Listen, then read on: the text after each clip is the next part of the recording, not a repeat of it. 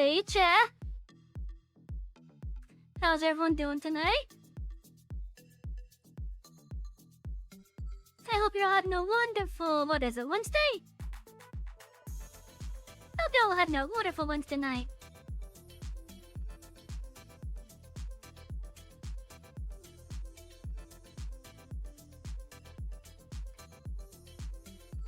Anyway, so tonight, Chat, as you guys can see, we have Farming Simulator up in the background here. We're still working towards getting that new harvester. And I think we're about 30 to 40 grand off.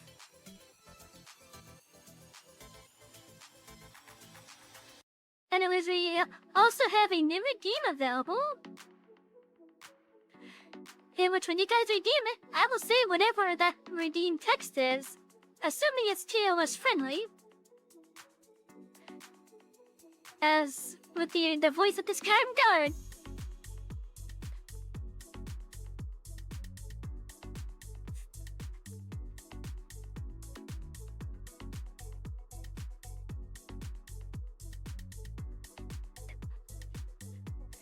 Also, we are sponsored, and we are going to be sponsored for most of next month as well.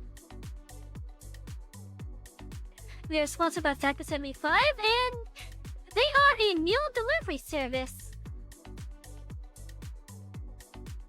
Basically, when you sign up with them, you will choose what type of meals that you want. You can mix and match what types of meal. You don't have to choose one specific type. And if you use our link in code down below in the info panels, you will get your first box 50% off. So, consider it this way. You get home, but you don't feel like cooking and you don't feel like ordering from a restaurant. If you were subscribed to Factor 75 and you have some of their meals available in your fridge or freezer, wherever you have them stored, all you gotta do is just pop them in the microwave, put it on for a couple minutes, and then it's ready to go. It's kind of like a fancy TV dinner. And for each one of you that sign up using my link and code down below, it helps the channel out greatly. Now keep in mind, this promotion is only for US residents only. And it is a subscription service, meaning it is a recurring bill. So keep that in mind if you decide to try to sign up for it.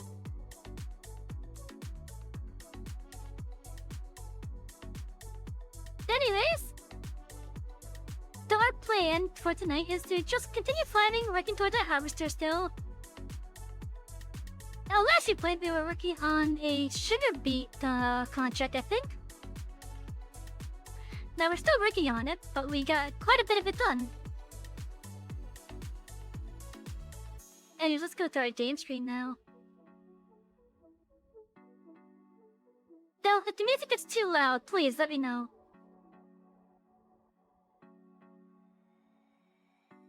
Cause I'm trying to find a good balance for it while on Farm Sim up. Although it's completely possible that Farm Sim will overpower the music, so you'll hear the music when I don't have any like machinery active.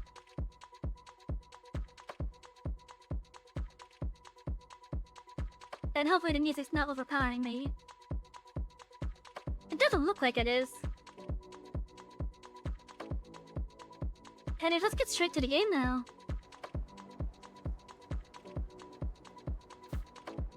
Got a lovely chicken tray here. They're still producing quite a bit of egg. I see it has a sort of second box, okay. Now we have the wheat ground right here, which will be used to feed the chickens. Then whatever's left over will be put into the seed maker over here, in which we already have quite a bit of seeds. The biggest thing I still seeing up until is like completely sold up. At least in regards to the output anyways. Let's see, over here we have more wheat.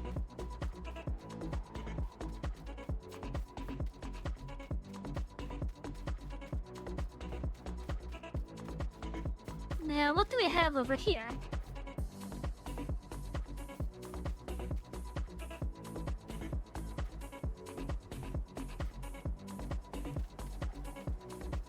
I think it's just cultivated, and that's it.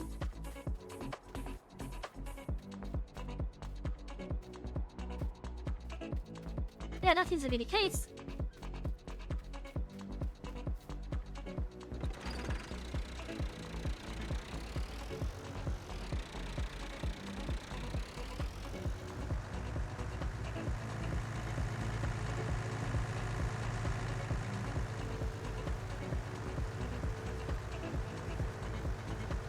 mean, this field's ready to get something put in it.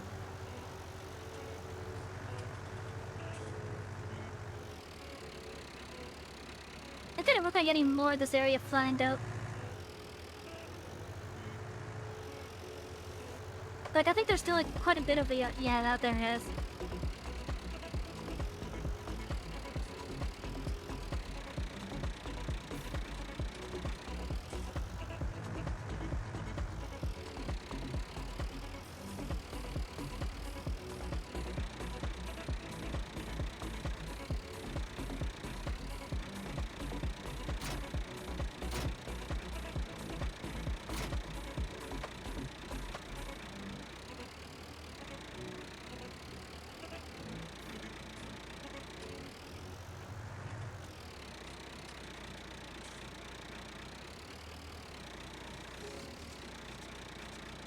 Hey, Sabina, how you doing? I see you decided to do Larkin 2 streams, at least. Regardless, I do appreciate it. Get the help, I'm still lurking in fawns.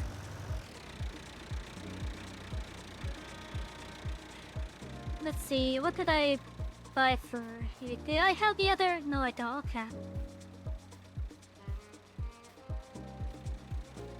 Now, what should I put the best shield, I wonder? It's New Vegas, hope it doesn't crash. Because it is New Vegas after all, yeah.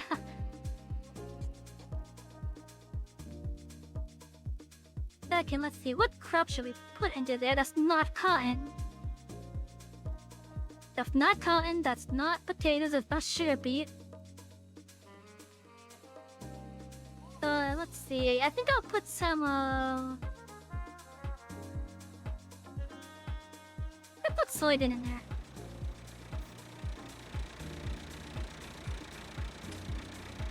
But I can't load saves, oh.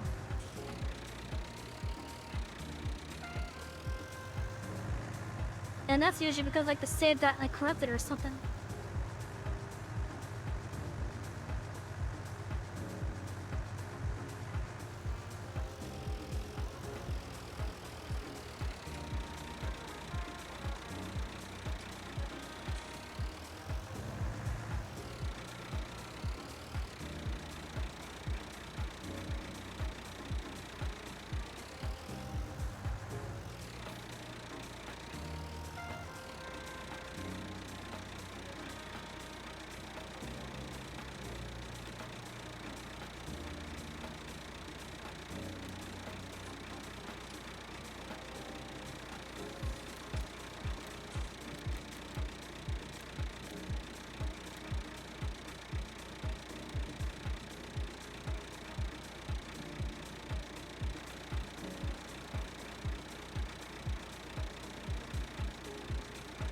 I'm trying to remember the controls here.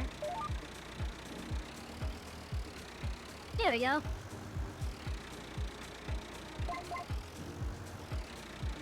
Oh, that seems wider than it should be.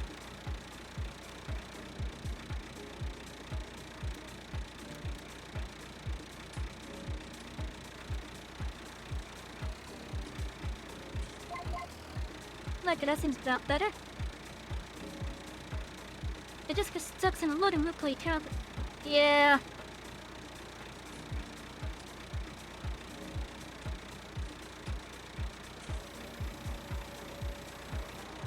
Part of it is because of the program being a 32-bit program. So it's possible that that save may have, hit an integer limit with it somewhere.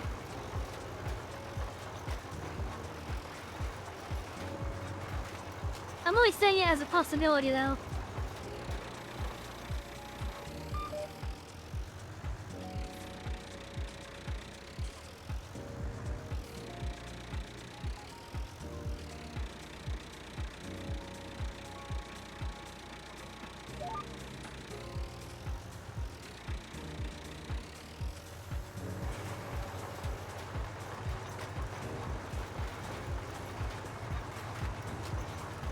Oh yeah, definitely.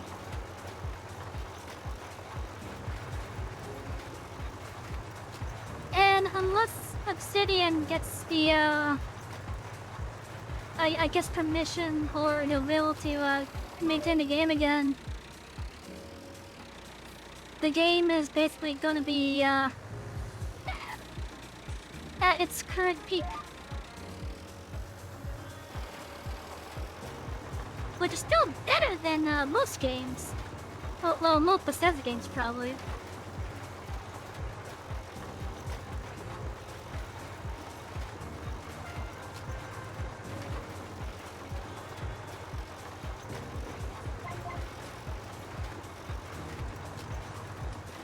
Honestly, I think for New Vegas, it would probably be best if Obsidian did the thing, because Bethesda did act as just the publishers.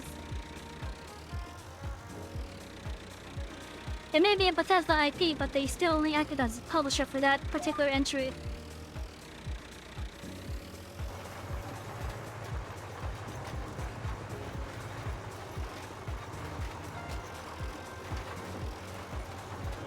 Oh well.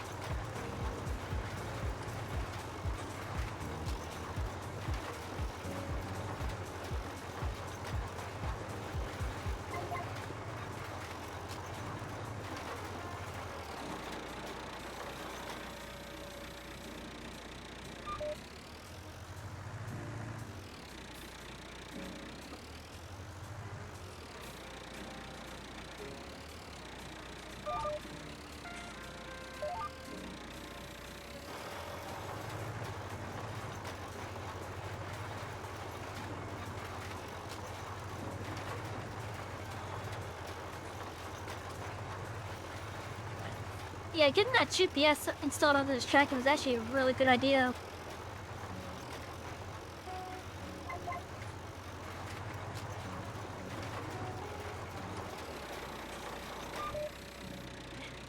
Oh my god, it's been so long since we've had our normal, since we've had our normal playlists actually active. I missed hearing some of this music, not gonna lie.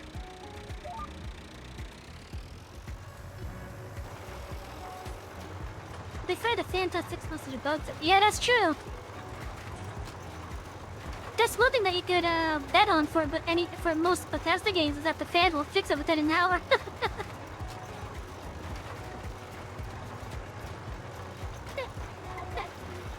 Of course, it's probably an exaggerated amount of time. But the fans will get it fixed pretty damn fast.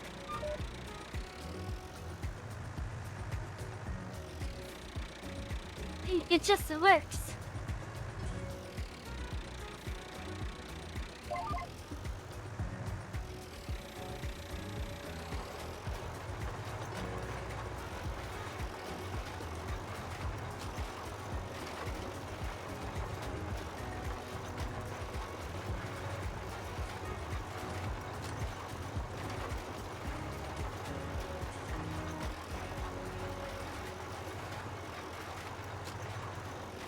Oh, that kid is curled up over there in the corner of my room.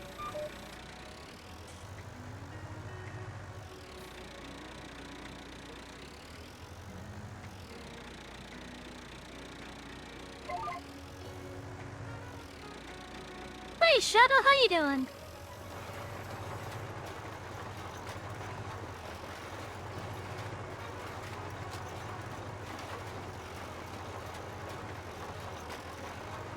I hope you're having a wonderful night so far, Shadow.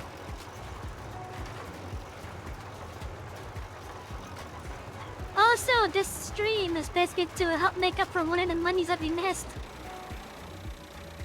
Because I think I skipped out both on the one that just passed and the one before. So it's making up one of them.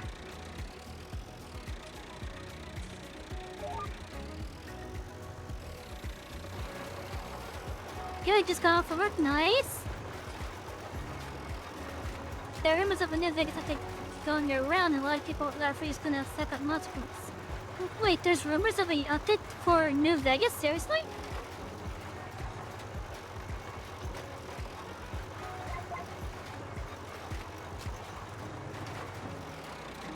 I wonder what made them want to do that.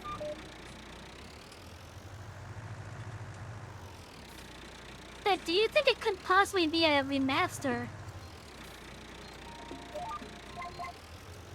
Because it is one of the most popular Fallouts.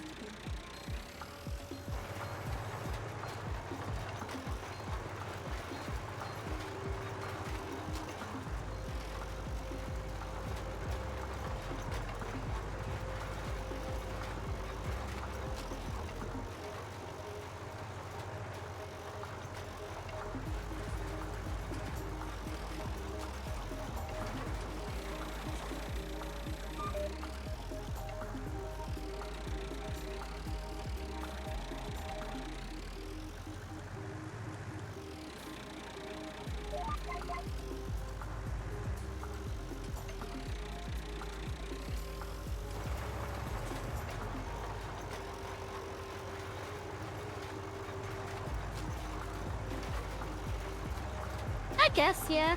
That could be a possibility.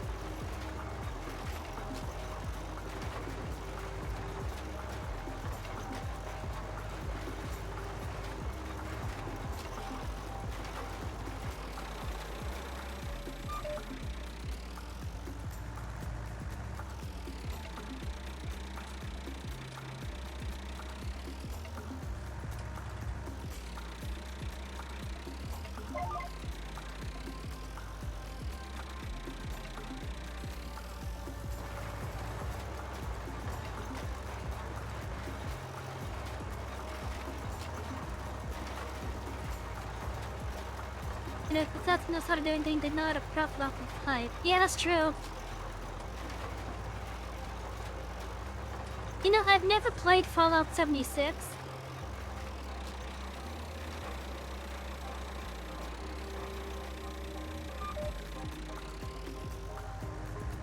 I was wanting to until,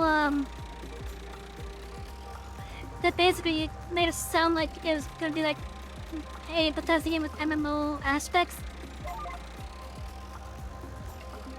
And look how well that did at first.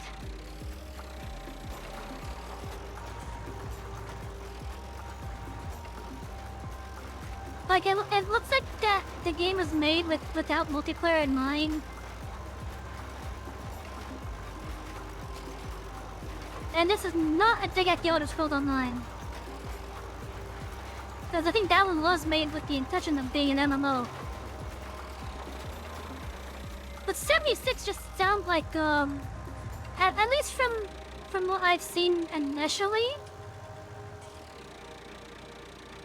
it looked like they were just wanting to do like a traditional Bethesda game, but with multiplayer aspects.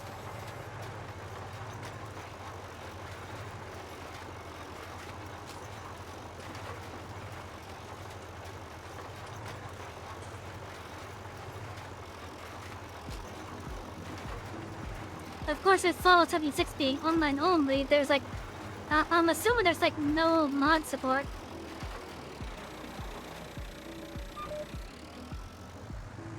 Oh, it's taking a Dell when we're talking about Bethesda games and one of my friends just loaded up Skyrim.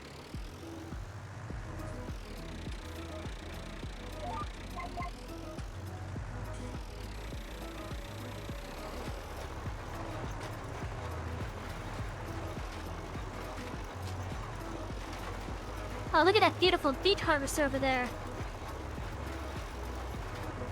See, that is, it's borrowed.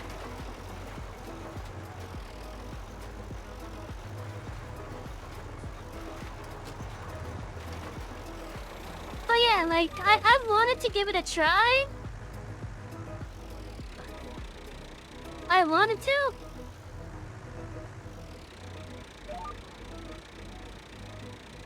But when they decided to say that it was basically gonna be like...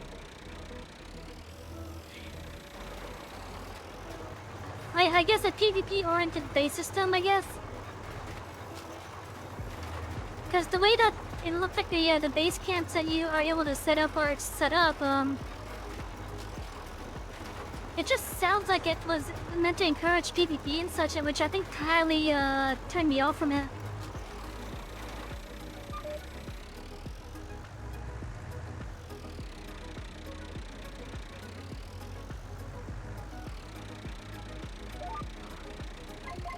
Because if I want to play games like that, where there's like base building and such, but with a multiplayer thing on it. I'd rather it be like Minecraft or something.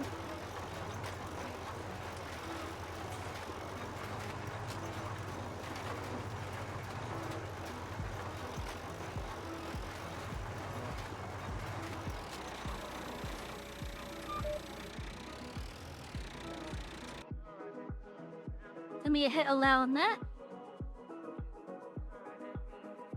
It's 75% off right now. I mentioned this to bitch update and add an extra 1%.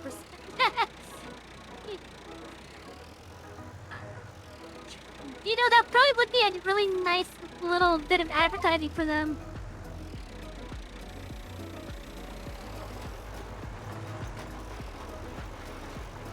Well, like if they did have it at 76% off. That would probably sell a lot more. As well as be thematic with the name of the game.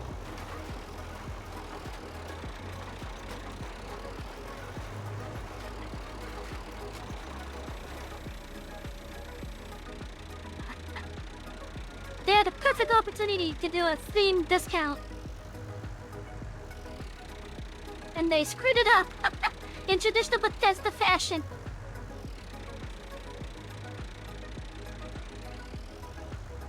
Oh yeah, definitely.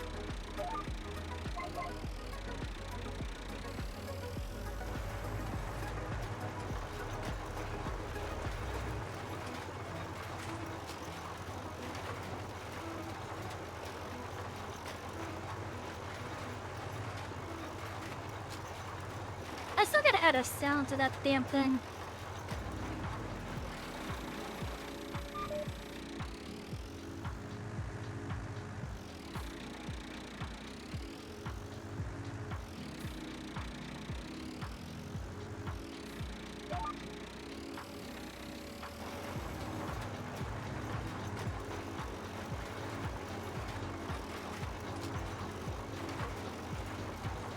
I New Vegas Auto DLC, both of them was around 7. Yeah, that's pretty good still. Although I think with how long New Vegas itself has been out, I don't think $20 is a good price for it these days.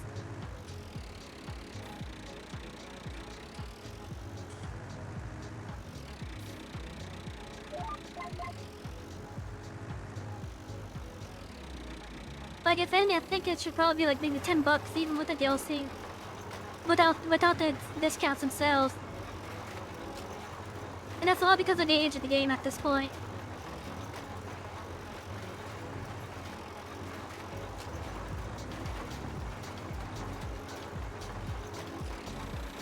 Like, I honestly believe that because of how old some games are, they should be cheaper than what they're currently being sold for.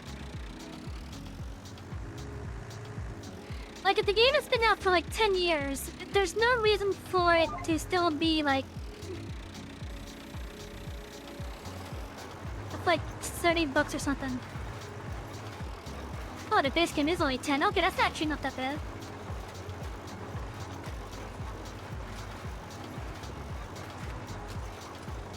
I think they should just sell the base game with the DLC at a $10 package though, because of how old it is.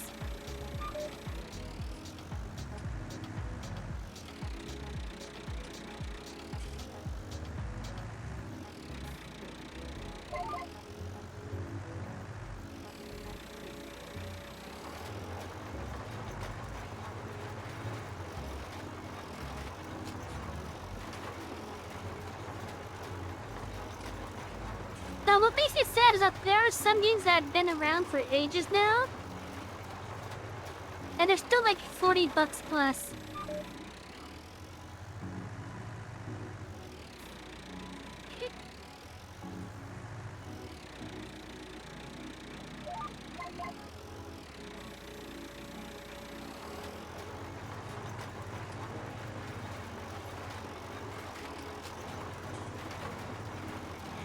Like, there's some AAA games, for example, that have been out for a couple years now, and they're still $60.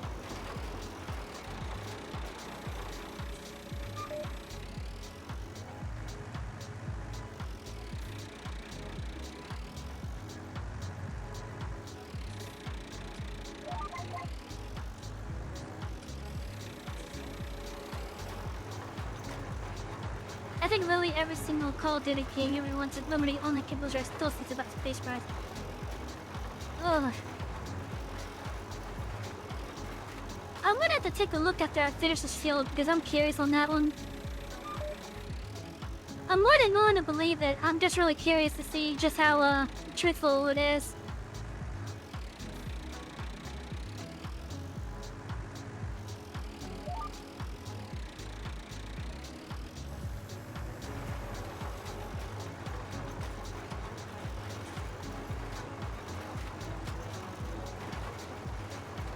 Seriously! That game's been out for how long now? Has to be getting close to 10 years now, right?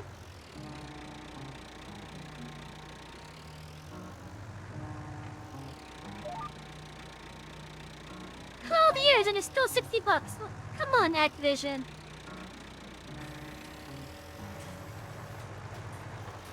EA is just as bad with some of their games too. Like recently, they released the entire Command & Conquer collection on Steam, which unfortunately pushed some indie games behind a page or two. But of the games that they released on Steam, a couple of them are already freeware. Specifically, Tiberian Sun and the base games of the original Command & Conquer 1 and Red Alert 1. Not the remastered, but the original ones.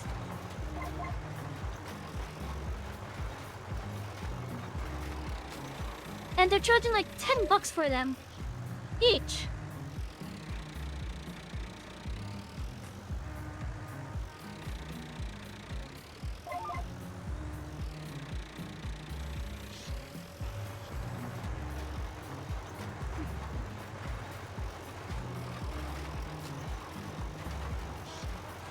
Now, don't get me wrong, I love Command & Conquer. I really do love the franchise. But EA is just being greedy with the titles that they are... They're just being greedy with Command & Conquer at this point. I'm happy that they managed to get the original devs to do the original remaster, but still. If you love real-time strategy, Command & Conquer is one of the original real-time strategy games out there.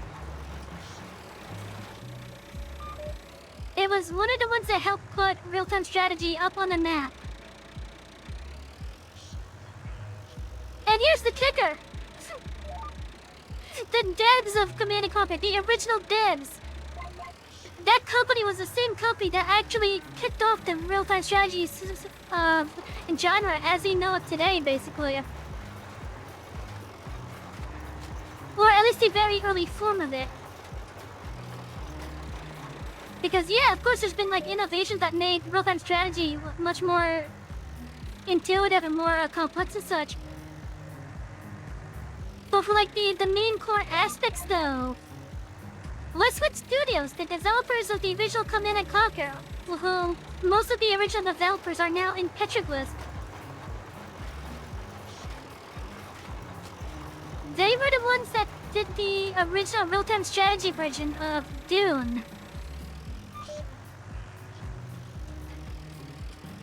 You know, the spice must flow, that Dune.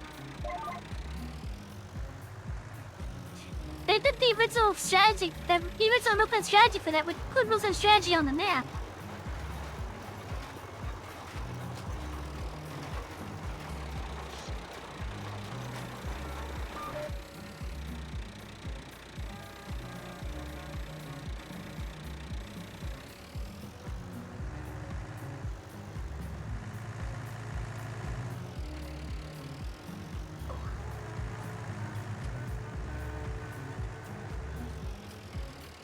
The original Call of Duty should only be like $5 at this point.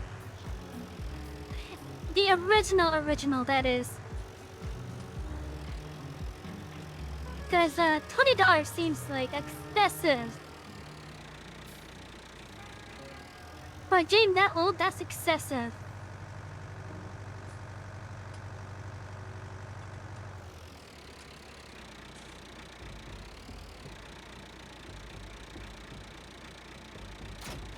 that is very excessive for a game that old.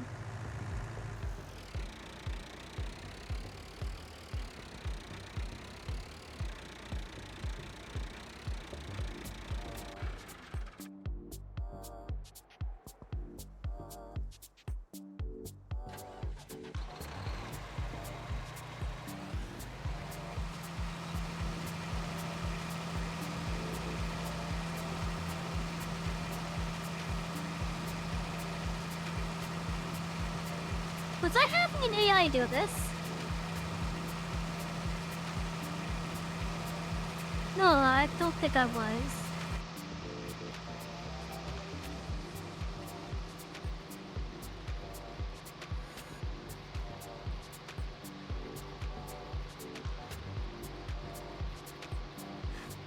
If I ever get into doing the beat business on this game, I am definitely gonna save up for this harvester.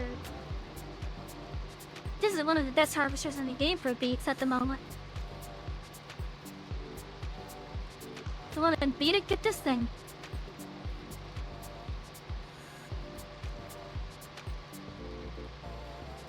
Because the header not only cuts, but it also pulls the thing up. I guess you could say it beats it out of the ground.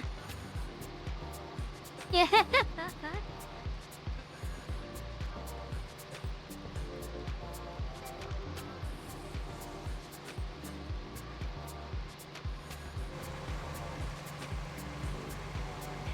This thing supports Craftston, I'm sure of it.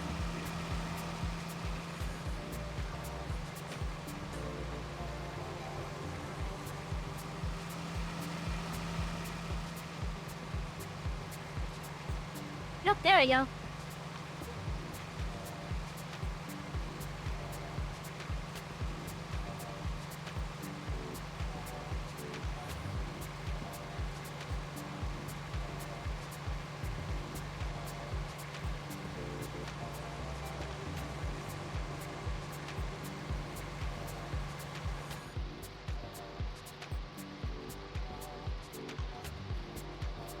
Much better now. I'm happy I bought both the original Star Wars Battlefront games because I have a feeling that they will try to delist them at some point. I'm happy I have the originals as well. Because I've heard only bad stuff about the new one. When my friend first mentioned it to me, I thought at first you were talking about the EA Battlefronts. And then when I looked it up, I'm like, holy shit!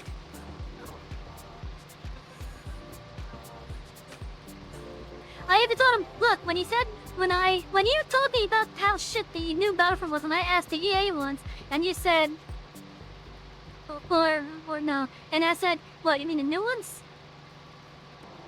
And they said, yeah. I did not know that they were talking about a quote-unquote remaster that ended up being worse than the original product. Because I thought my friend was talking about the EA ones.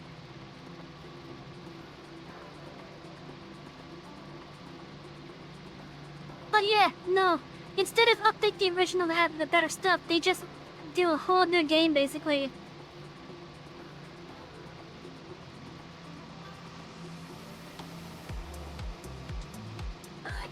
And it has... what's the best way to describe it? How big? What's the percentage on how much bigger it is?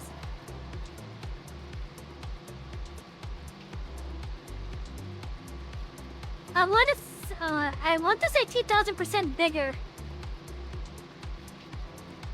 But my math is probably hugely off.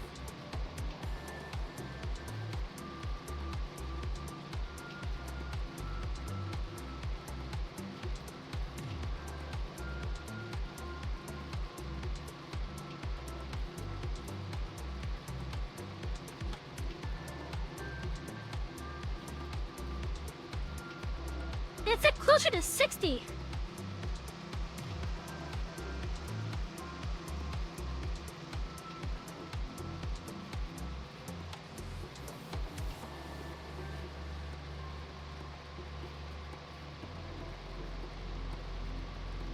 But the original's only 3!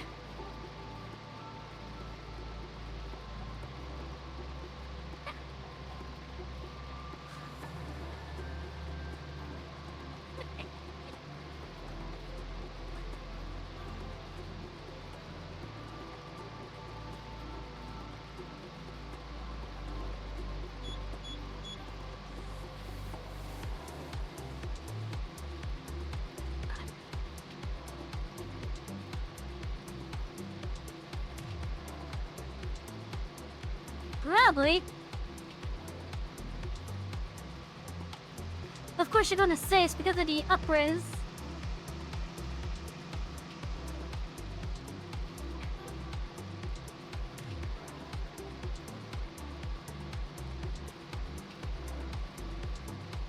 But I don't think even having the textures upscaled like that would cause that big of a thing.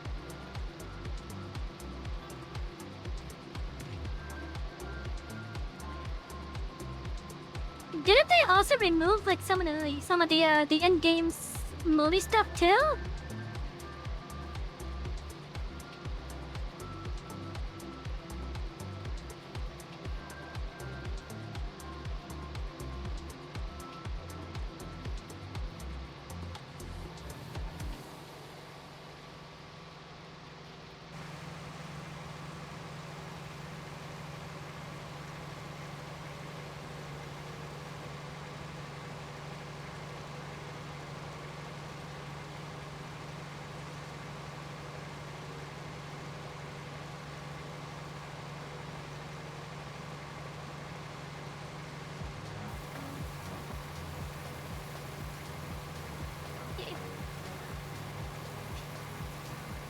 But yeah, I think I'd rather stick to the original game and just get the remastered mod. Oh, the trailer's full. Shit.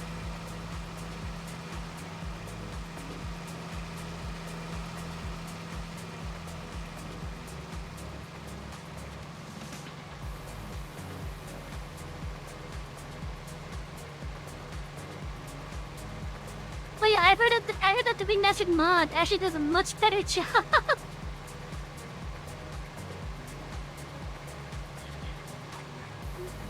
Hey, I heard you could get both the originals and the EA ones for less than the new collection.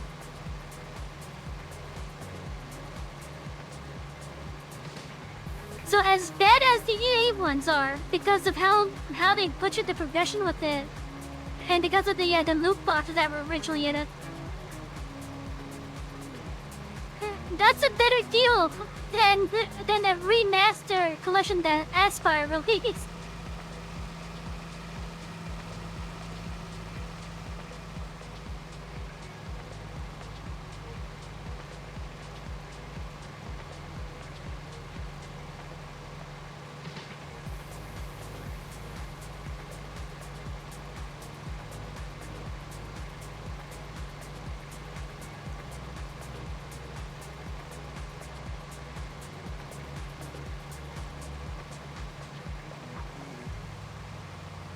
Now, one thing that I have always questioned when it comes to like AI upscaling and such thing, quote unquote remasters.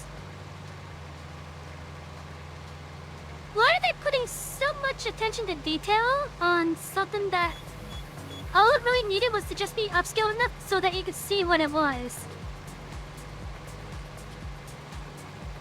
You don't need it to be like super perfect. You just need it to be more visible on the newer screens, and I don't think most people have 4K screens, do they?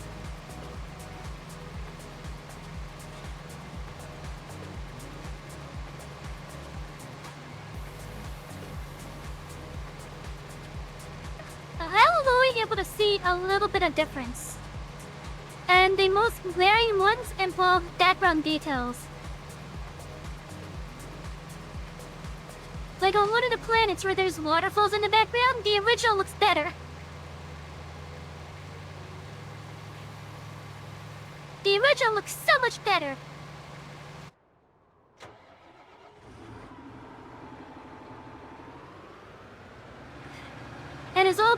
like,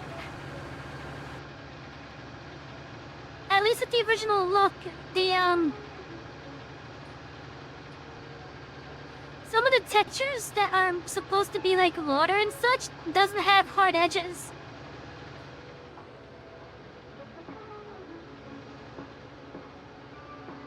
Like, you could clearly see that with some of the, if one of the waterfall textures on one of the planets there. Playing Luigi's Mansion on the GameCube on your big monitor. Put in perspective just how much upscaling would have. Yeah, so upscaling is good, but you don't need it to be in like the sizes that most people probably don't even have.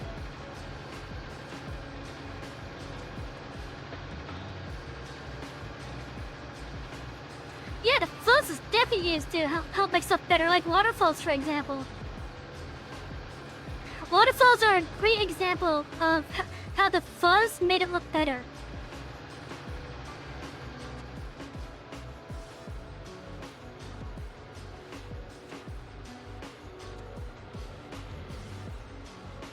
But yeah, I'm fine with making the textures like bigger and such, but I want to say you're probably just better off completely remaking the texture.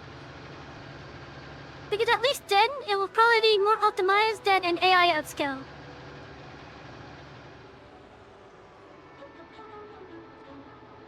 When you take that fuzz and you turn it HD, it just looks like a... Yeah!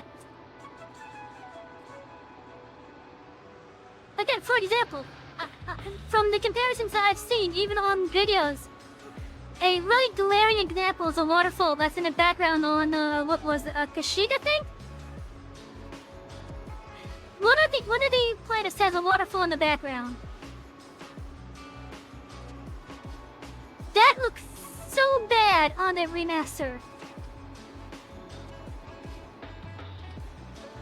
Yeah, remake the game, basically. Yeah, instead of making the textures upscaled through AI, just remake the textures. Remake the textures,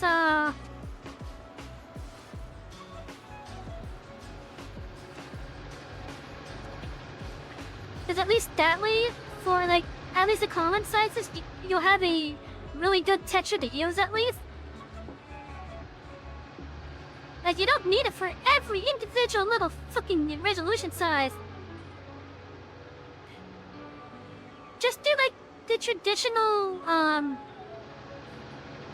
texture sizes, like the 256 by 256, 512 by 512, etc. Hi, Peaches. Tell me over to say hi, I see. Yeah. Yeah, basically just make the whole game from scratch again. Since they obviously have access to the source code, they should just remake the game, fix up some of the bugs that are there.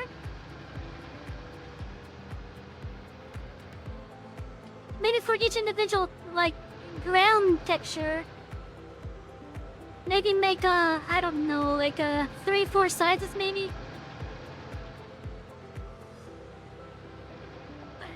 And since most computers these days don't even need the 256 by 256 or even 512 by 512, you could probably skip out on those sizes these days.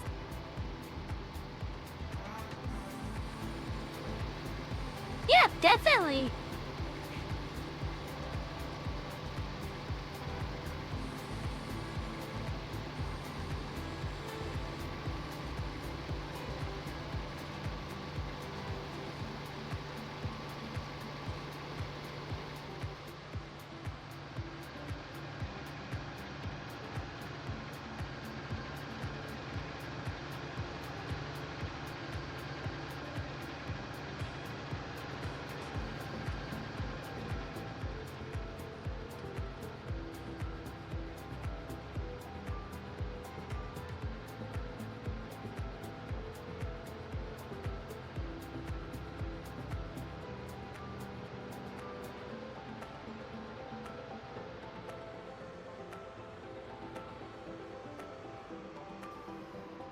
it was rushed out to exploit the nostalgia. Oh wow. It was rushed out to exploit it.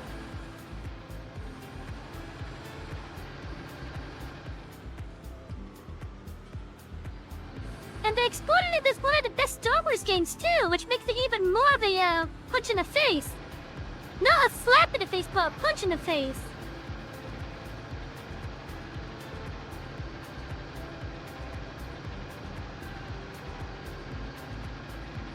Because the original Star Wars Battlefronts are beloved games.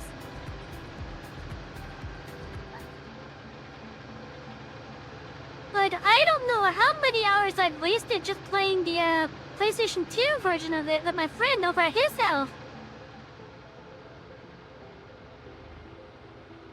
I mean, yeah, I have the PC version now, which has the actual recorded amount of hours, but most of my playtime was on the console.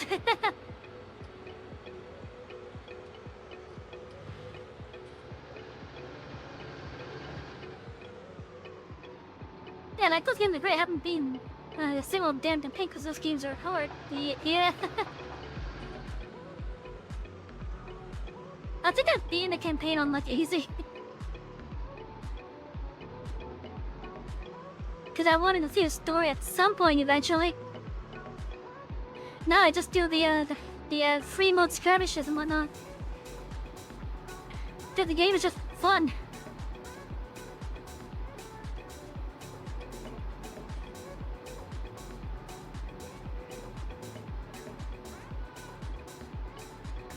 Yeah. That's one of the hardest stages in there.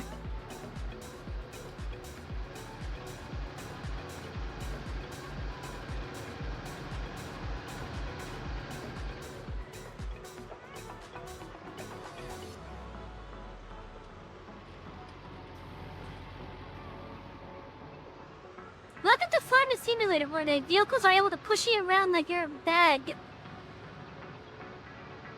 You could be driving the heaviest vehicle in the game, like the Beet Harvester. Or a Cotton Harvester.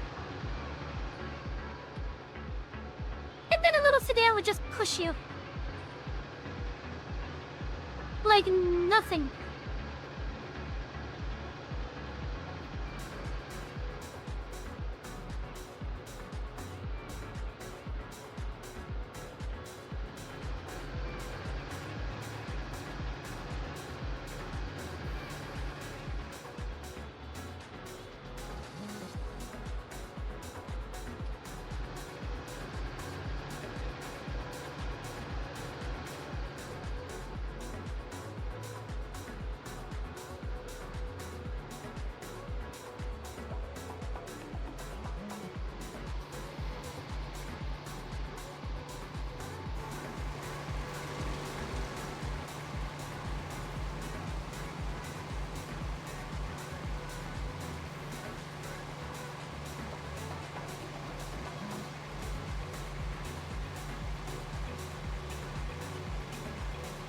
Honestly, at this point, if you're gonna basically remaster the original Battlefronts, at least make it worthwhile.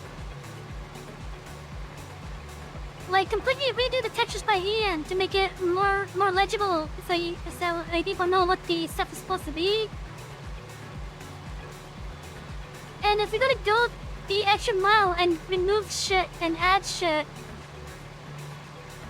at least add a cosmetic progression system that adds new cosmetics for you to apply to your various super units and whatnot.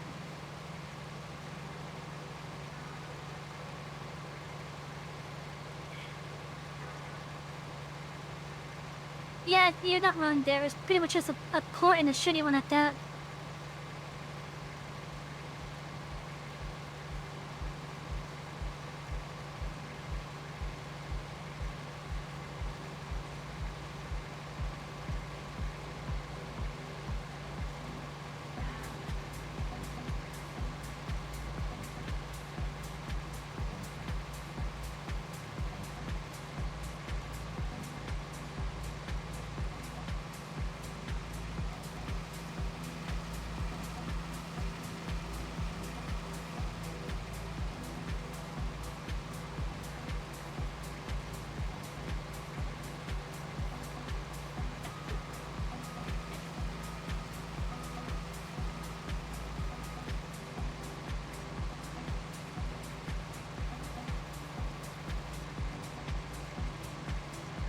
the majority of the time the remasters are just upscaled textures, basically, at this point. Like, look at the Final Fantasy VIII remaster. All that pretty much was is just a texture upgrade.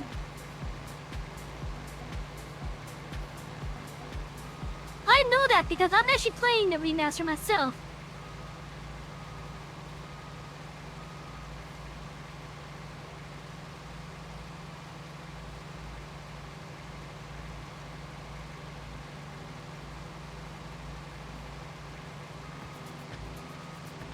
Like, honestly, I think at this point you're just better off just doing remakes instead of remasters.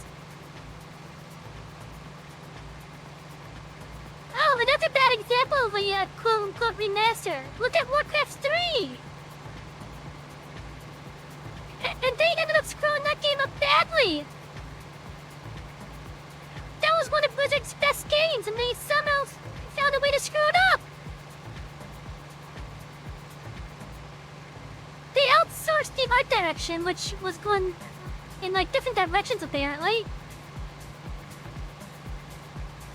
And then somehow they screwed up even the normal gameplay that was already one of the best balances that they had.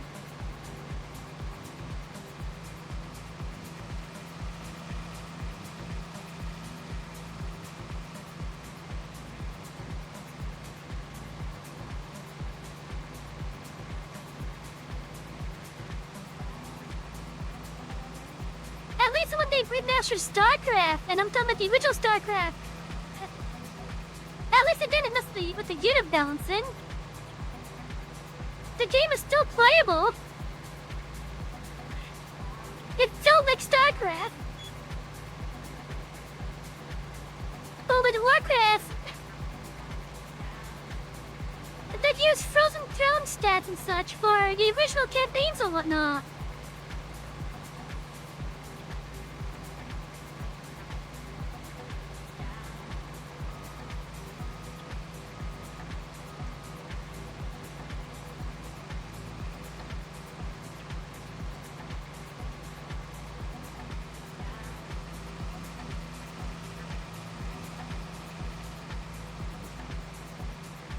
Oh, so much easier to turn this thing when you are looking at it from above.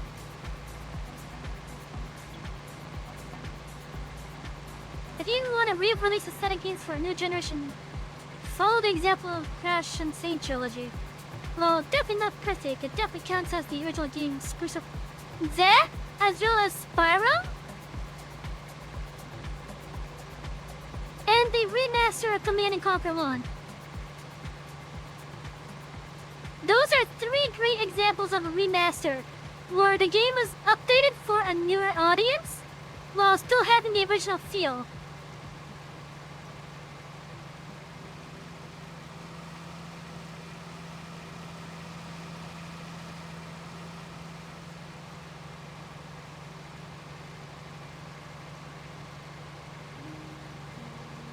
Spyro's a fun little platformer. I have it, maybe I'll stream it one of these days. And the thing that I love about the Spyro remaster is that you can actually go between the modern look and the original look with it. Which is awesome. It's the same case with the Command & Conquer remaster, where you can go between the old and new look. Same thing with the original StarCraft remaster. Yeah! Now, I don't know if the Crash one has it. I had the Crash one, but I don't know. Because I haven't played the Crash Bandicoot remaster. I don't know if they had that ability, but I would assume that they do. Oh, it doesn't? Oh, that sucks.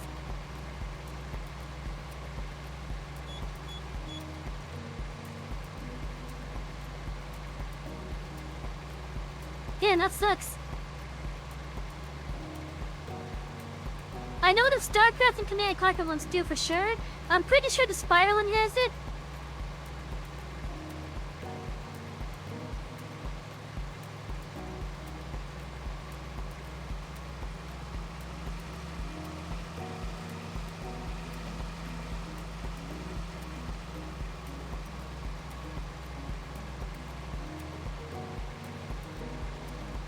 This field has so much beef.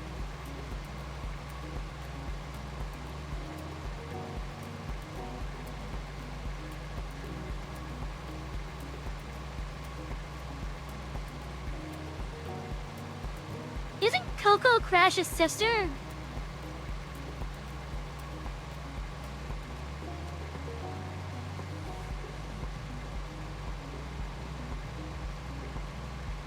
And the amount of porn that's out there with them. It's crazy.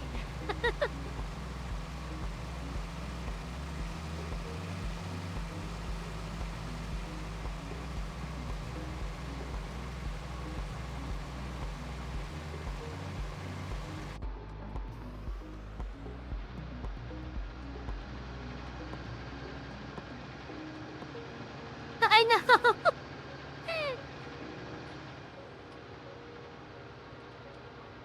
But trust me, I used to browse furry sites and whatnot. There's a lot of it.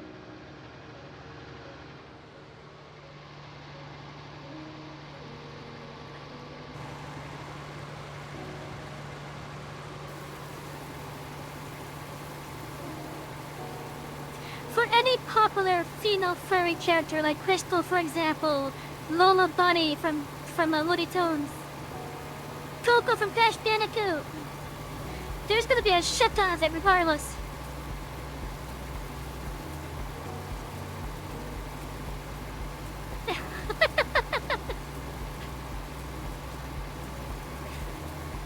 Pornhub.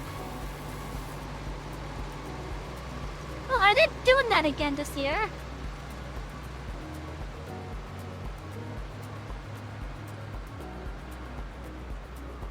Oh, so hi, Bobby. How you doing?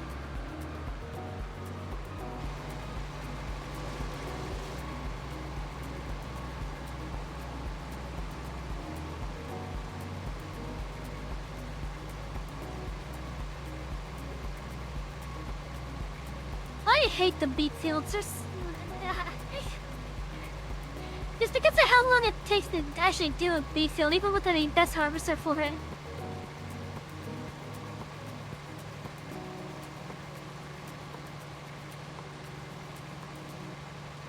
The Crash Remasters also had more content too, like the 2 extra levels that they did a time travel. Oh, nice!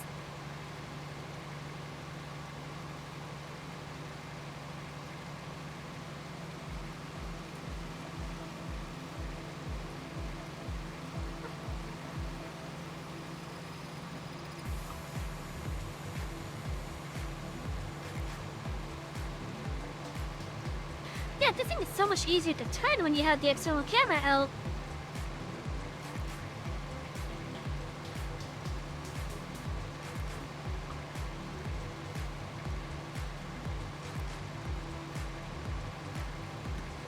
Well, that's good. At least maybe I'll do that sometime on stream. Although, I'm not gonna lie, I'll probably do Spiral first.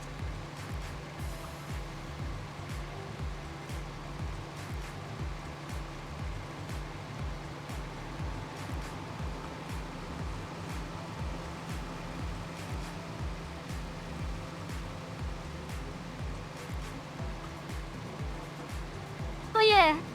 I guess from your point of view, the Crash Remaster has to have been a labor of love. And from what I played at the Spiral one, that's also a labor of love. The Command and Conquer one, that's a labor of love. The StarCraft one, that was a labor of love.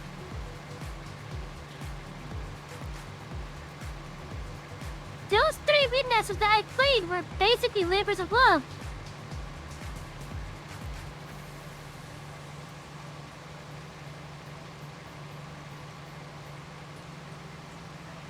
It's a shame that the Warcraft 3 one was such shit. I have no idea how good the Diablo 2 remaster was.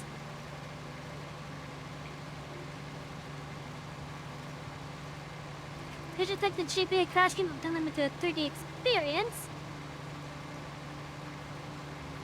No, not you, Crash Purple. Huh? What's Crash Purple?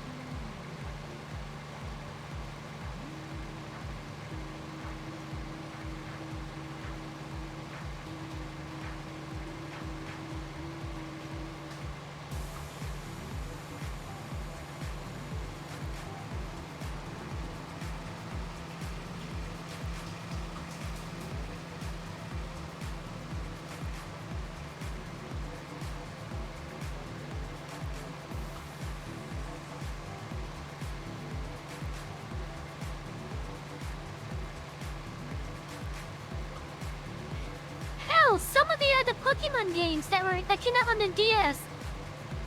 Specifically Heart Gold and Soul Silver, for example. You could call those a labor of love remake of the original ones. Then a Fire Red and Leaf Green, those are labor of love remakes too, of the original Red and Blue.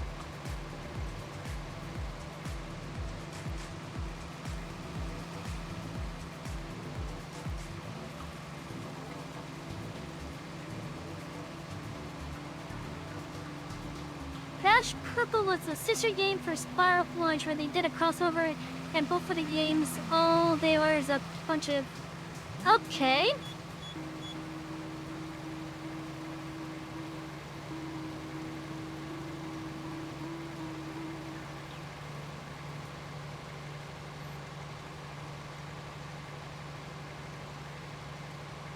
Oh, the Army Men stuff. You know, if there's a franchise that needs a remaster, it is definitely all the Army Men games. They need not only a remaster, but a remake.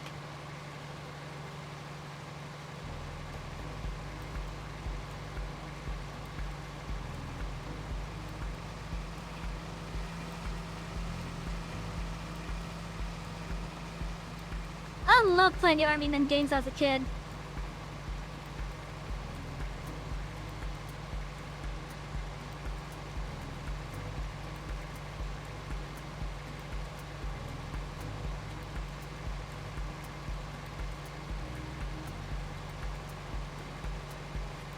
But yeah, they should definitely do the Army Men games again.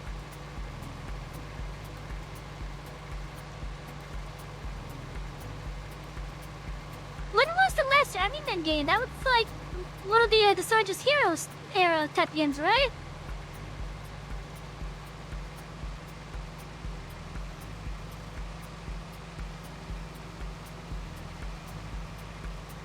And I need like a dedicated Army Men game, not just a multiplayer only thing.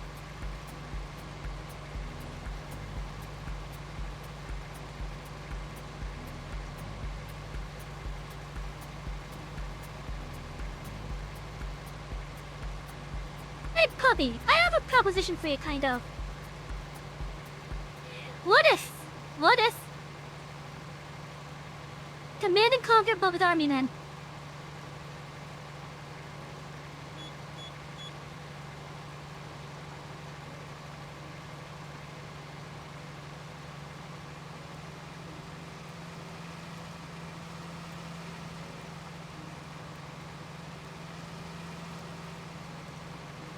Command and Conquer, but with Army Men.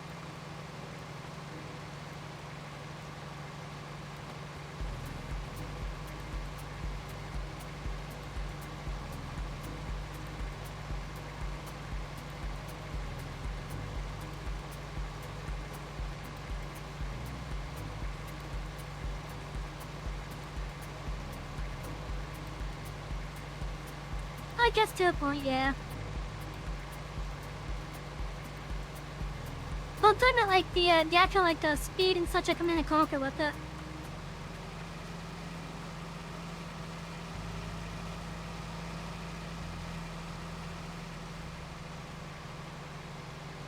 Oh, finally, this show's like basically done now.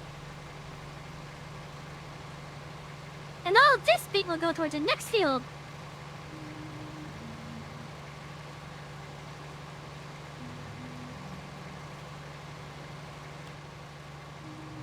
Wait, where's the next field? Oh, that's Exquisite now.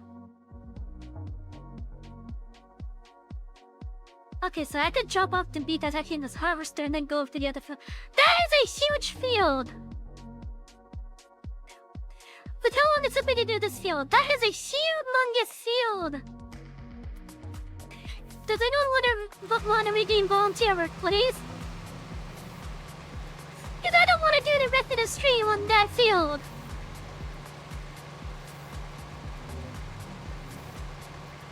I did not want to do the rest of the stream on that field alone.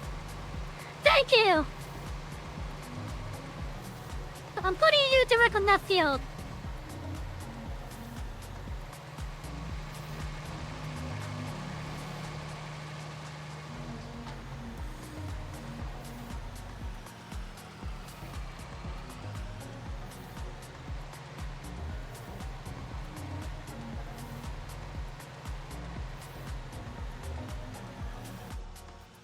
gonna be putting you to work on that field.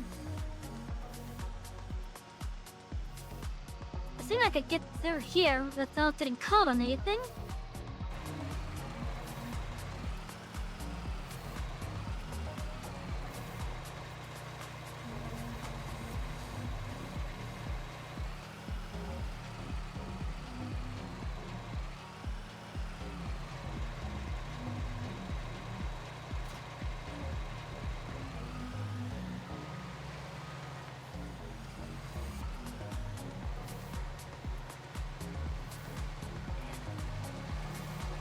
Crash forward some point? Okay.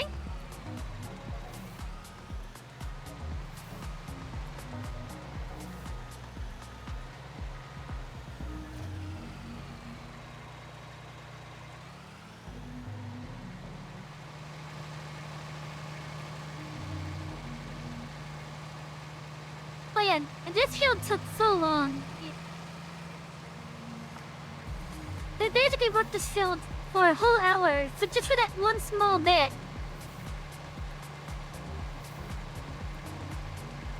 I just don't want to deal with them doing the rest of the stream on that other field.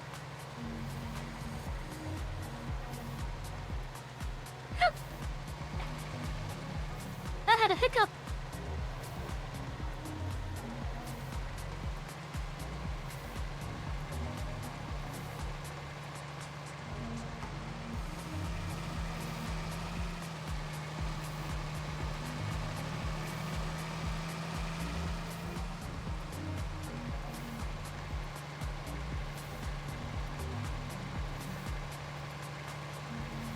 But yeah, that's like one of the best harvesters for beets.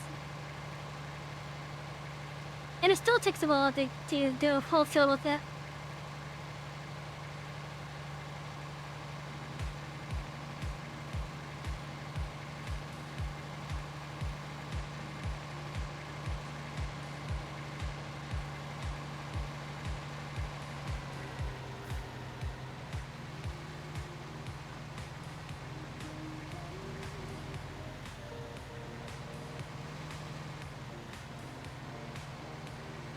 Anyway, so, for those that aren't aware, the volunteer work redeem, basically that gives me one ticket for one specific field job. That field job could range from doing weeding to sowing crop to harvesting to cultivating to plowing, etc. It's only good for one job. One job per redeem.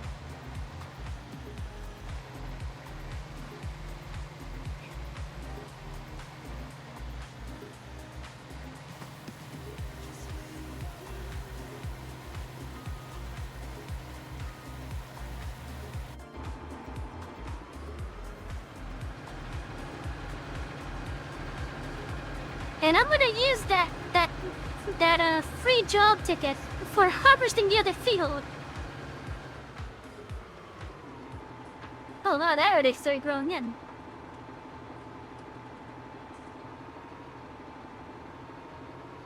It's gonna be annoying when the weeds start growing though.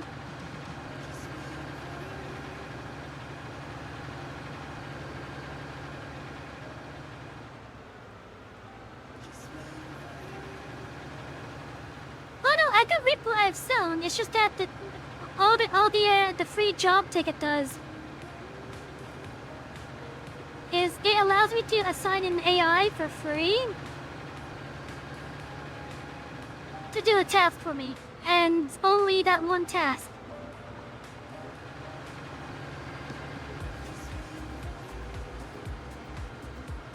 It's not for every task in the future. It's not for every instance of that task in the future. It's not even for every instance of that task on that field. It's just that one task, and only that one task. Doesn't matter what the task is. That's the best way I can think of to have balanced it out. Oh, but there we go, I killed someone. Because the char got caught in the hole. But yeah, I can have 10 fields that I need to harvest. to harvest 9 of them and then use the volunteer rep redeem on the last one. But the next time I have to do a harvest for that field, either I will need another redeem to have them done, or I'll have to do it myself, or hire a normal AI to do it.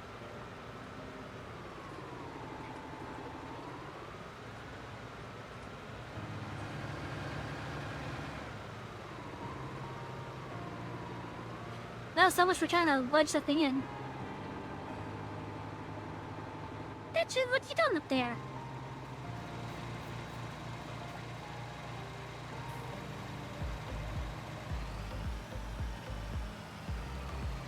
No, Peaches. No.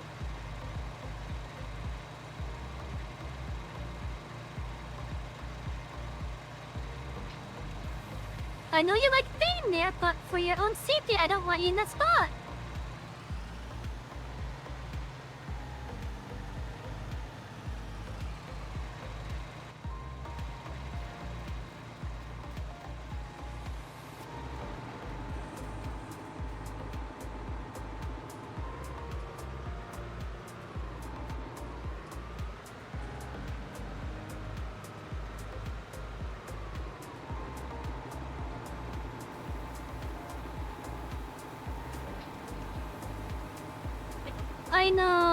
I know. But she gets the idea part at a time at least.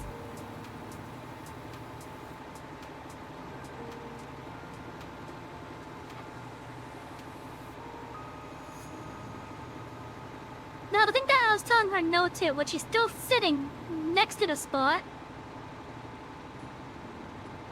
is because she found out that she can lay on top of the computer tower. And she enjoys it because it's actually warm on top of it. And the computer tower is just the right distance away from the stupid windowsill. So she'll jump up onto the windowsill and then just casually stroll onto the top of the computer to lay down on it. Now, of course, I don't want her to be there for her own safety because I don't want her to jump off the computer and knock it over to the point where it bounces off something and then smacks into her. Of course it's gonna upset me because it's gonna be damage to the thing that I need to do this, for example. And I can't exactly afford a new one at the moment. But I don't want her getting hurt on it.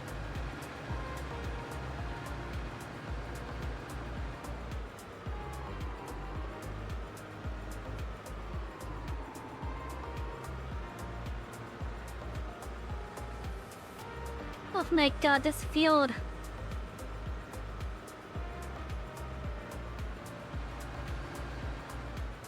You guys seen how big this field was on a map? Oh my god, it's so big.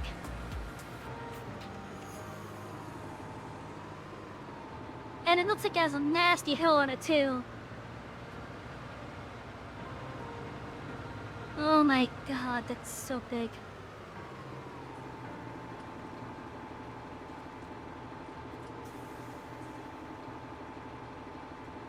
It's such a big field. Oh, it's gonna take so long.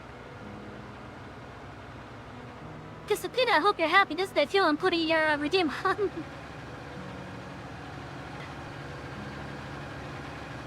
Also, thank you for doing the redeem in the first place.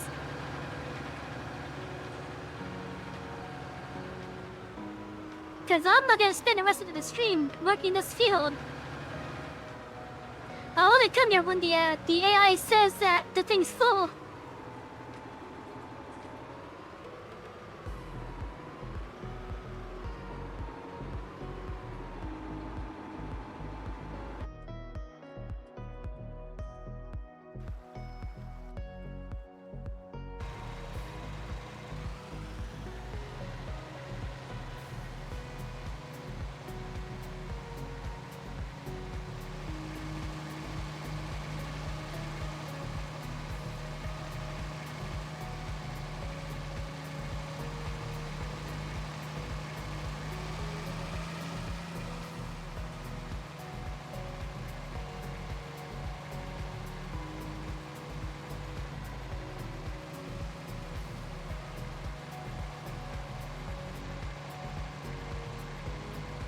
yeah, like, the damage to the computer itself is secondary to why I want my cat to not lay down on top of the computer tower. It's mostly for her own safety that I don't want her on top of it.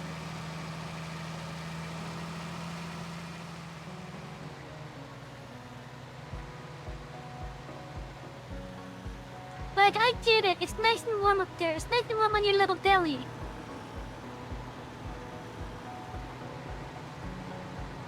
But I don't want you getting hurt on it.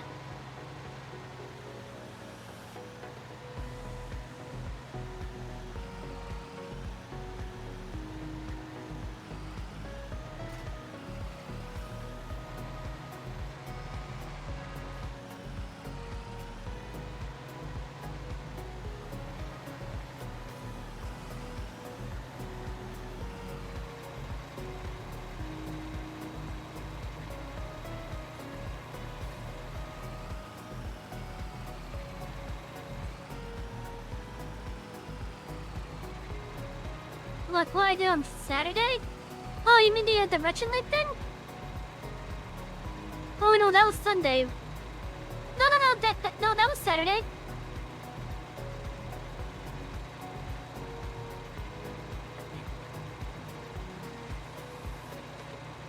I'll think about it. I'll think about it. I had a good night. It was actually nice to enjoy part of my childhood. I'm not gonna lie, it was actually pretty nice to enjoy part of my childhood.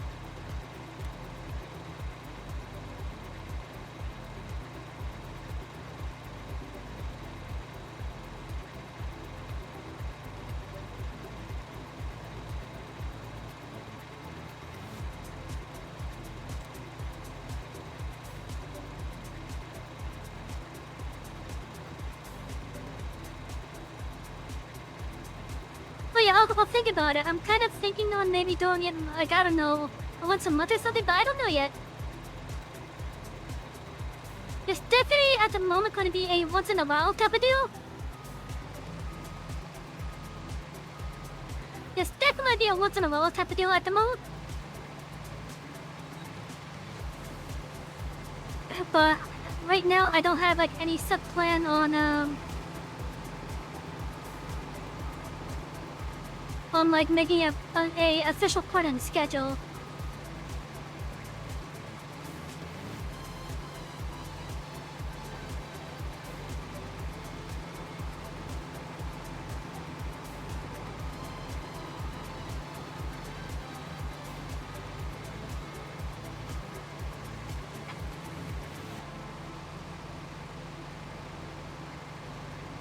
I still have games in that Mega Jab collection that you could try.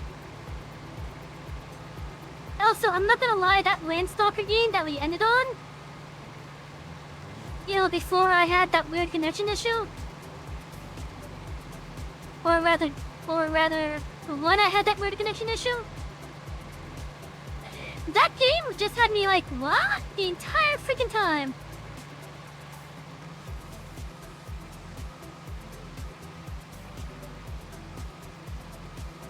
Yeah, once a month sounds like it might be a good idea for that.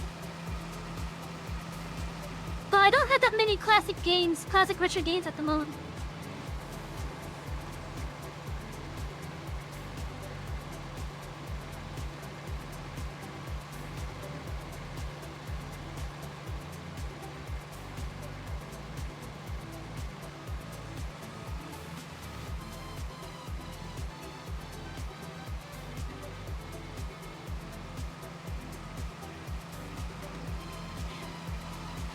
But it definitely does sound like a good idea to do it, though.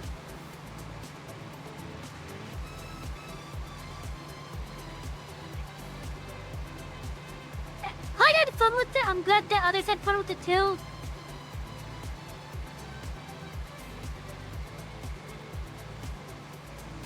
I could.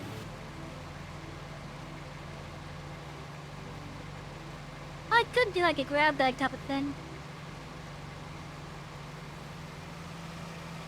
Although I'm not gonna lie, that's kind of how,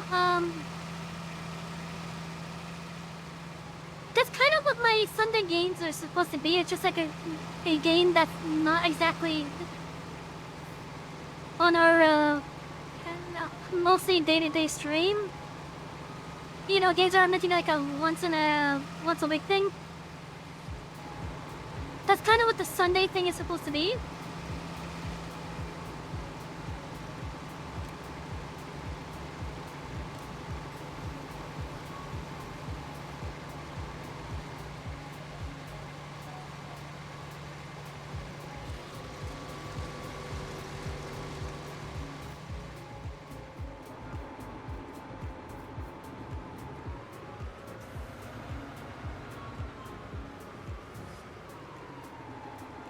But there are more games that I have played on the Mega Drive.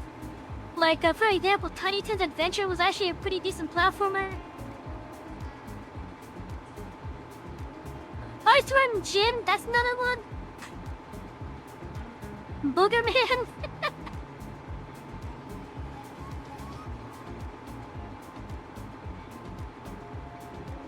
Maybe I could torment you all with one of my favorite Sega Genesis ones. One of the original Automata Tech Engine games.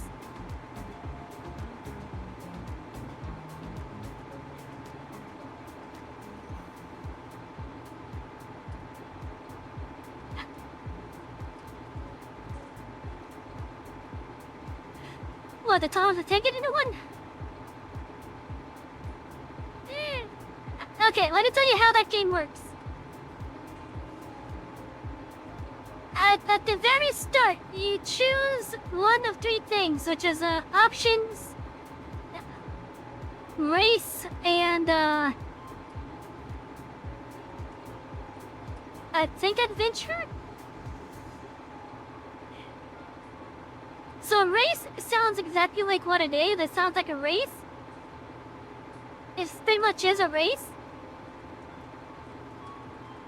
Where you take your engine and you race another engine?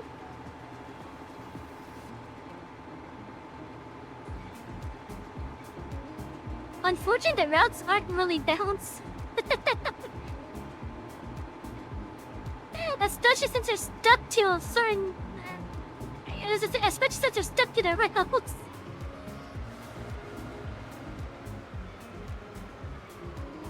My other question is, how do you make dynamic races for something that is stuck on a track? Simple, you have two tracks heading in the same direction. That's a simple answer.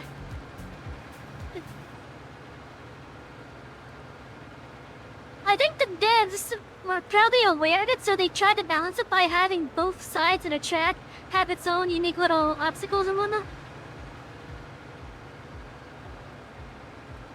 Like, obviously one side of the track would have been shorter going to where the end point is.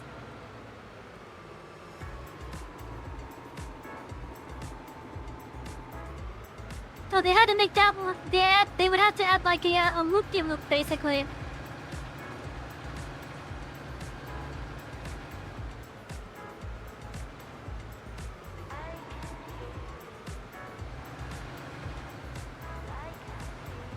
Just to try to balance it out and give the other side a chance to catch up.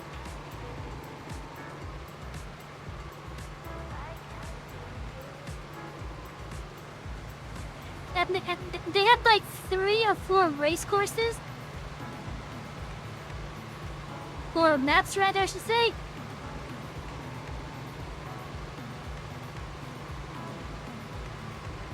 But it was interesting, you weren't able to win regardless of what side you're on. It was just a matter of how cheating the AI decided to be. Anyways, and the other mode, which I think is what they call adventure mode.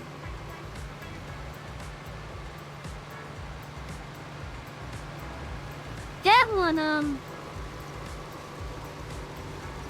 you start out choosing which engine that you want to play as. You're able to choose between Thomas, Percy, Toby, Jans, and Duck.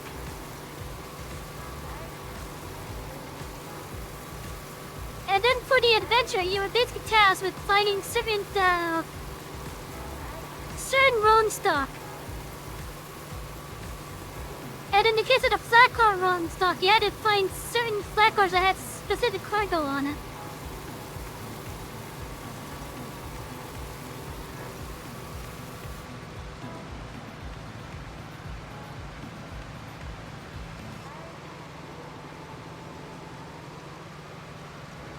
Jesus Christ, you're turning suck there.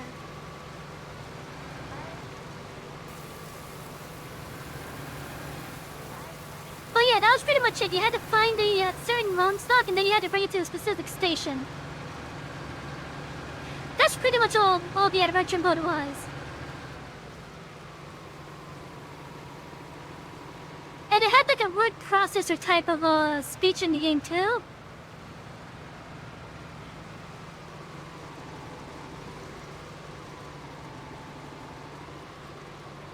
Don't get caught, thank you.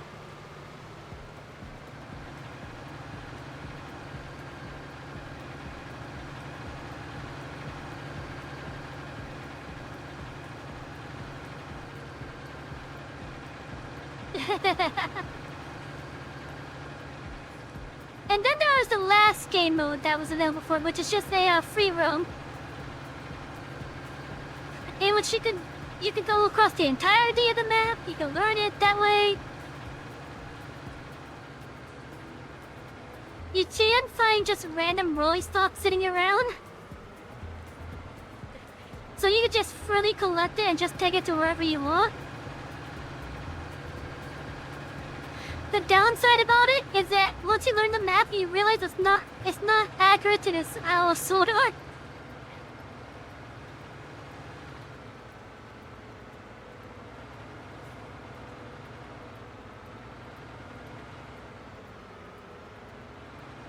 It sadly was not accurate to the map of Sodor.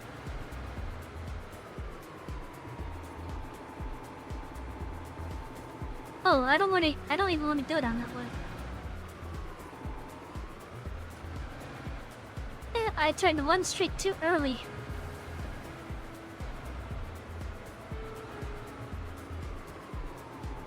But yeah, pretty much it was just a puzzle and memory game at the best. With a race note just tacked onto it on the other side.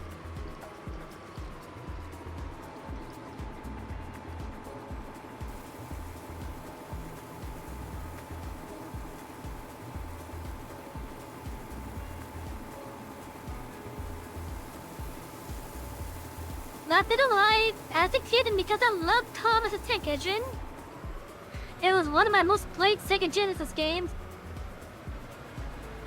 So I'm not gonna lie about that.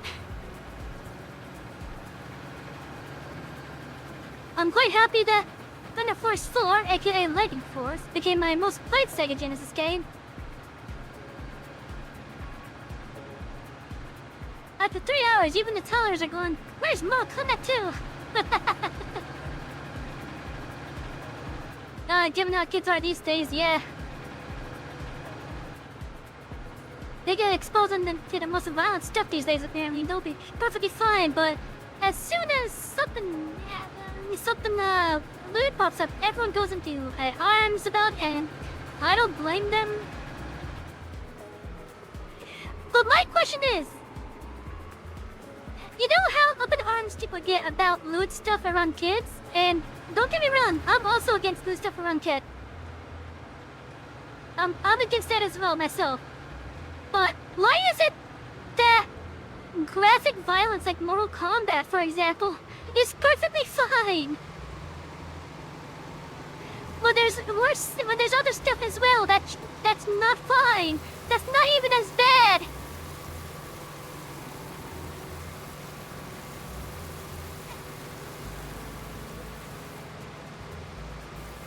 Now please, trust me, I am not saying allow lewd stuff around kids. I am not saying that at all. I don't want lewd stuff around kids. But why is it one thing is bad, but the other thing is perfectly fine?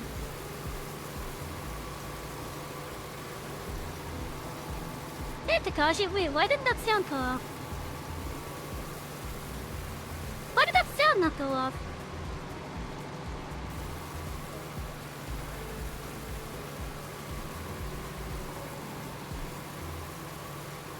That's weird. The bomb did not sound off. But yeah, how you doing, Takashi? Oh yeah, so sexual content and lewd stuff, that is rightly appalling to have around kids. I am what the parents are against that around kids.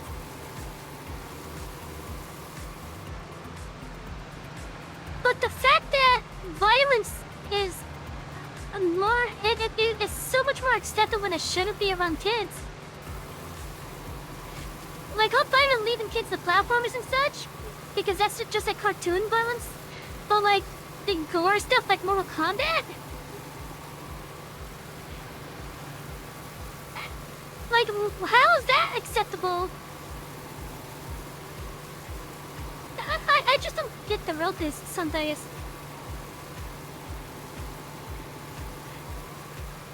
Also, maybe the sound did go, but I just didn't hear it.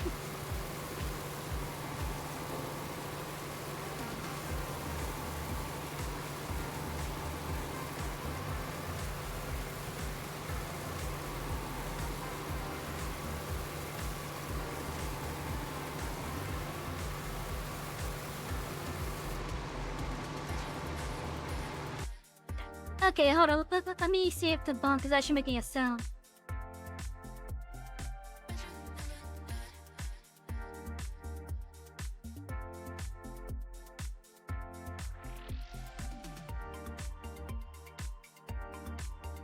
Why are you not making any sounds?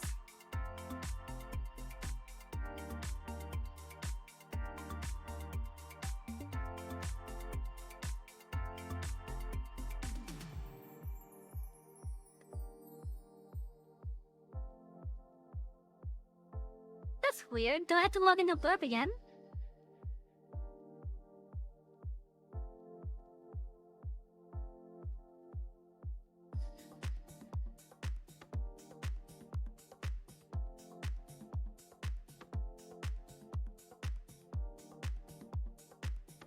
They'll let my services lost that is acceptable and more that the parents aren't paying attention to writing from care.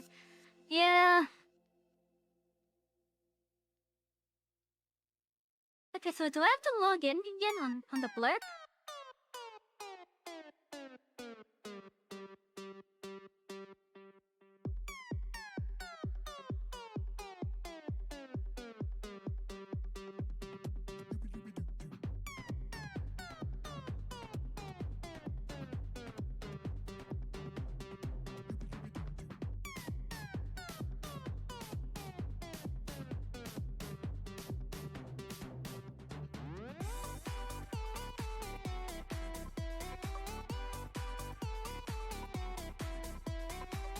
Okay, where's Bonk? There it is. Let me preview it. Oh, I know.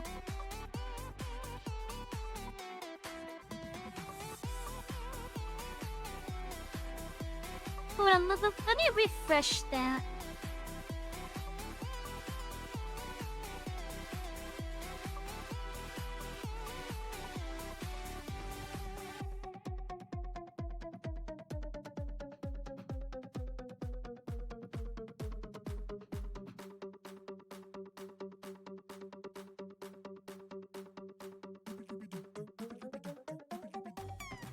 Why is it not playing? What the hell?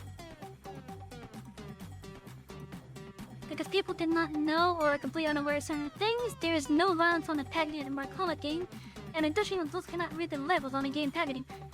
You're not wrong there. You're not wrong there.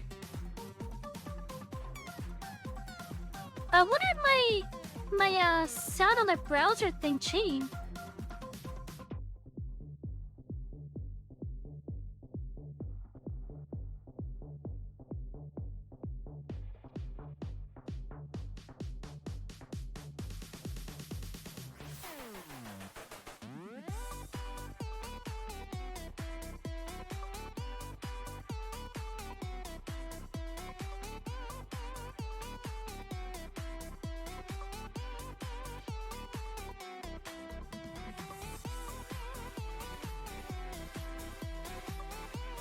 Where do I go to?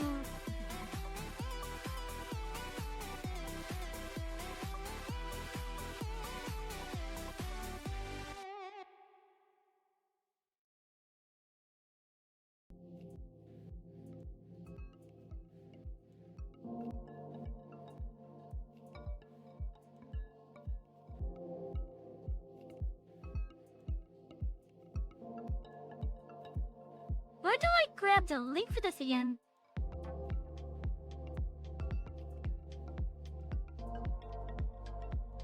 Oh, it's right there, okay.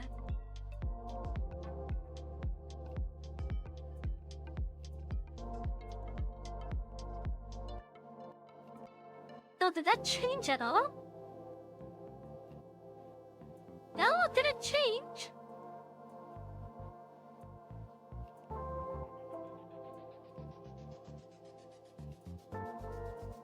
Oh shit. Here we go again. There we go! That was weird.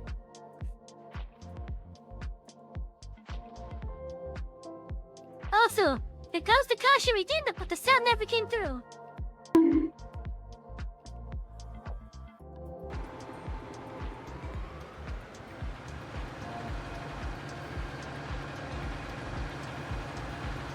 Yeah, I guess I'm dragged to this field.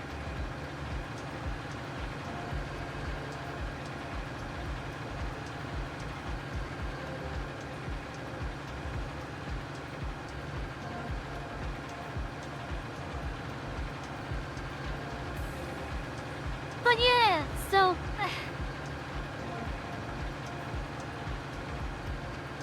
sexual content, that is rightly fought against.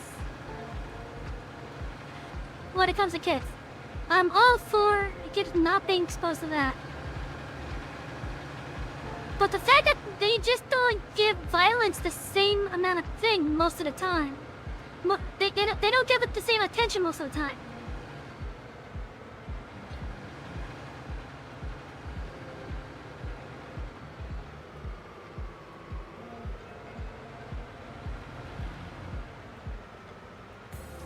What the hell did I just get caught on?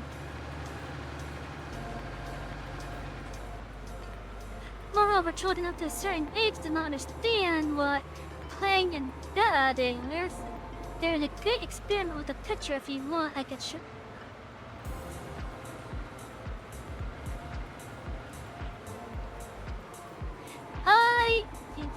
Yeah. Yeah, show it to me on Discord. Thanks, I don't have a Discord show on this thing.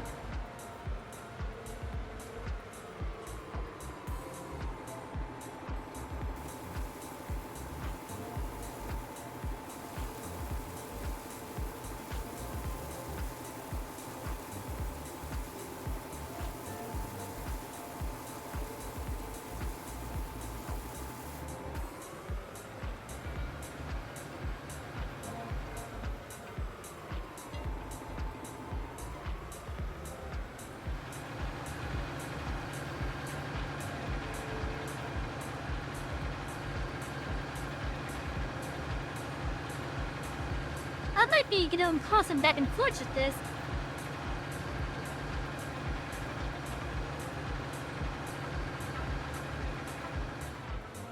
Okay, I just seen the thing pop up, so I'll take a look in just a moment.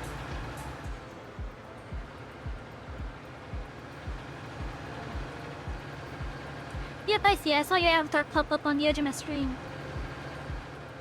I'll take a look in just a bit.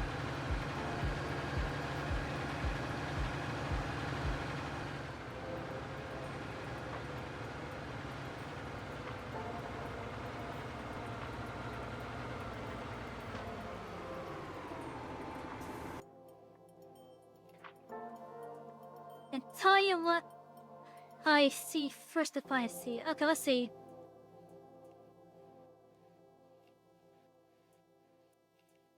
Come on, Discord.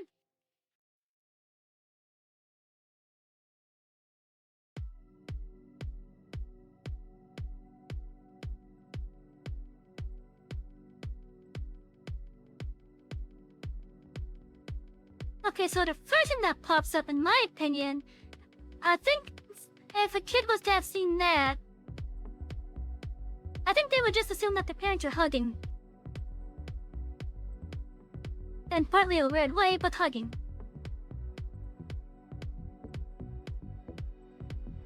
I think that's probably what kids will first come to the conclusion of.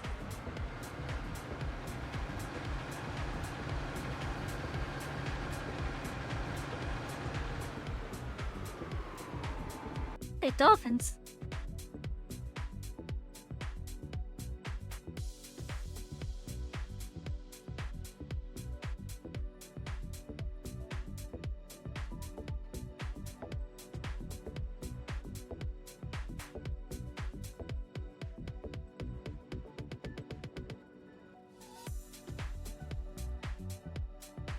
There's like 7 dolphins in there.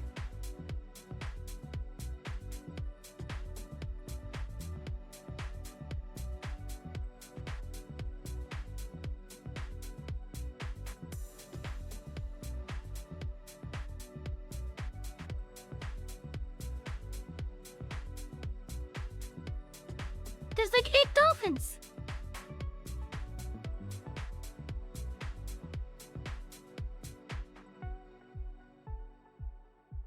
Let's see, there's a 2 that are right around the head. There's 1 under one of the arms. There's another 2 for the other arms. That's 1, 2, 3, 4, 5 right there. And then for the lower portions, I see 3 more.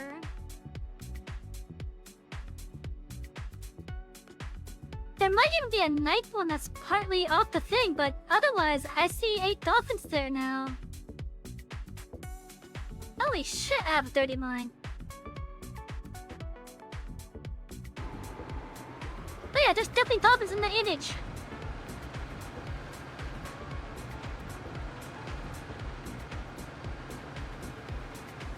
On first look, it didn't even look like that there was dolphins there, but when you said that there's dolphins in there, I had to take a second look. And sure enough, there's dolphins.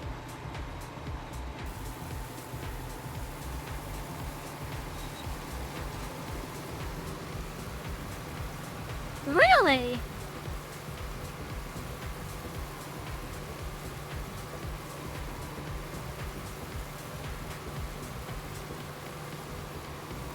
You know, that's actually quite interesting.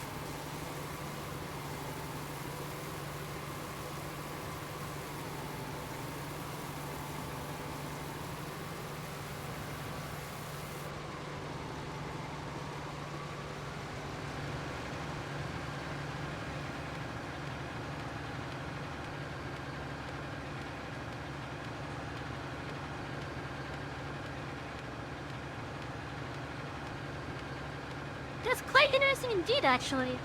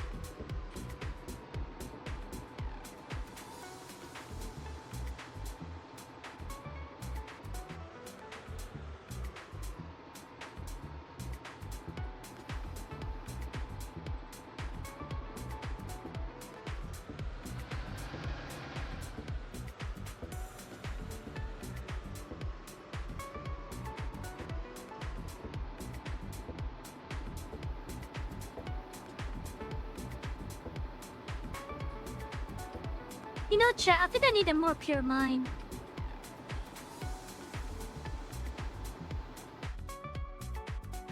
Oh, what's this? What's this? What's this?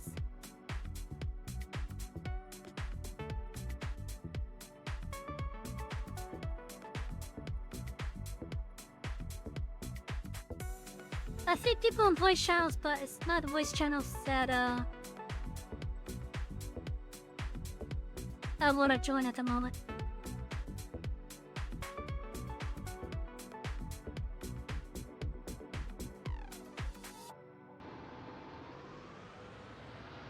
Yes, because the part responsible for sexual desire is not developed until children start puberty, until about 11 to 13 years of age. Yeah, that makes sense actually.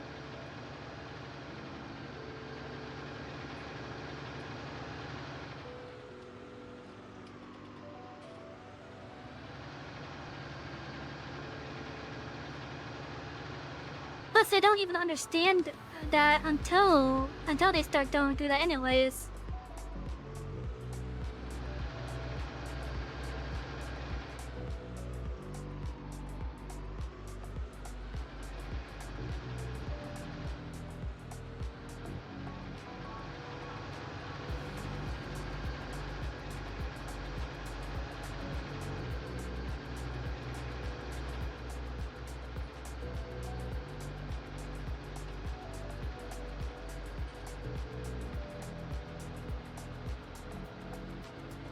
Okay, so that harvester's actually making some good progress here.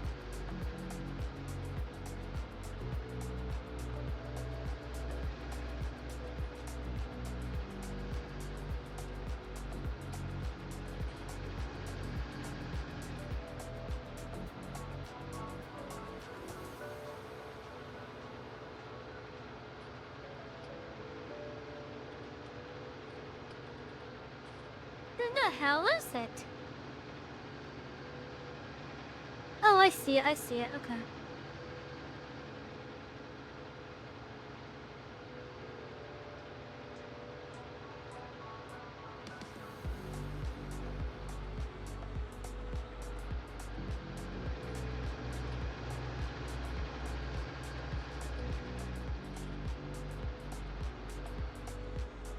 That's why children don't understand certain adult jokes or minor nuances in children's films.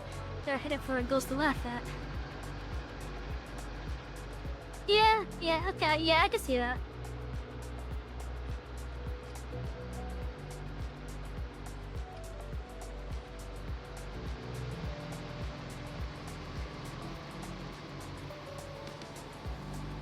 Hey, Amon, how you doing?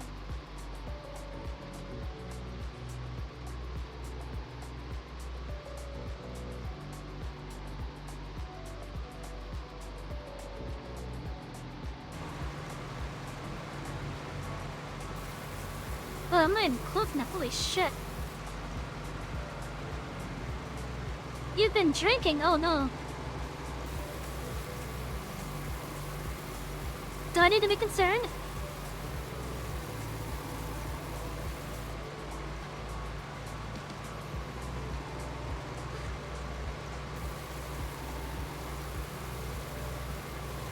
Not to be concerned, okay. Oh yeah, I'm doing alright myself. Just having a nice relaxing night now.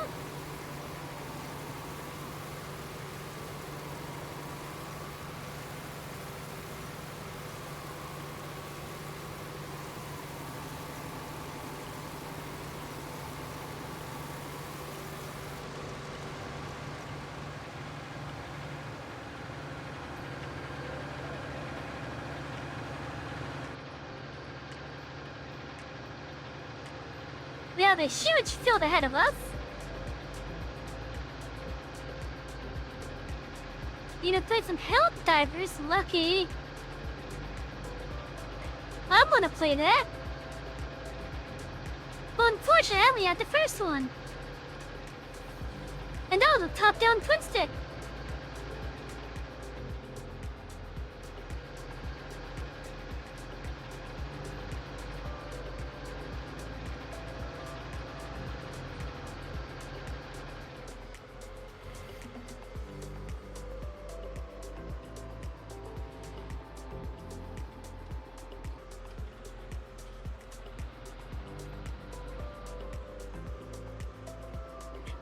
Oh yeah, I do want to play the new one.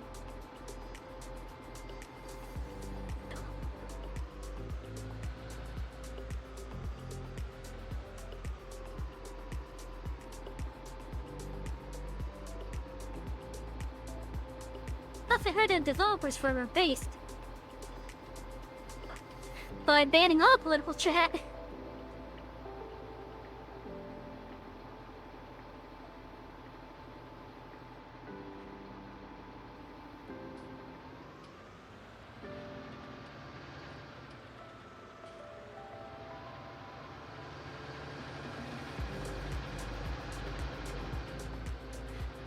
And you see how it's set up almost like a big rope blanket. Yeah, I heard that.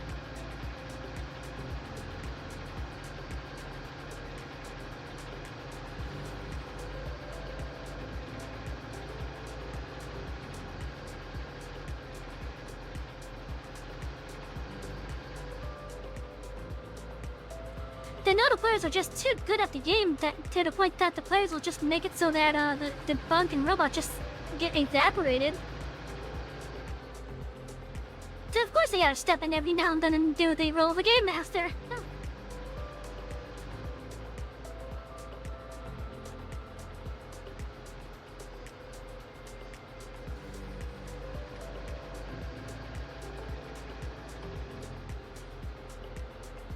Or dungeon master in the terms of D&D.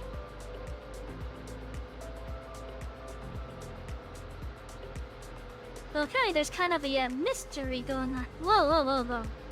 Going on about the flying bike to stuff, and that's probably coming to our heads. Oh, I wish I could join!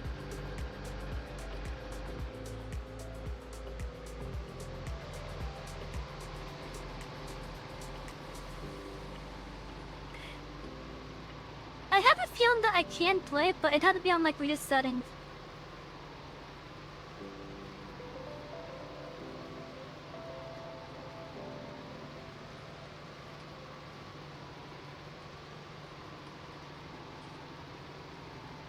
Like I think my CPU is probably at the recommended setting.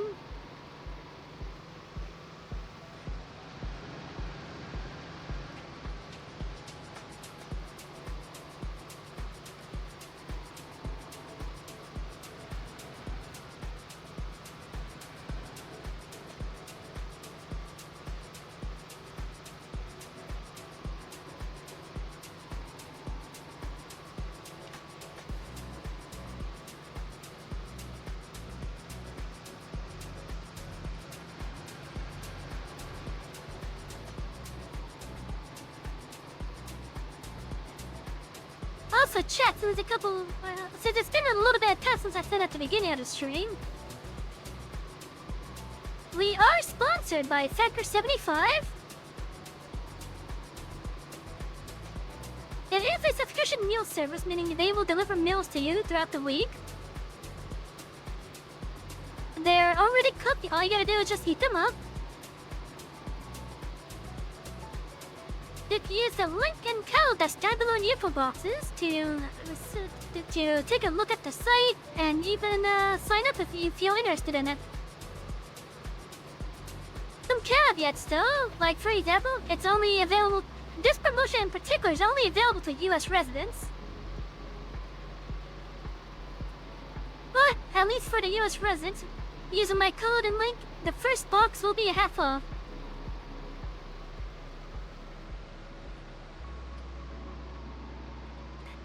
But please, keep in mind, it is a subscription service, so that means it's going to be a recurring bill.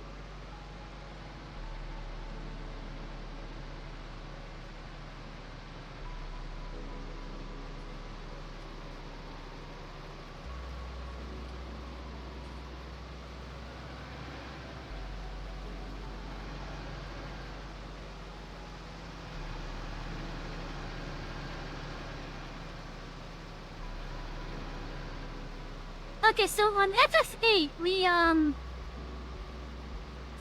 we're closer to getting all the items that we need for the weapons now. We only have like 2 or 3 different types of items to go for now, which are energy crystals and moonstone.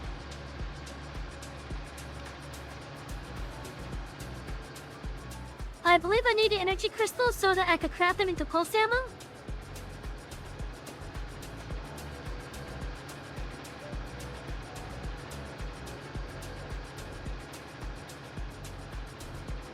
There's one other big side quest that I want to do as well. Actually, no, there's 2 side quests that I want to do. One of them involves an alien, and the other one involves fighting Bahamut. But Bahamut kind of he pissed me off last time. Because, as you know, it wasn't really Bahamut's fault. But it's just how the game is. So, and Odin decides to help us out for the first of the 3 fights. The second fight is always going to be a back attack. It was the second one that Odin decided to not show up for. And then the damn Ruby Dragon decided to kill the entire party in one move. So Odin shows up. I'm like, oh, hell yeah, thank you for finally coming around, Odin. And then the game was like, okay, for the next round, fuck you.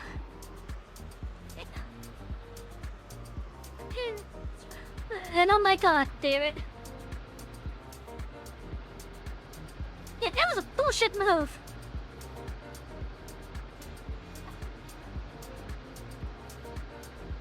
But regardless, we did make progress, at least with what I was wanting to do.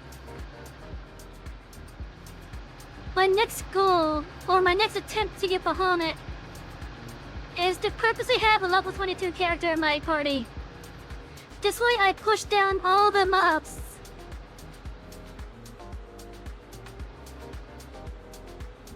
Because the way that Final Fantasy works, a lot of the combat encounters are based off of your party's average level.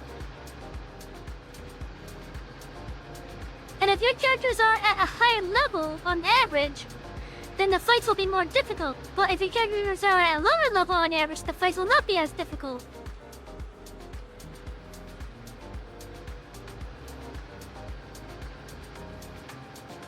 And right now, out of one of the characters that are available to me are level 40 and up.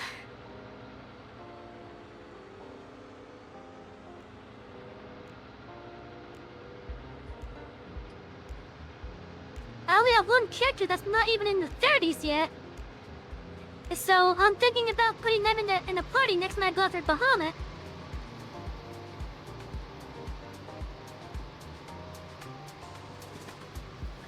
Because having them there will force the mobs to be a lower level.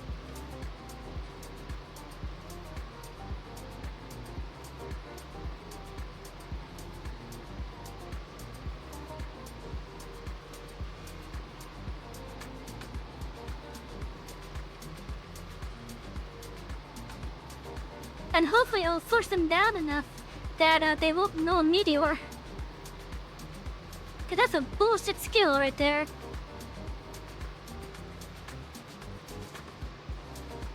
Then there's also their breath attack from the Ruby Dragons that's also bullshit. But thanks to Odin, I learned that the Ruby Dragons drop energy crystals, which I need. Meaning I have more boosts to deal with them. Especially since I cannot mug the damn especially since I can't mug the stupid pulse ammo. Or even the energy crystals for that matter.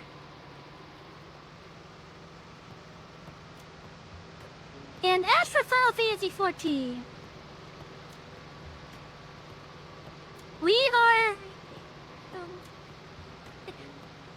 we got to the island where Heaven's on High is. It turns out the whole introduction to the Far East area took up more time than I expected it to. Well, at least we got introduced to Yatsuyu. Whoops. And don't get me wrong, I want Yatsuyu's dress.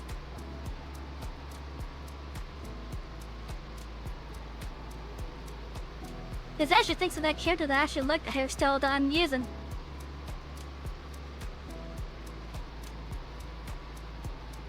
And it sure her hair was like pitch black, but still, the style of it I like.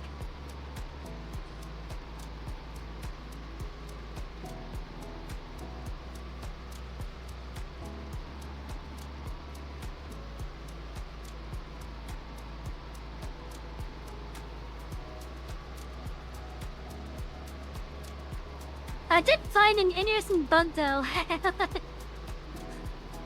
It has no effect on the gameplay at all, and if you're completely new to the game, you will not even really notice it. But after you play through Stormblood for a while, once you complete the Stormblood MSQ, there is a Garlean airship that appears in Kugane, which is all related to the Alliance Raid series for Stormblood. That happened to appear in a duty that it should not have appeared in.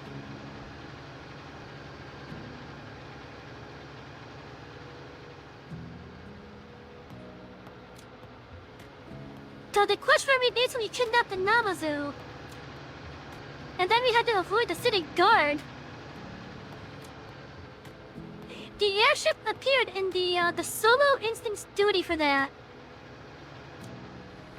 and it should not have appeared that early.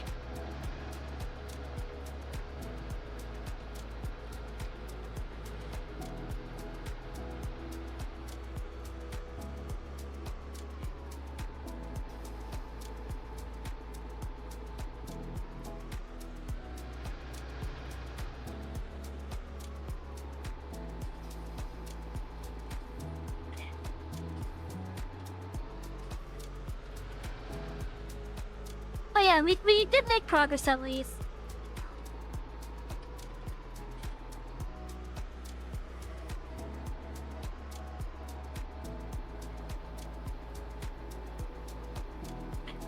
Oh, and we also conquered. We also conquered the Kugane Tower within 15 minutes.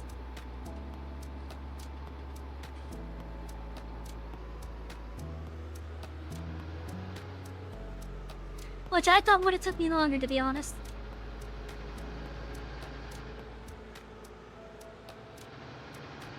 That is the hardest jumping puzzle in the game.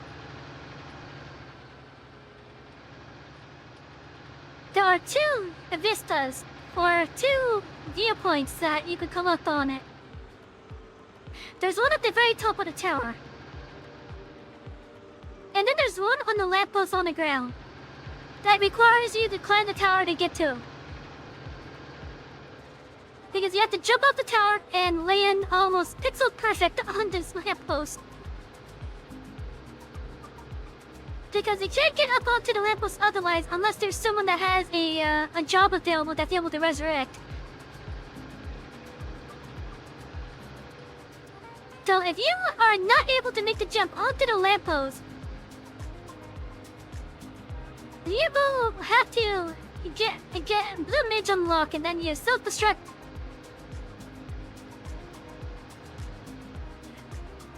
I saw that. I was actually surprised that they were putting a Battle Royale mode onto World of Warcraft. The thing that sucks though is that you need a subscription to be able to play it.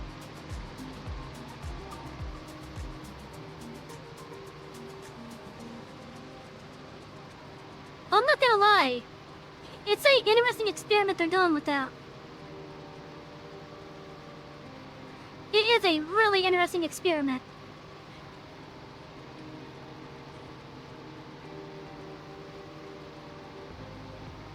I myself am willing to give it a try, but I don't have any game time on the game at the moment.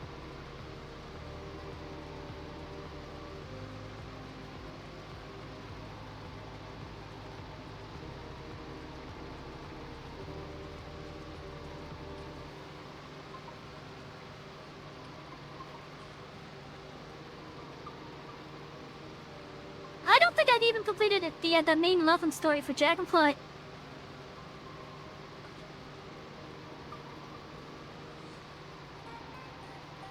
Okay, I have level 70 mage, but I don't think I completed the actual Loveland story yet.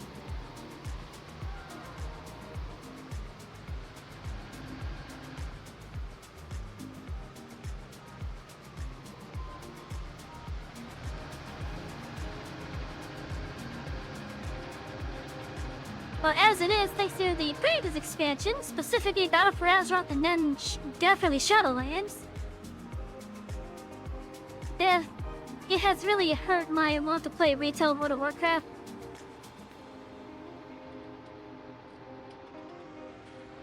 Oh, it's starting to go up and down now.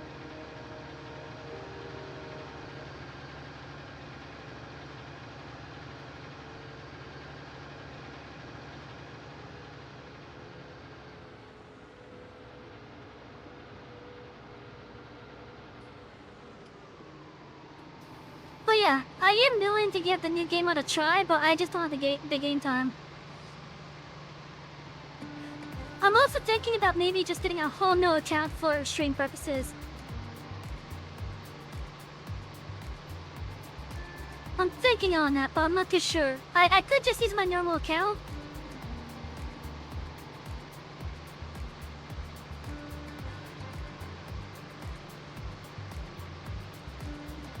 But the issue with that is that I already have a bunch of stuff unlocked and whatnot. Like, I have a lot of stuff in my collection and such. So, like, unless I'm doing, like, the quests from Burning Crusade onwards, I'm not going to really be able to show the joy of getting the items and showing myself farming for some of the stuff. Like Invincible, for example, from Icecrown.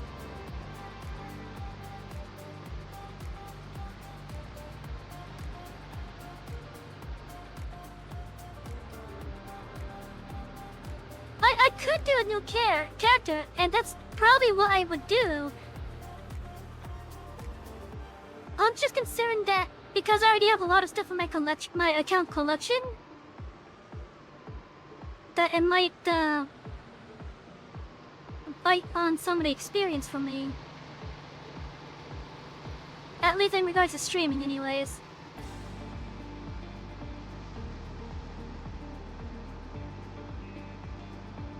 Like, even if I was to do a new character on a realm I haven't played before, it won't stop the fact that my account will already have, like, mounts and toys and heirlooms unlocked.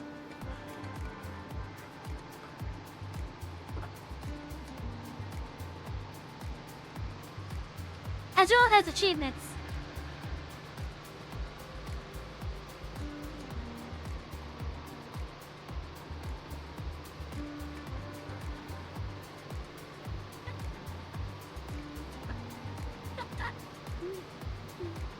Like, it's different to, it's, I know you could probably say the same thing about Final Fantasy XIV, but the main difference with Final Fantasy XIV and WoW is that unlike World of Warcraft, Final Fantasy XIV doesn't really have any account-wide stuff other than the store mounts. And whatever pre-order goodies you may have done. Or collector's edition goodies, whatever.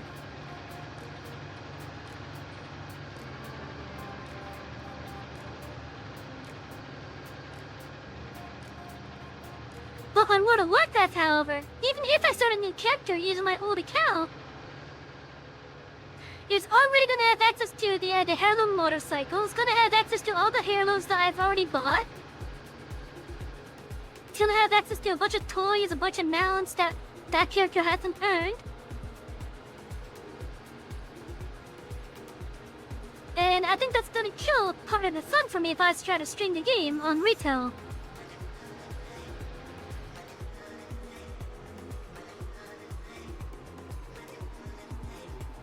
Like, I'm actually thinking about just having, like, a brand new,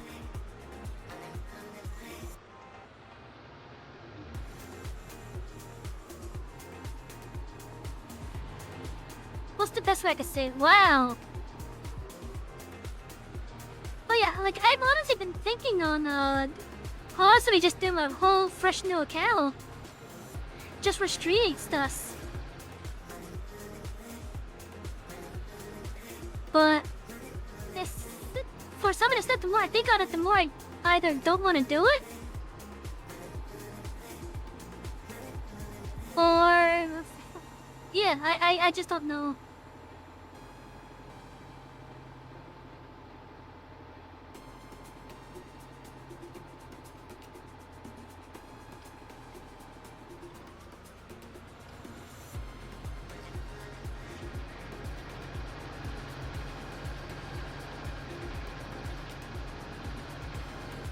Well, you put on EU, that sucks. I'm on North America. I don't even know if I don't know if that'll tag friend party will even work between North America and EU.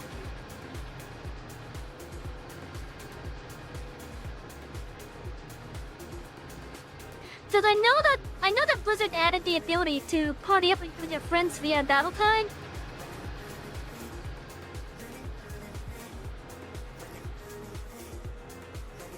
And I know region-wise they'll be fine.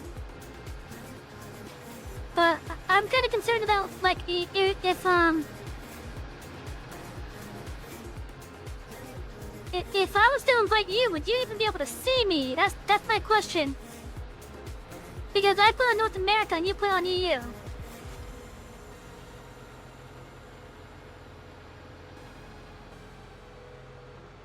So I'm just concerned on if we could actually, like, party together.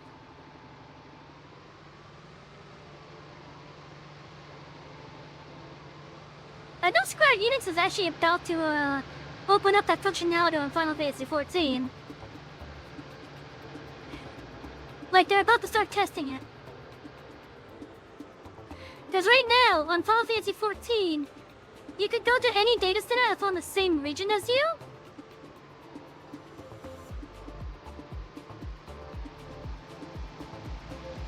And they have the infrastructure in place to allow cross-region.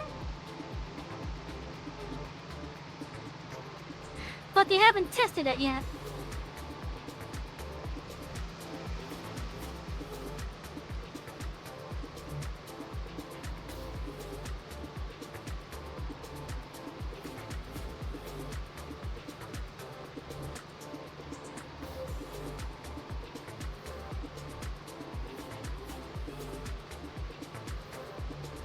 But yeah, I honestly don't know if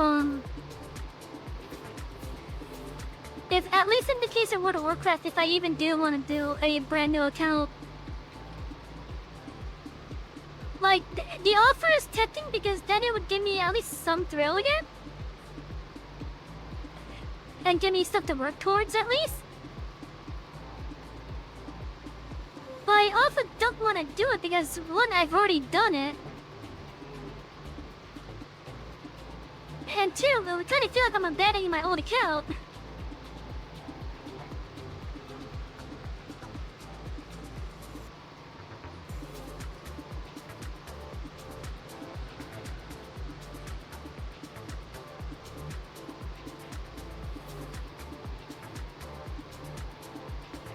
It would be better for me to play when the expansion drops, yeah.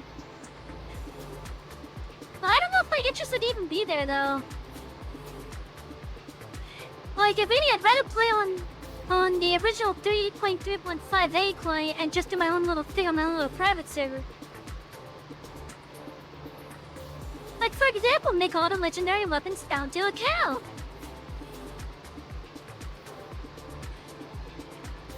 Make the original Ashbringer something to work toward.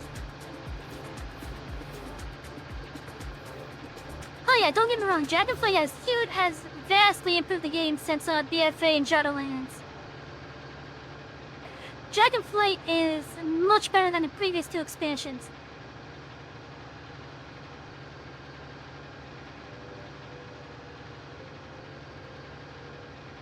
You're playing a good guild and you are an influential person in the community. But yeah, I'm not gonna lie. Dragonflight, compared to the previous two expansions, is a huge improvement. I know they just enabled dragon riding throughout the rest of the game, which is a huge bonus. And I know that once the War Within drops, they're gonna have the new fight system for the rest of the mounts, or at least a good amount of them. At least a good amount of the flying ones, if not the rest of them.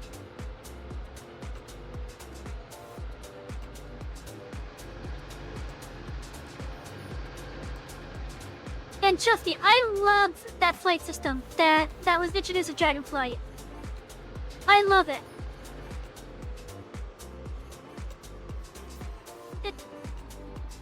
But again, because of the damage that Shadowlands and Battle for Azeroth have already done, my interest in the retail portion of the game just... Even with Dragonflight's improvements, I just don't know if I'm even interested in returning, to be honest.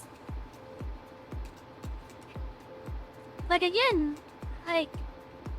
given how the past two expansions were, not including Dragonflight, because again, Dragonflight's a big improvement, I would rather just fuck around on my own private server for Wrath of the Lich King.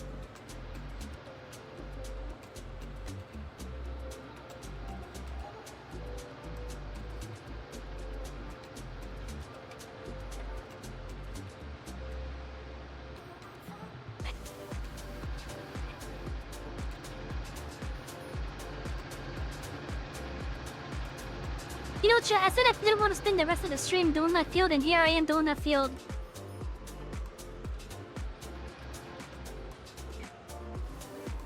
I may deal with the weeds that I'm pretty sure sprouted by now.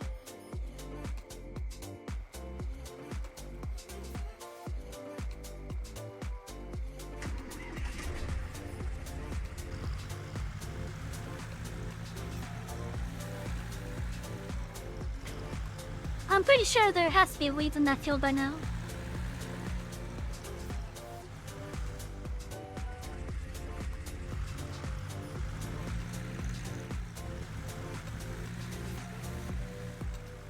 I'll need to add some more lights to the place.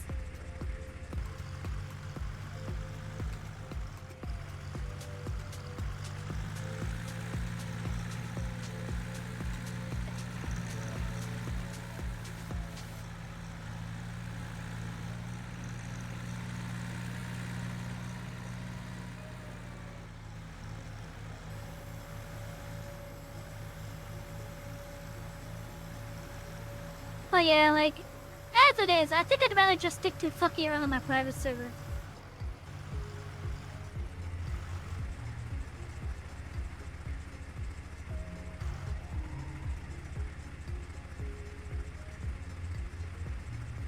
Yeah, there's weeds there, I knew that.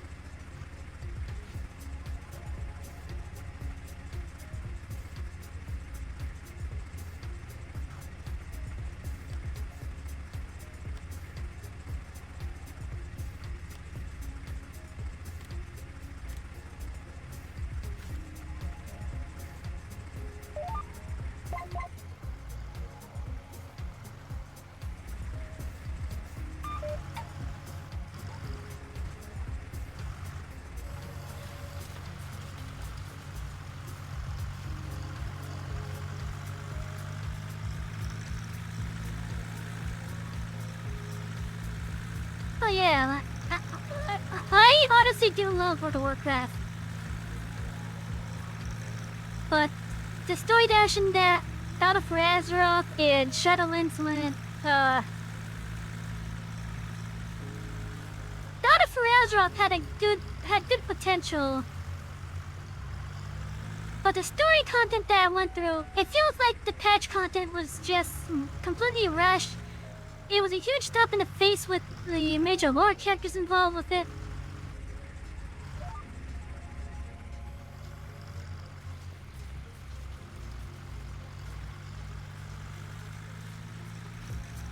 The Shadowlands had potential because it was a completely new realm.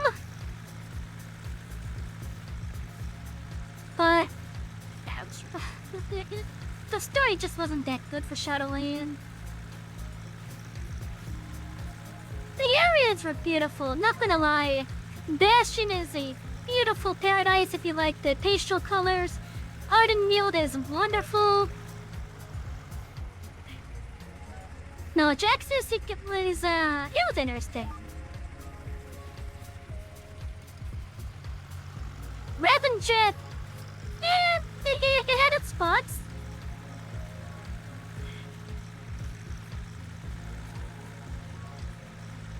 I would have enjoyed them all more if there wasn't that rising penalty early on. I know that that penalty is gone now, but still.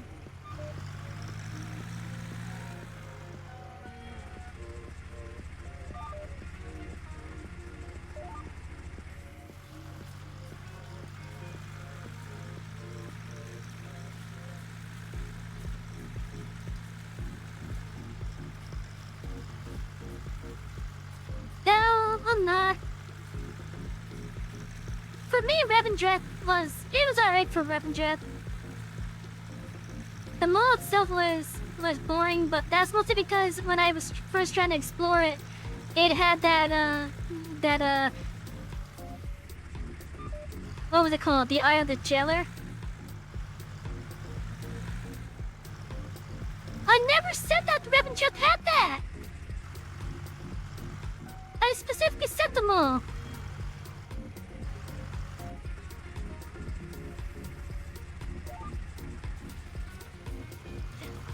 Yeah, I said Revendreth, it's alright for me. And then when I went to the mall was kind of more boring though. But I wasn't able to really explore the mall early on because of the stupid time implementation thanks to the Eye of the Jailer. I'm happy that limitation is gone now. Either through just doing the story quests or doing the damn raid.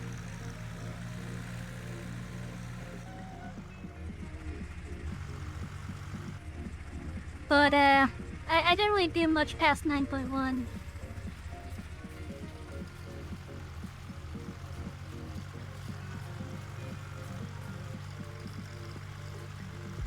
Yeah, I heard that it's that we're gonna be dealing with a contingent of old Stromgarde stuff, I think. Right? Like an expedition from a lost expedition from Stromgarde or something?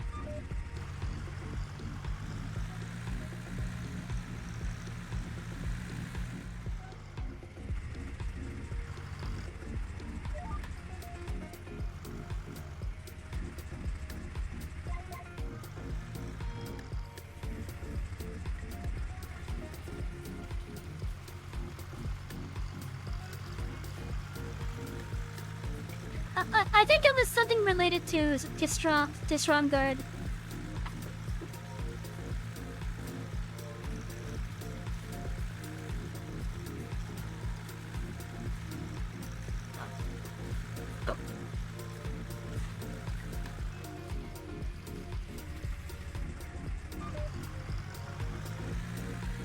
From what I've heard, though, the unadvanced sections on the new expansion is basically like a I think the Hollow Earth. Just see what a light source in the thing.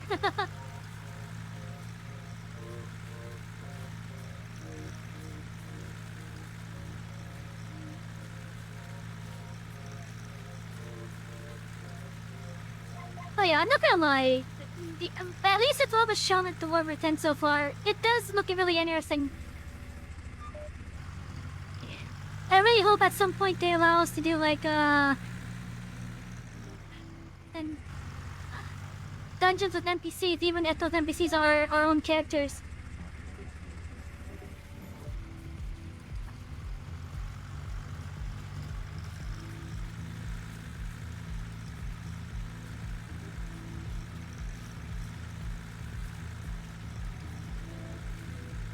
Really?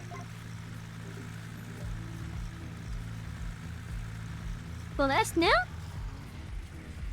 I thought they would have waited until like the pre-patch at least.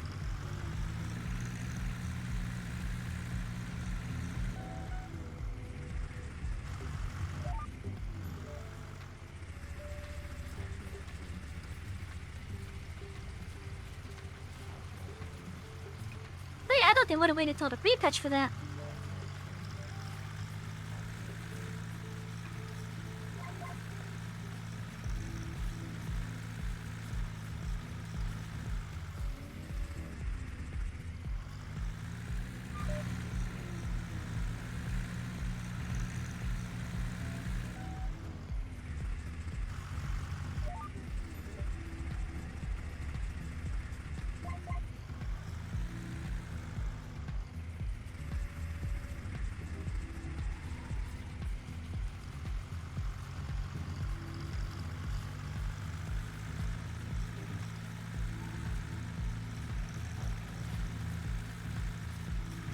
I'm not gonna lie, when I first seen how the delves were announced, and I don't know if there's been any more info since BlizzCon.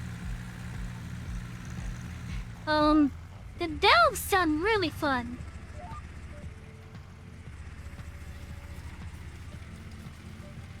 I just hope they don't screw it up. Because, like, it kind of sounds like a variant of Island Expeditions almost. Except it's more of a on-map dungeon type of deal.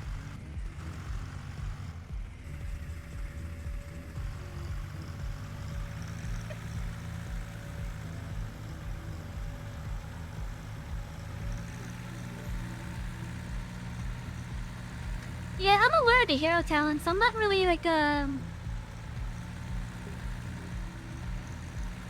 sure, it's a little bit more customization, but it feels... It kind of feels like they're just trying to do what the Covenant thing did with the unique ability thing. Just on a bigger scale.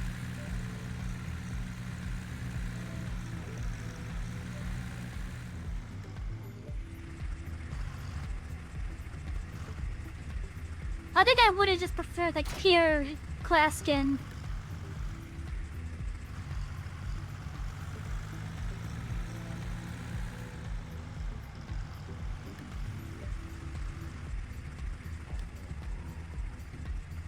Oh, do I have any more weeds on here?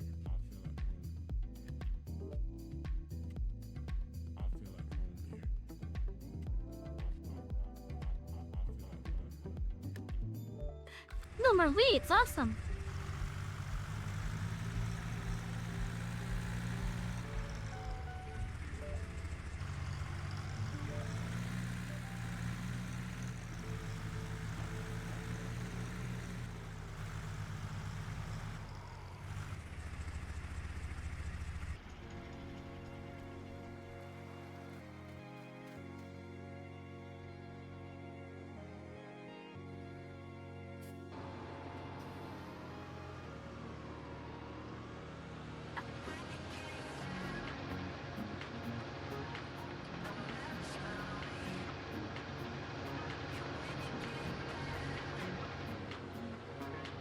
Okay, let's get back over to that field.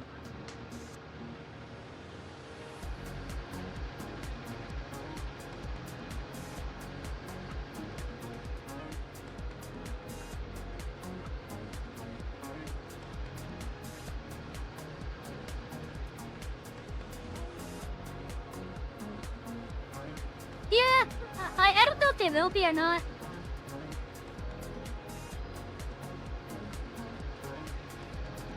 I just hope they don't make the raids with add-ons in mind like they did with Shadowland.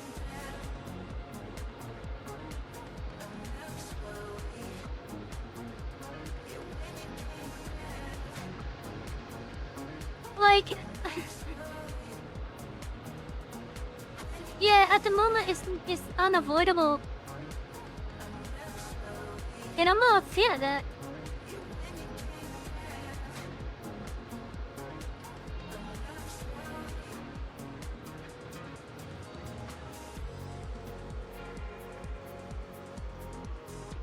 But, in regards to the add-on thing, I think they should just... At least for add-ons are able to read info, like, spell stuff that's going on. I think they should just disable those portions of the API. Like, yeah, allow add-ons for, like, bag stuff. Allow add-ons for, like, miscellaneous stuff, like roleplay stuff.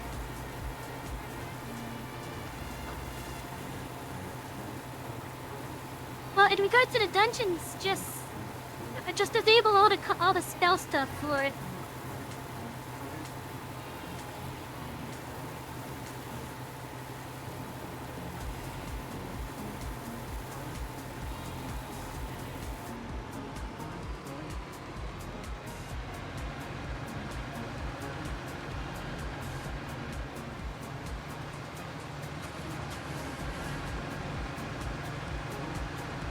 I kind of wish that they would try to do it more of the labor of love type of difficulty, where you don't need the add-ons to, you know, beat it. Just don't don't develop with add-ons in mind. It's simple as that. Do what Square Enix does, where when you make the rating counters, do it with a group of characters that's able to clear the content without needing add-ons.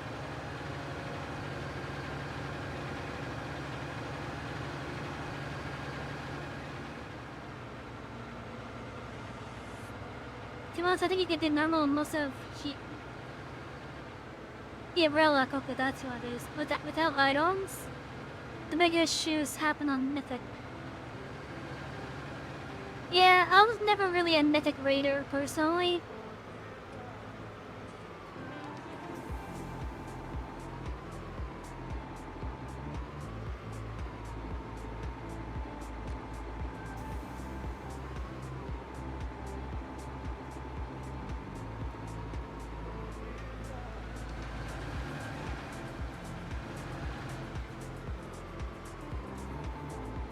But even then, the fact that the game is that a lot of the encounters are made with the add-ons in mind, they wouldn't be having this issue with trying to balance the stuff around add-ons. If they just developed the content the way that they always did before they started focusing on doing it because players have add-ons.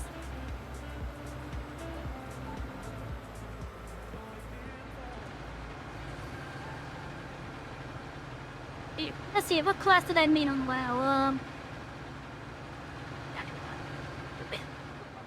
So when my account was officially made, it was officially made back in Wrath of the Lich King, but I didn't really do much during that time on retail. Well, I didn't start playing retail officially until Cataclysm. I mainly played Paladin, Protection Paladin at that. Then when Legion came around, I started playing Demon Hunter. The Paladin, Protection Paladin, and Havoc Demon Hunter are my main classes and specs.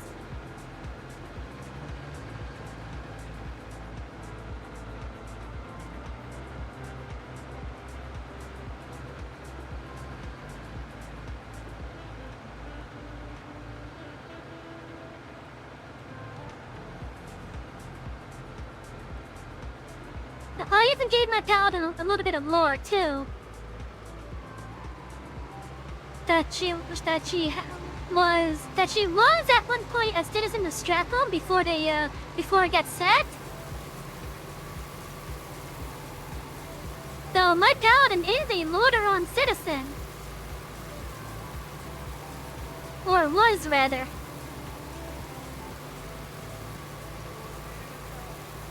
And she just happened to be away at the time that the Plague Rain event happened.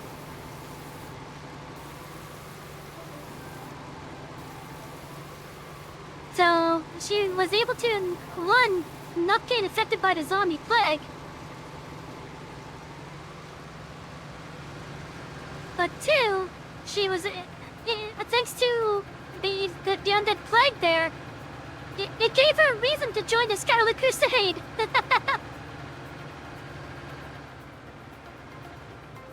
So my Paladin is an ex-Scarlet Crusader.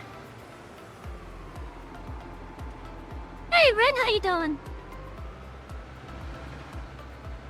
Oh yeah, so not only is my Paladin an ex-Scarlet Crusader, me and my friends also roleplayed that we were basically an offshoot of the Scarlet Crusade that did not join the Scarlet Onslaught that went up to Northrend.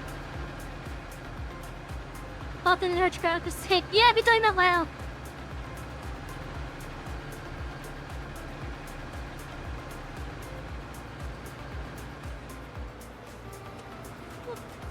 Hey man, what are you, Forsaken?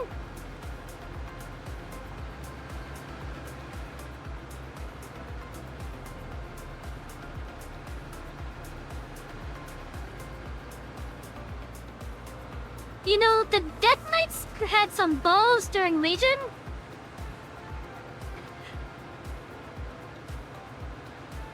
Seriously, during the Death Knight Order Hawk quest for Legion, the Death Knights had some balls.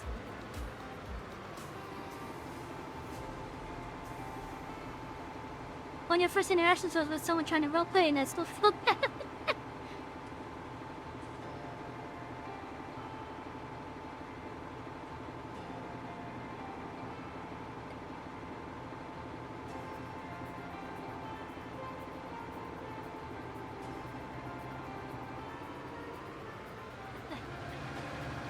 So, let me talk about the balls that the Death Knights had during Legion.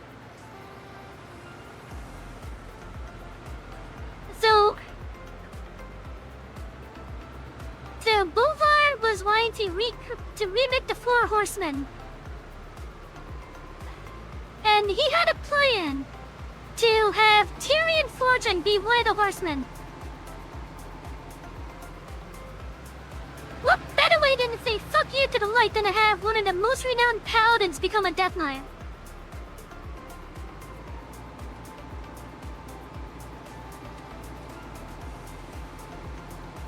So at that point where they were pretending to get caught in a Moonwell. How the hell did you get caught in a Moonwell? That thing is literally just a hot tub without the hot tub jets.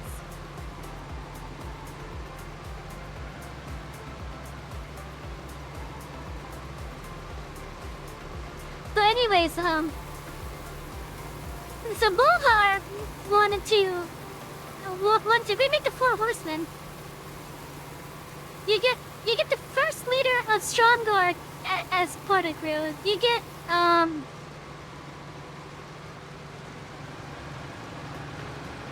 you actually say fuck you to Scarlet Crusade on the Death Knight Overhaul campaign by resurrecting High Inquisitor Sally Whitemane as a Death Knight.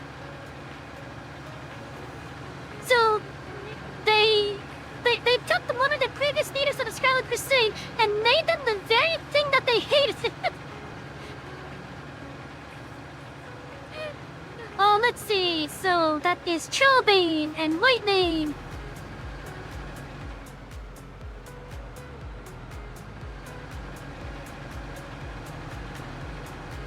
Let's see. Who were the other ones?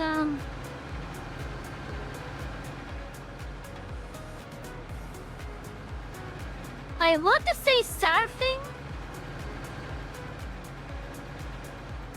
Not old Sarfing, who died during BFA. And I know the son was at one point a Death Knight. Who was the other horseman at the time?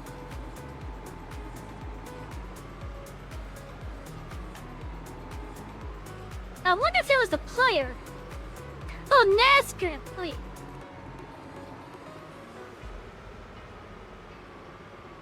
Wait.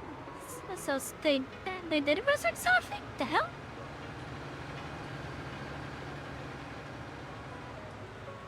Because I know there was High Overlord Sarfang that was a raid boss in Wrath of the Lich King.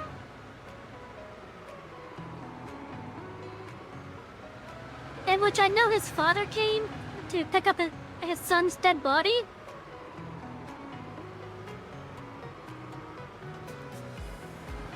Okay, Nazgrim, yeah, that's who I was thinking, yeah.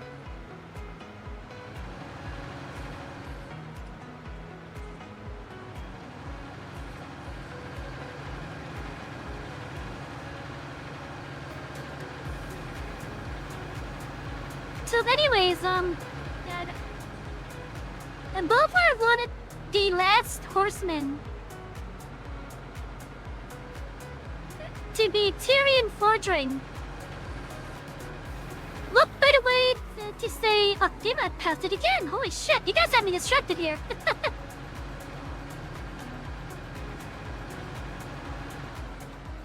So yeah, what better way than to say suck you to the light than to resurrect one of the most renowned paladins as a Death Knight.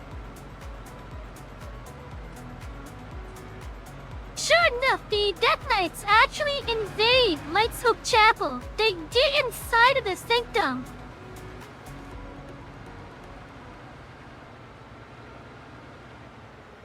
Only to be repelled by the light. And then they go look for someone else, I guess.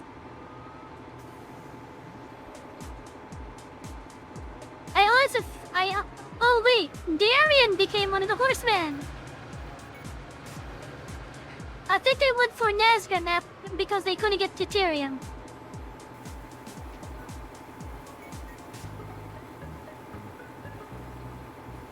Anyway, so I saw some questions pop up that I missed.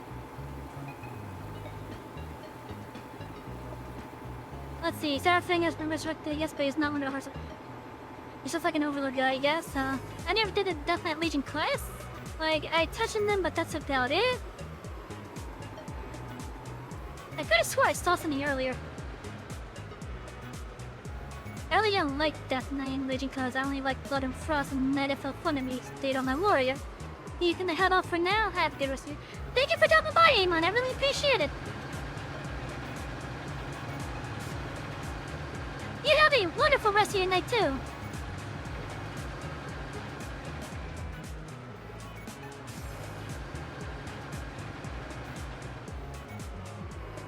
Okay, let me scroll up.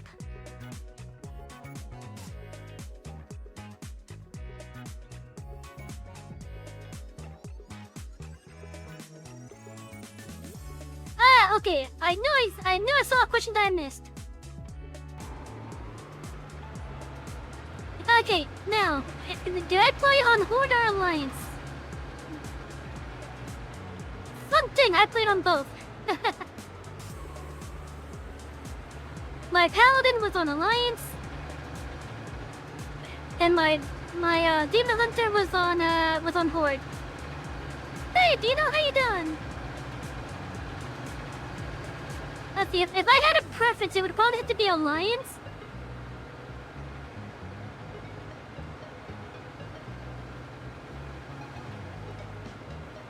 I'm doing good. We're having a good chill night here.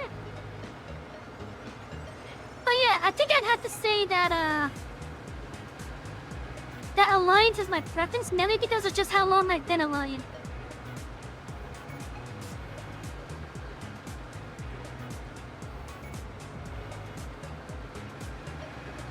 Elva, how did that thing miss that?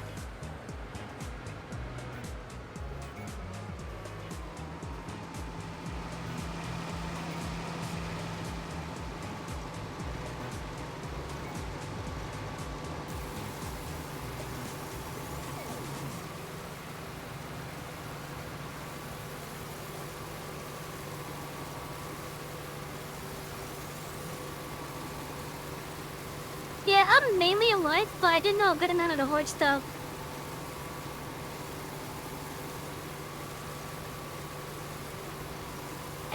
I started playing back in vanilla right before the Burning Crusade 3 patch came out. When that pre-patch came out, the game just became way too big for my computer. At the time.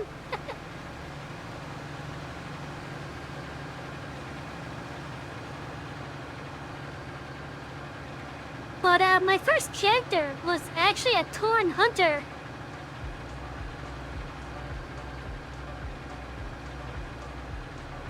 My friend was surprised at how fast I got to level 18 because I was playing on his account. With his permission, but still. You don't find a lot of people that played before that. Yeah. I'm honestly with a good amount of the other people that have played before Wrath that say that Wrath was probably the pinnacle of WoW. At least in regards to how the gameplay was, I think Wrath was pretty up there.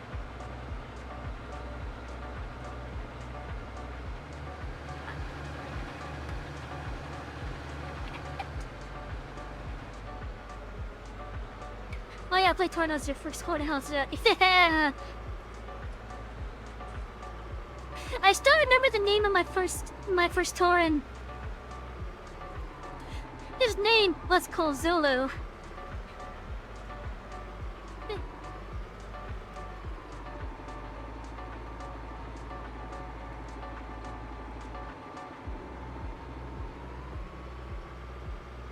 I don't think that account ever migrated to the email system.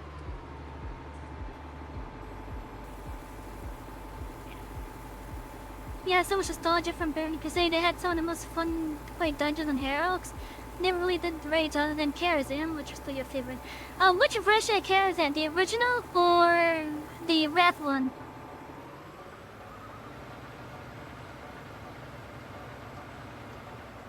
To the level 61. I've never done that one.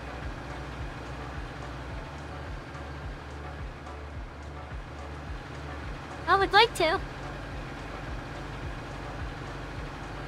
And unless I play on WoW Classic, I'm not going to be able to.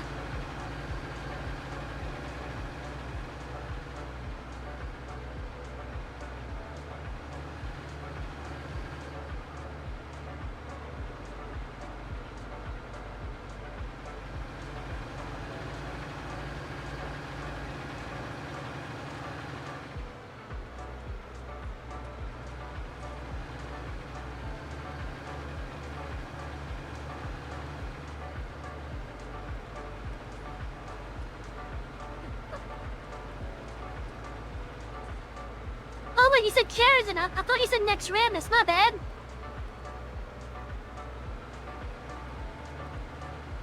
Yeah, Karazhan, the original and the remake are still pretty ballin'. And the original's still available too! The level 70 original, yeah. Yeah, for some reason I confused Next Ramnus with Karazhan. But yeah, Karazhan is simply amazing for how it's presented. His presentation alone is amazing.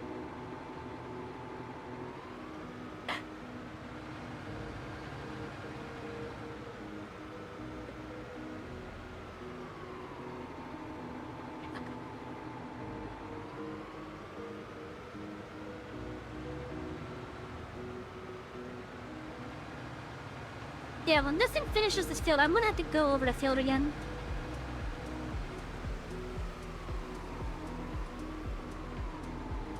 How many chickens down to 924%?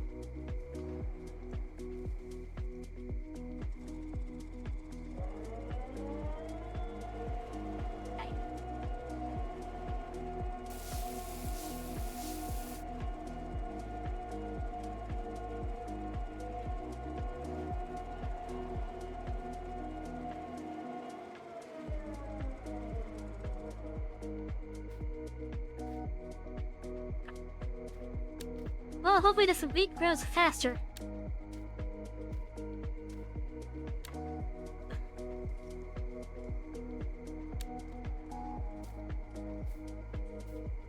Well, yeah, Karazhan was pretty amazing. I didn't get to play it back when it was current content. Neither did I get to play the Dungeonized 5-man version of it that was made available in Legion.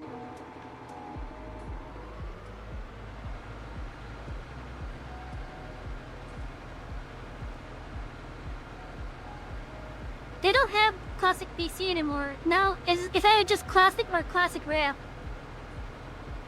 And I think they're about to turn off Classic Wrath in favor of Classic Cataclysm.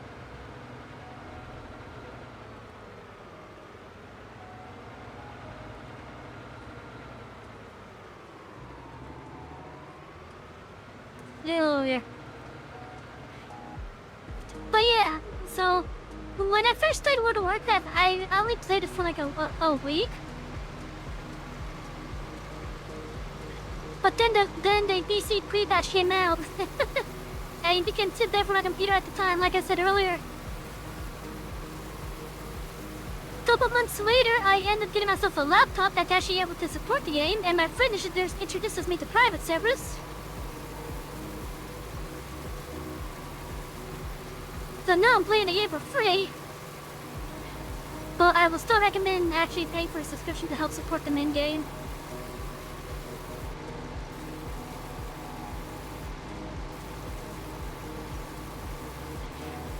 You're way too casual and don't have anywhere close to the time needed anymore. Yeah, I get that.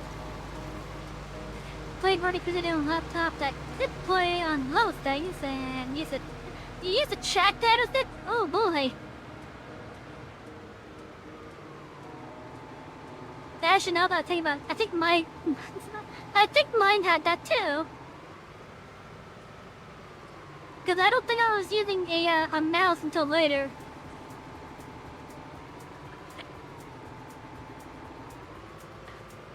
Yeah, that Cell Deep Reaver will definitely stick up on you.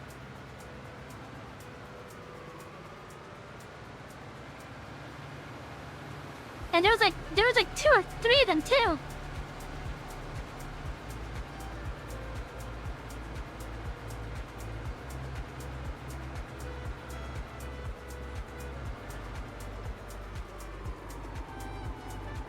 Just because you couldn't see until it was in aggro reach because of your view distance. Oh boy.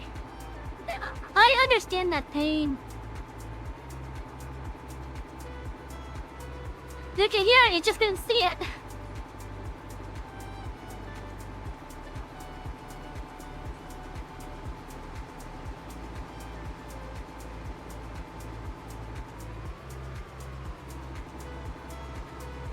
Oh yeah, like a lot of my World of Warcraft stuff these days is on private server.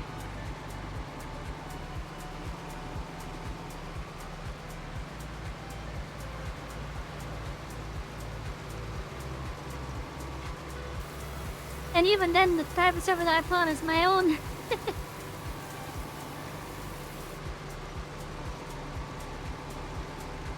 It's a good thing my private server is not available to the public. It's only one way I turn it on.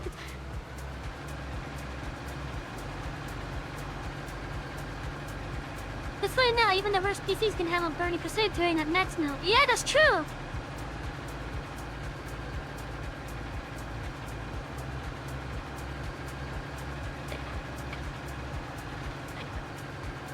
Yeah, today's worst computers could actually handle probably even Wrath at good distance now.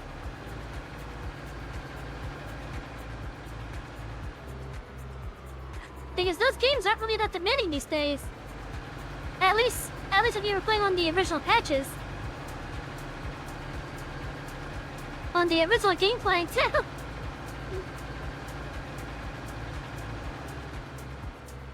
Yeah, that's when I learned that you would be able to do BC. Then on a private original retail lag. Oh.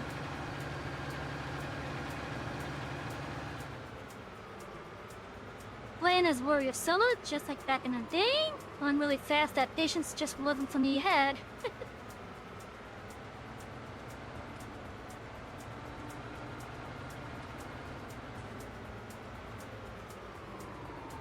Now, in regards to World of Warcraft, I do actually still play on a Wrath of the Lich King private server. I'm not gonna say what it is on stream. But it's a nice little family server, basically.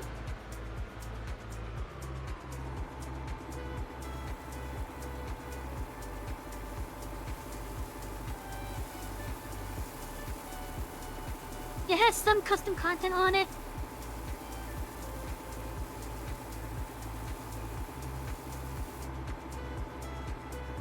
And I hope fix issues with various bugs that every now and then.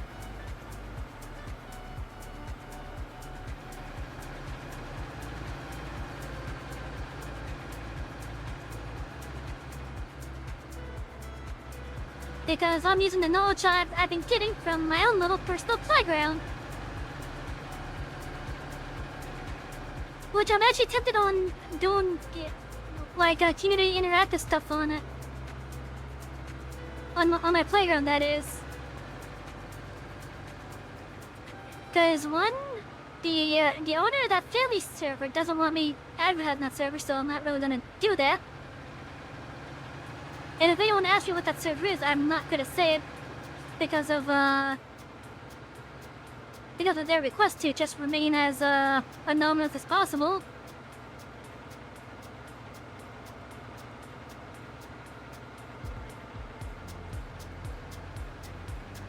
But it won't stop me from basically doing like little creative things in my community on my own little playground. To be honest, 14 is one of the only MMOs you can really play for an extended period of time anymore. Keep getting tricked into WoW every other expansion, so I can never stay for more than a few weeks before remembering why I don't play anymore. Yeah. The one that I don't like about WoW, other than the story, is they really make it feel like a second job.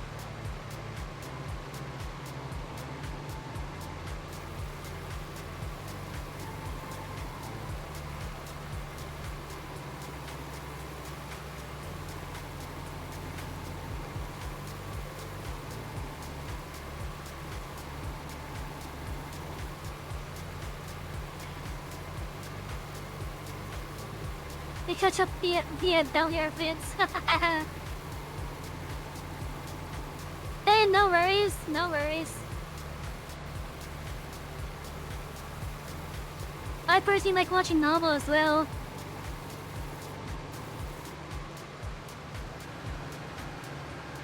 Yeah, I'm not too much of a fan for like how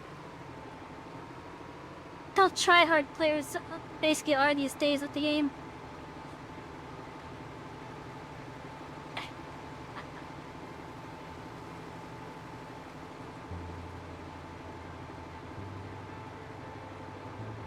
At least I don't encounter the Shrouds most of the time when I'm playing on the sexy server.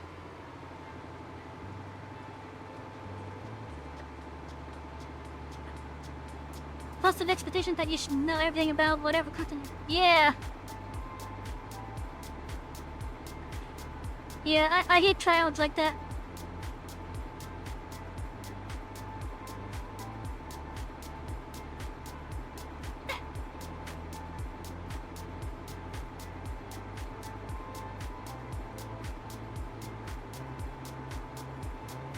Now, I do want to do a nice little community project thing involving my little World of Warcraft playground. But I don't know if I even want to do it through streaming here or even streaming on Kick. I know I'd probably have a better chance streaming on Kick. But I might keep that to a Discord thing maybe.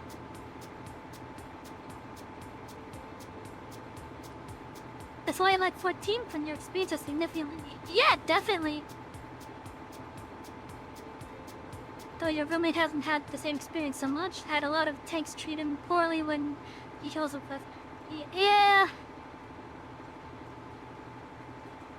Yeah, it seems like healers and tanks are the most grinding going on in regards to how they're playing off of each other. What I could say is if I take anything for you guys, just let me know if I'm going too fast, alright?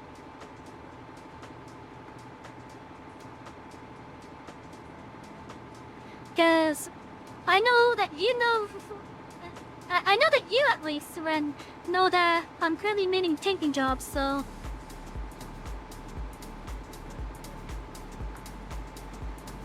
But yeah. Yeah, if you need me to go slower, just let me know.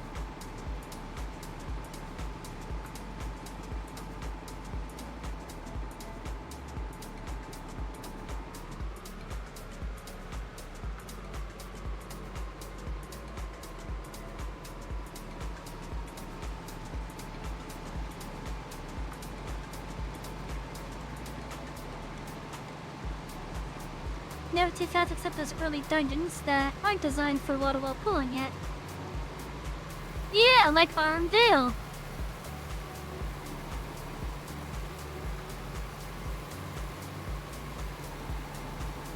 That first room especially.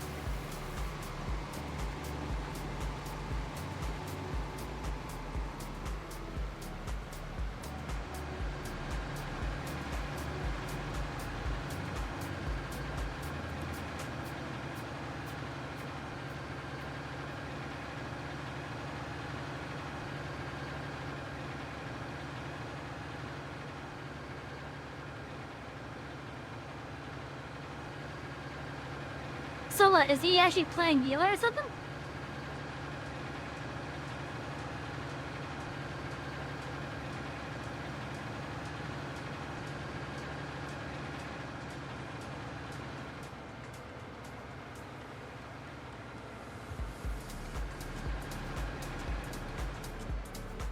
Oh yeah, so like, my method of tanking involves just pulling like 2 packs at a time, really. And then when there's enough down, that equals the amount of one of the packs that then go towards the next pack, basically. So it's constant, but I hope it's not too much. So it's constant action, I just hope it's not too much action.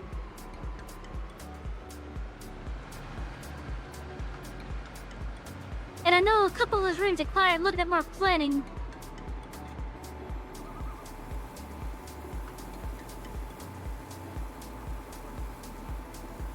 Contract-wise, that field is almost done.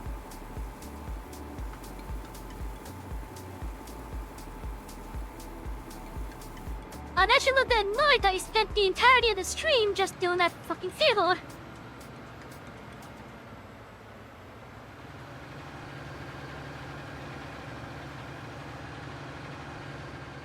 Xbox has got some fun to see you for quickly targeting heals.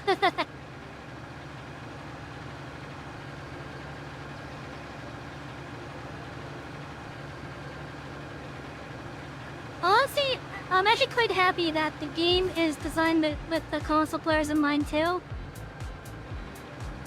It's allowing them to be able to play at a competitive edge with PC players at least.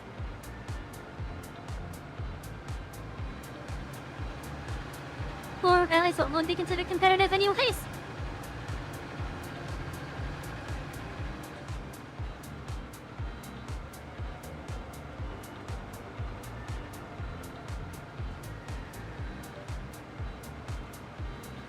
Basically needs macros for quick targeting. At the moment, set up a focus target macro, because there's no button to quick select the focus target. So you can just press one button to select this take the heal quick. Hey, you wanna know a nice little trick?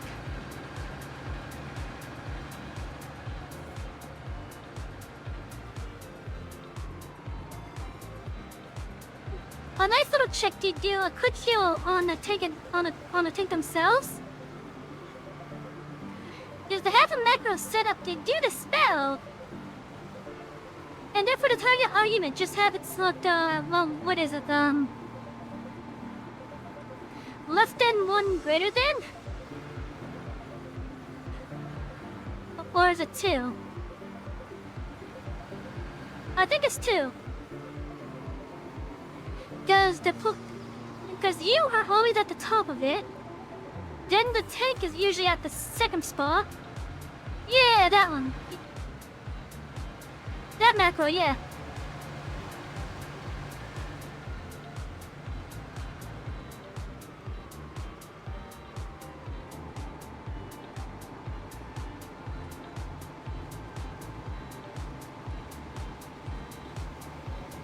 Yeah, that's true.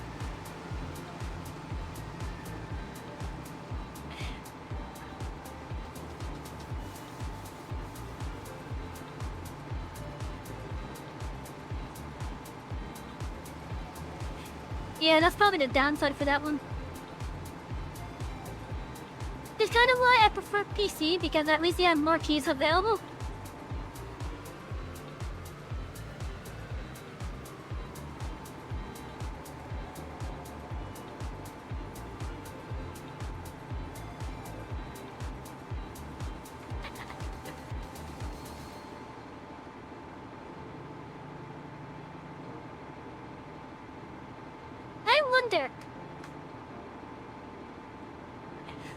If you plug a mouse into an Xbox, do you get a mouse cursor?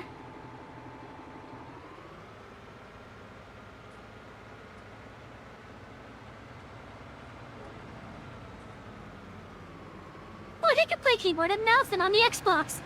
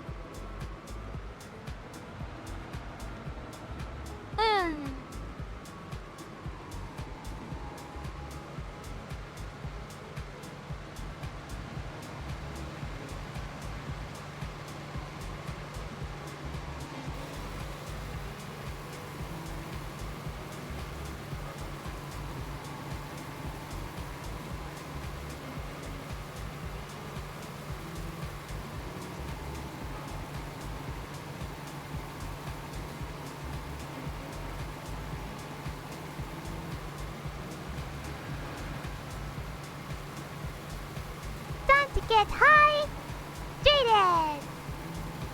Hydrate your daughter. Once this thing finishes this line, I'll go down.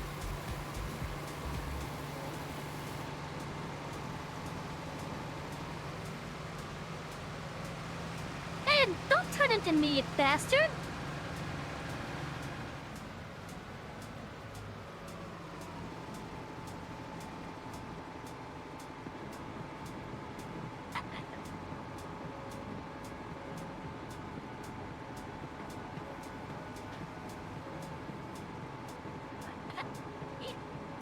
Also, thank you for the alert. I really appreciate it. You have a wonderful night.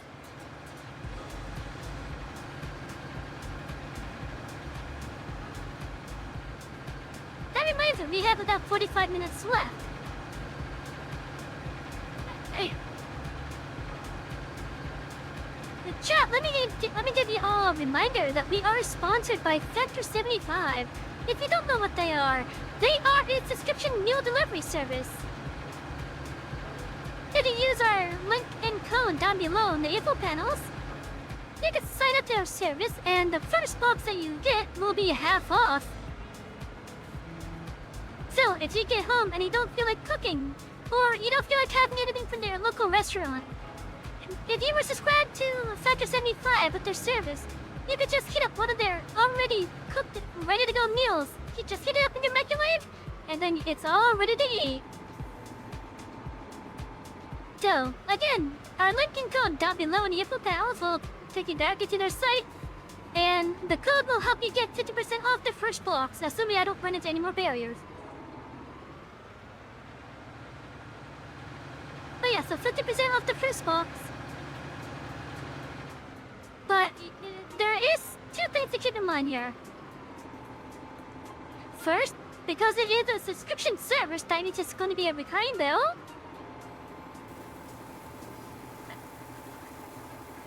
And two, this offer is only available to US viewers, or US residents rather.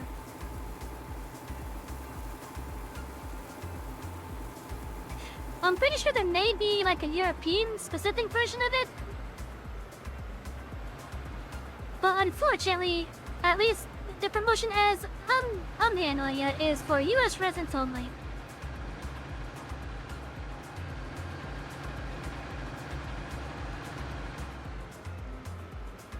And looks like the rest of the beats are gonna be profit.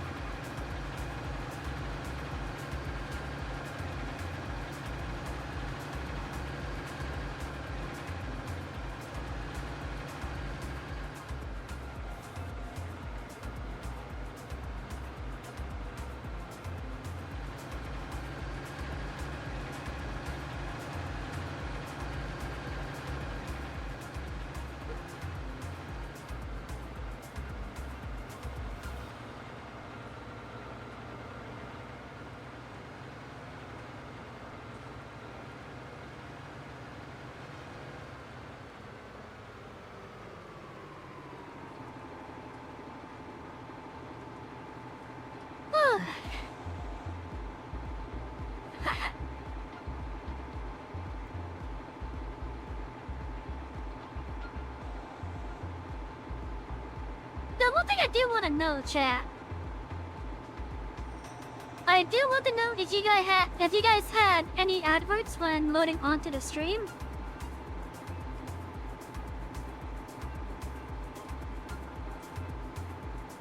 Because right now, I do have automatic ads disabled because of the sponsorship with Factor 75. I just want to make sure that you guys are not getting any adverts at all other than what I'm doing personally.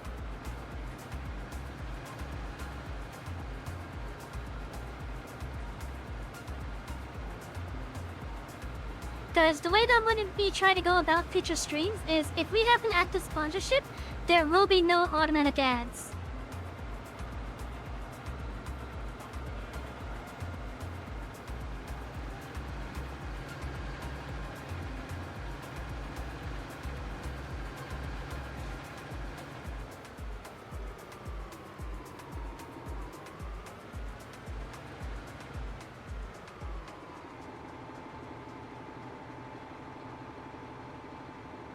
Though I honestly hope that you guys are not having any automated ads.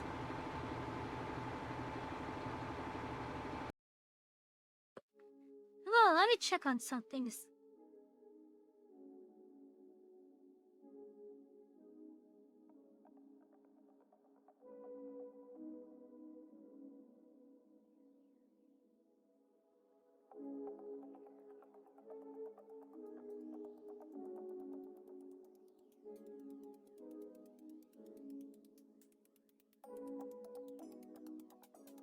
Okay, things that have been checked, it's all good.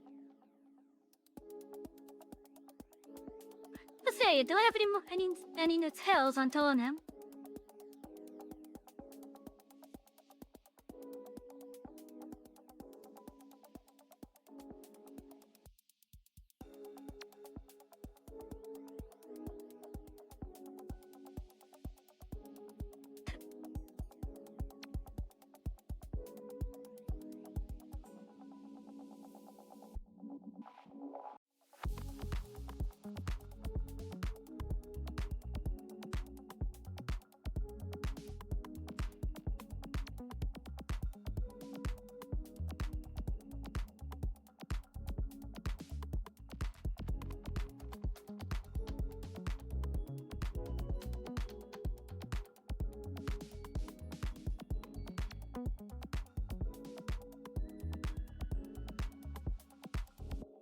I guess I'll do a midstream tell.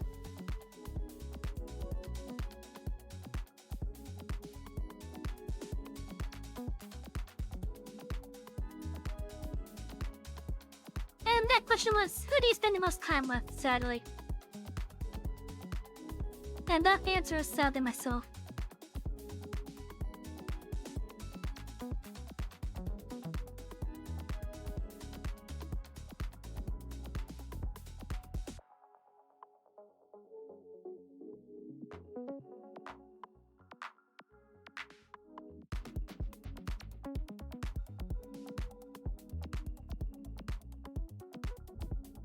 I wish people would stop asking me relationship questions though.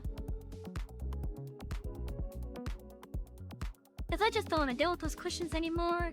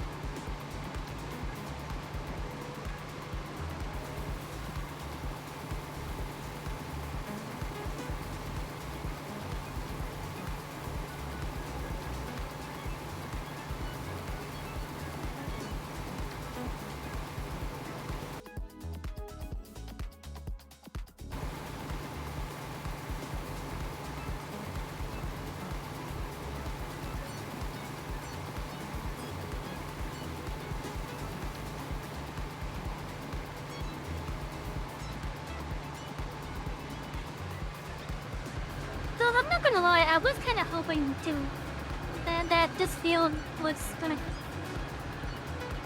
not gonna take the rest of the stream, but it seems to sure have taken the rest of the stream.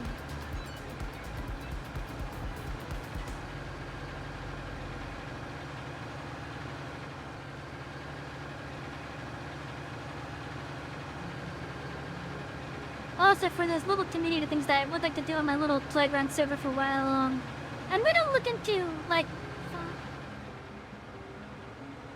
I'm pretty sure I might not be able to do it on Twitch for sure. But I'm gonna research it. Because worst case scenario, it just stays as a Discord thing.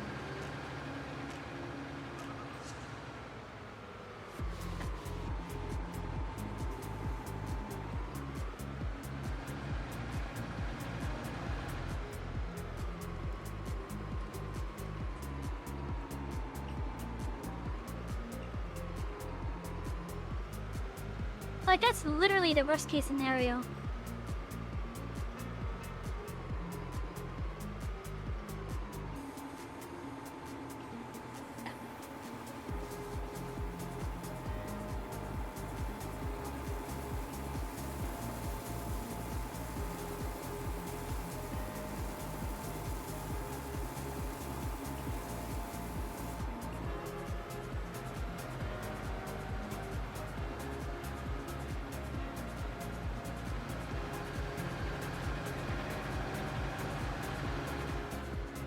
But the no cars come up this way.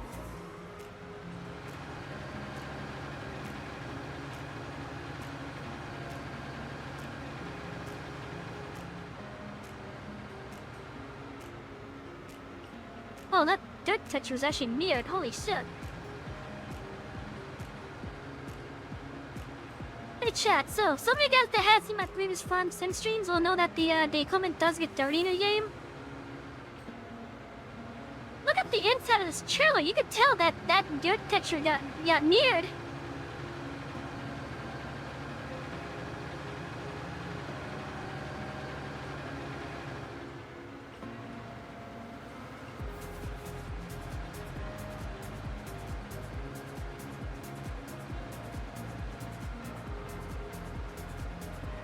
I wonder just by how much is it mirrored though?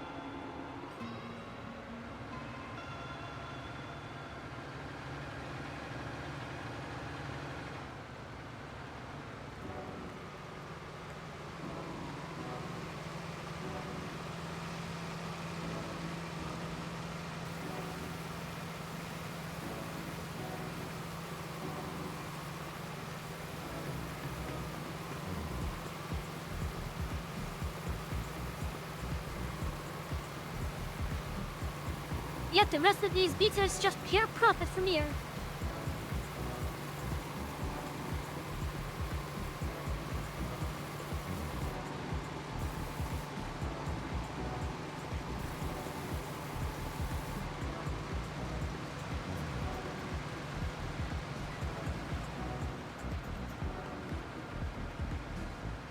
And I'm gonna remember to let this actually finish. Because last time that we had a contract in which I was considered complete, I happened to have saved the game and turned it off. Then when I turned it back on without having turned the contract in yet, I found out the hard way that if there's still a crop to harvest, you won't be able to do it.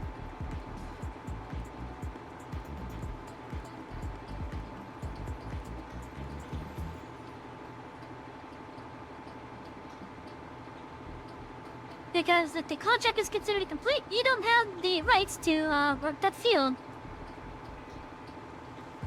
Especially if you decide to close the game and then load it later on. I learned that the hard way. So if you're gonna do a harvest contract, harvest everything. Not just needed for the contract, but everything.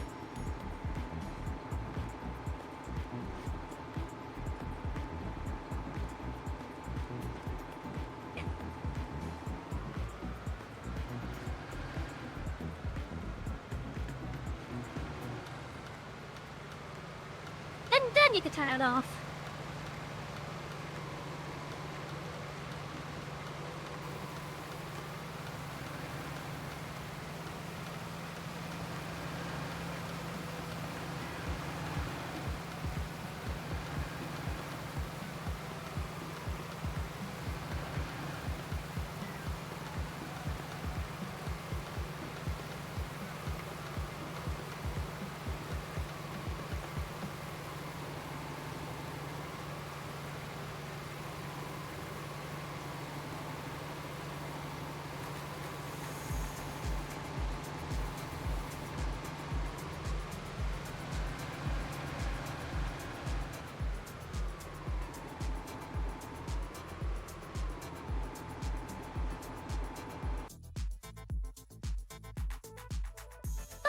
see.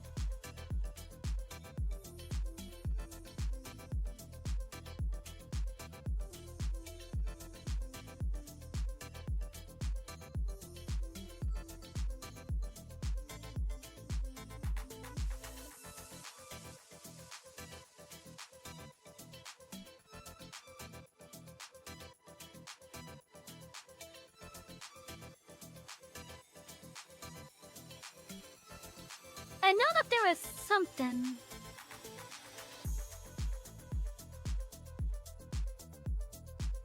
Something meant to help with funny stuff on Twitch.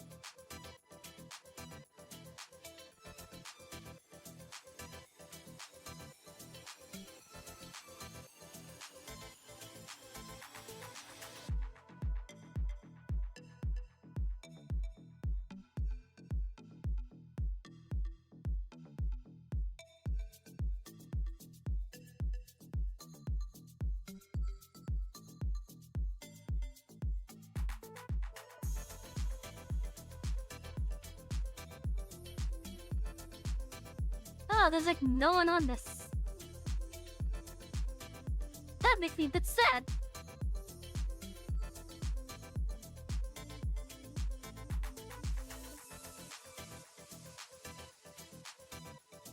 Okay, what if I go to the other one?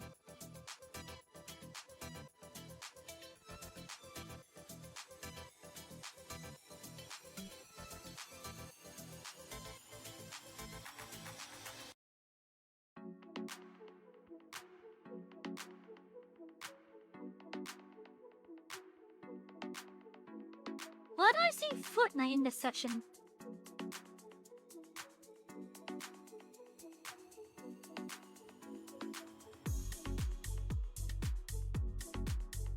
Hey chat, so I would like to go into a raid when we finish in about half an hour. I would like to get the suggestions on who we could go to. I would prefer doing a VTuber that needs the help with getting to affiliate.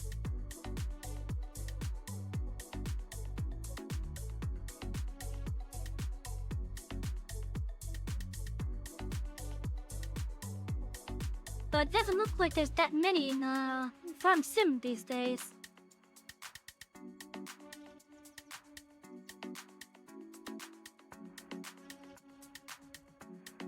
That doesn't look like Farm Sim at all.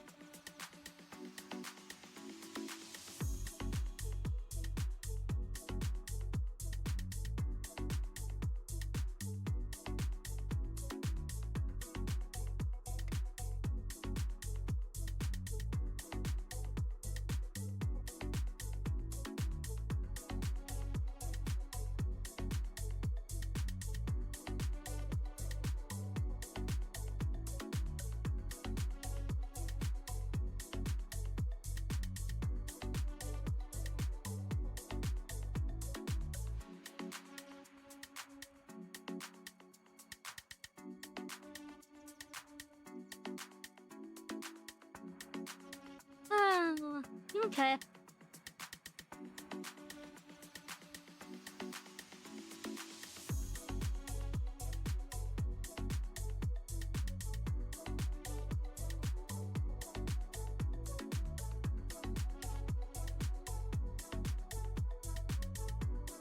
And another following, let's see.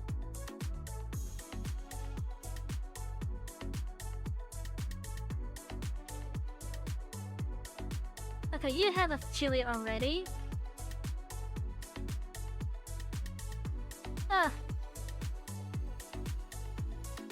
Okay. Well, if that person's still on when we get off, we will go to them.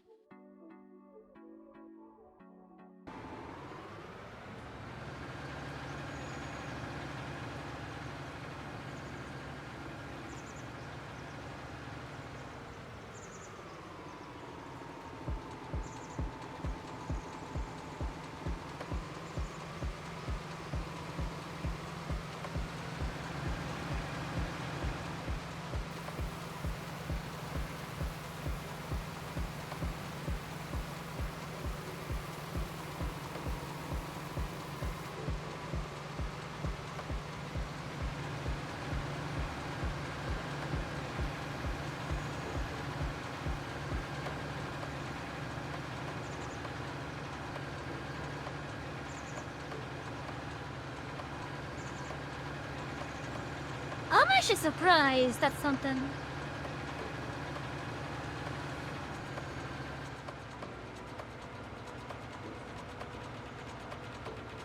Actually, no, never mind. I thought of it. I'm no longer surprised.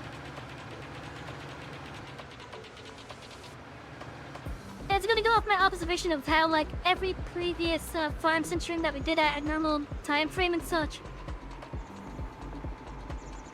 We usually ended at relatively the same time that we started, and we're talking about, I'm talking about like in-game time.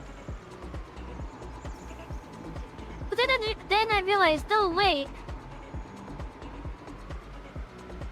The reason why we haven't gotten back to noon yet is because, one, the game is on 5 times speed in regards to time, meaning it takes 5 hours to do a full in-game day.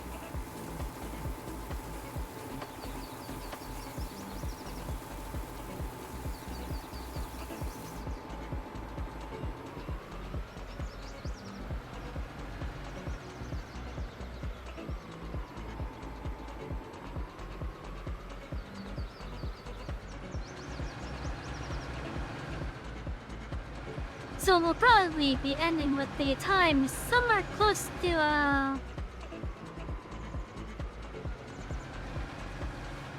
oh, I want to say maybe 7:30.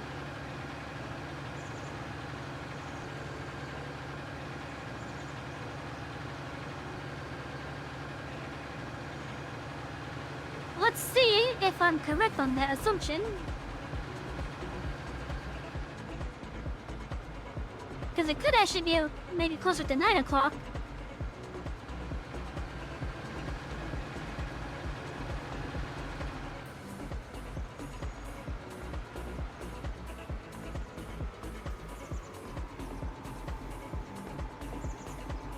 Yeah, especially since when we did start, it was like approaching 1 o'clock.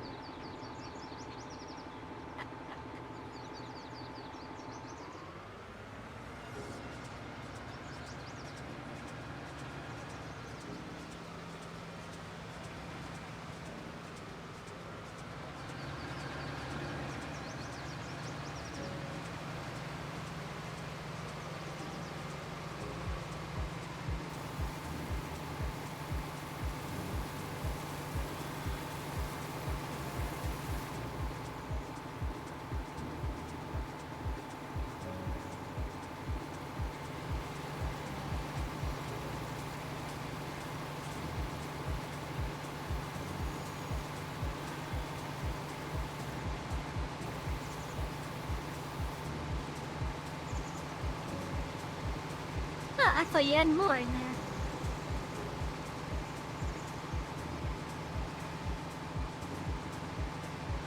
So listen, we were at 54 when we started.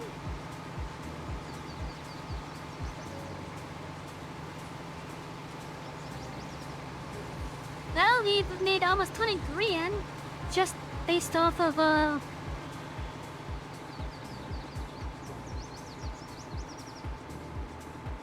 extra crop alone. There we go.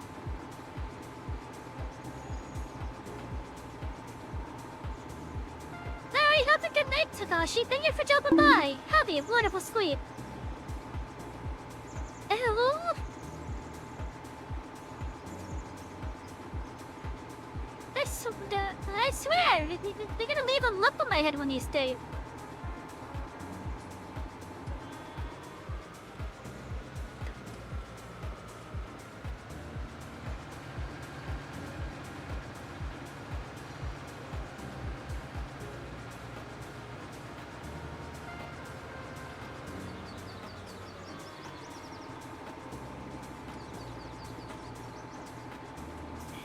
Have a wonderful sleep, Takashi.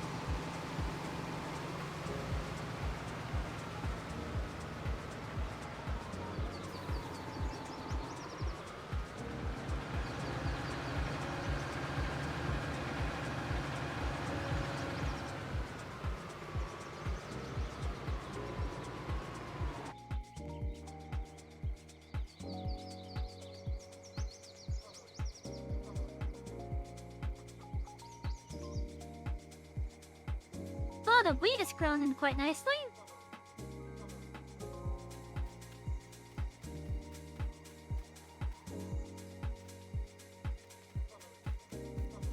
We have the whole session that grew up earlier. You tell about the height.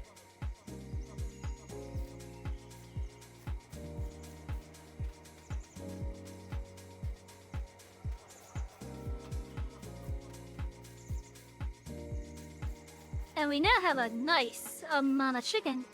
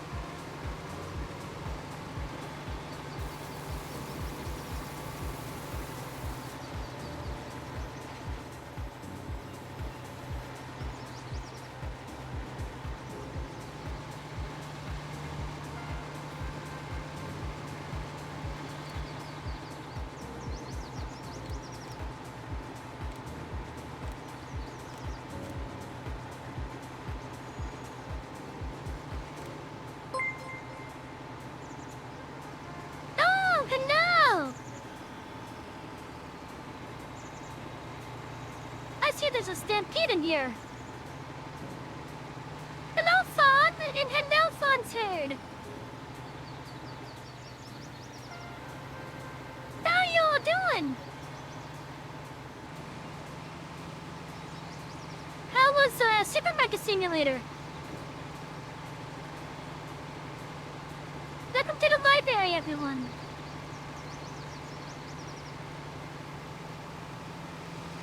That's good. You know, somewhat of a funny thing because now I gotta look for a new target. I was actually thinking on rating you if you were still on when I ended in about 20 minutes.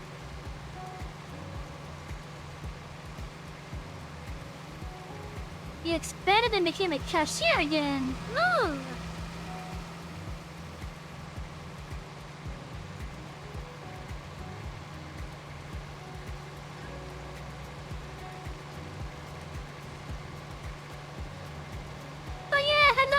Welcome to the library.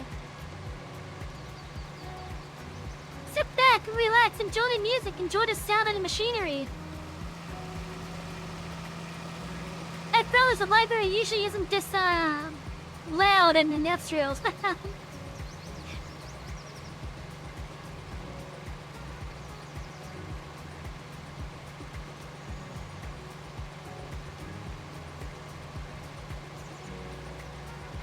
Welcome to the library, everyone. I'm Savvy, the head librarian here at the Artist Library. We usually do games where you can just sit back, relax. Whether that be a simulator like Farming Sim, or a story-based RPG like Final Fantasy. Pretty much, if you can sit back and relax to it, we'll probably apply it here. Of course, I also have my, my moments of psychoticness, where I go on murder rampages.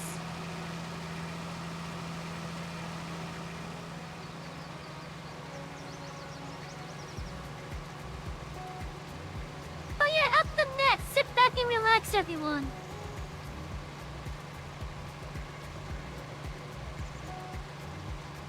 Wow, the AI really missed quite a bit of stuff.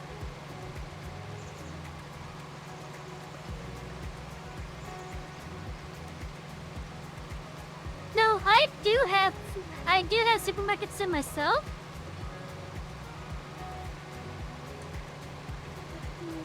But I haven't played much of it, but I have played enough to know what I need to do now. And I actually plan on bringing that to stream one of these days.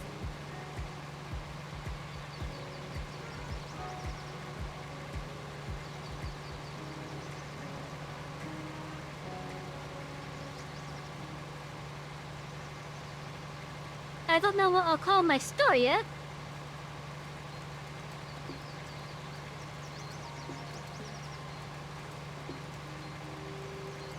It's not gonna be related to Arita, sadly. Because that's kind of reserved for the library and the farm here.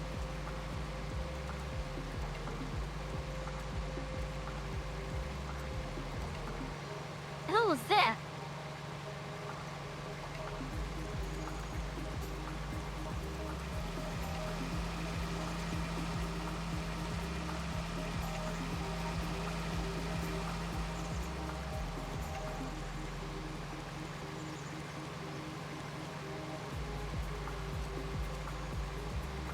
Let's see, is there any more beats that haven't been collected yet?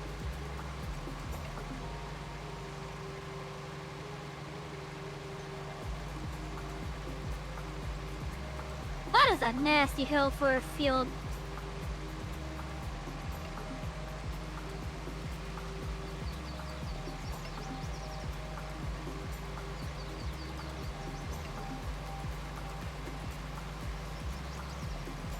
I think I may have gotten everything.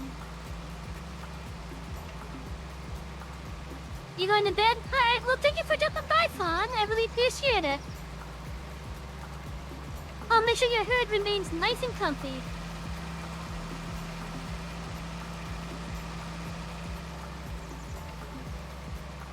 I am wanting to find another person to raid, but there's like no VTubers doing farm sim. So maybe I might look into Stardew Valley, because they did just get an update for that game.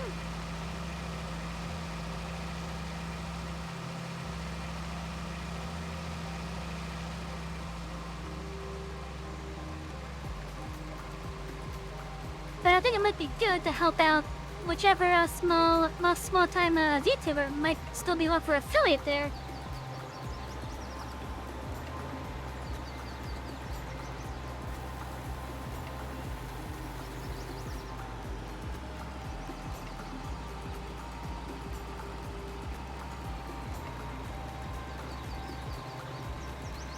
Oh yeah, Fawn, if I didn't say it already, well, if I did, I'll say it again just in case. Have a wonderful night, and thank you for dropping by.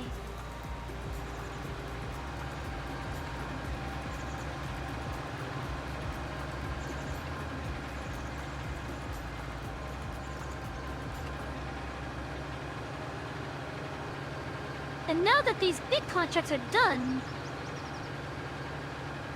that is at least 60 grand for the contract themselves. I've already made roughly 16 grand just off of extra crop.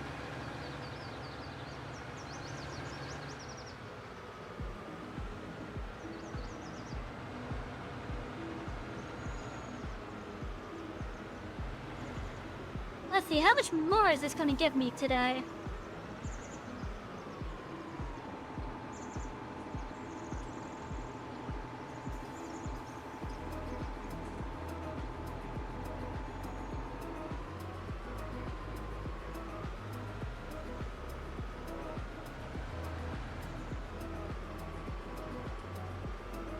So, for those of you that are new to Farming Simulator, this game basically is, it's a simulator game that at least simulates some of the more equipment-based stuff of farming. Okay, so you get roughly 20 grand out of the extra crops. 20 to 21 grand out of the extra crops alone. That's actually pretty good. Oh yeah, so Farming Simulator does... Well, it simulates farming with the more heavier equipment like tractors, harvesters, etc.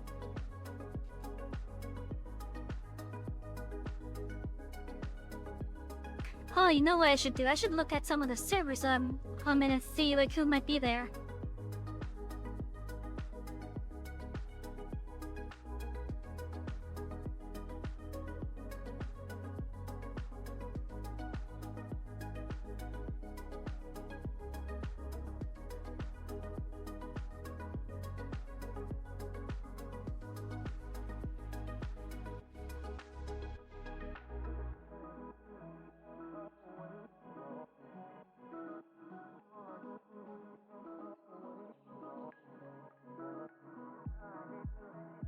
Let's see, what is this person doing?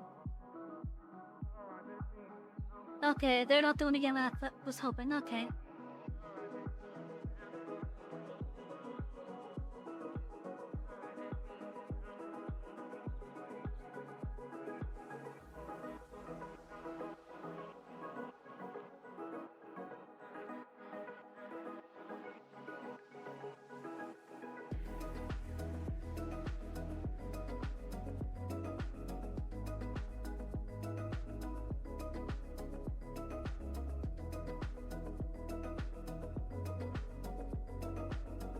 Yeah, okay.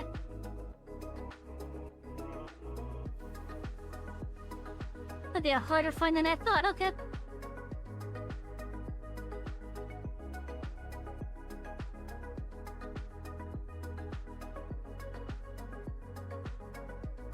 Okay, that must have, I'm gonna look for a VTuber that is still working their way towards affiliate to help them out.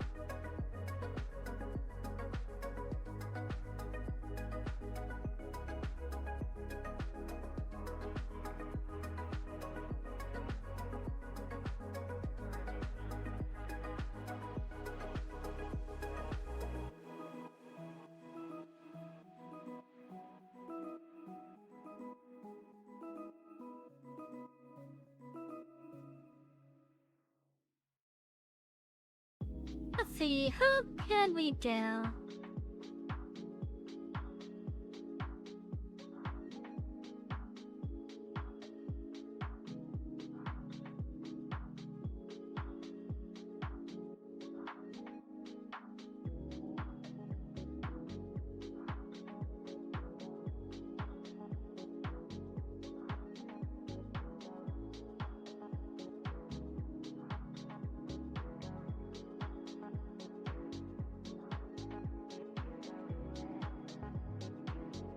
Not that person.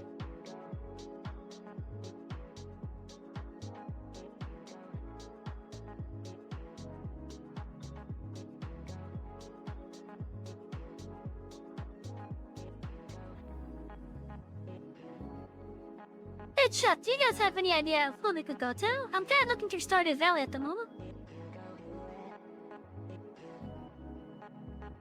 I'm looking for a VTuber that is preferably still working their way towards getting a affiliate.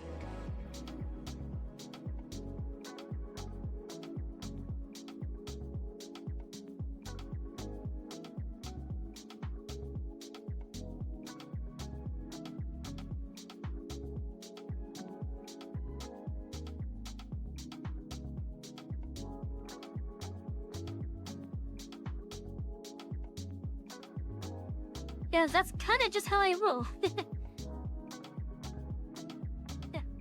Basically just wanna help them at least get closer to it, if not reach it.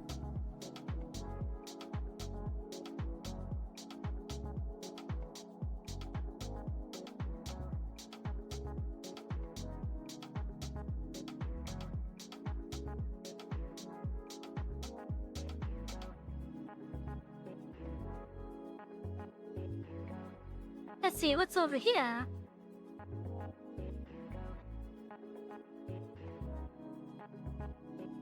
Do they have that?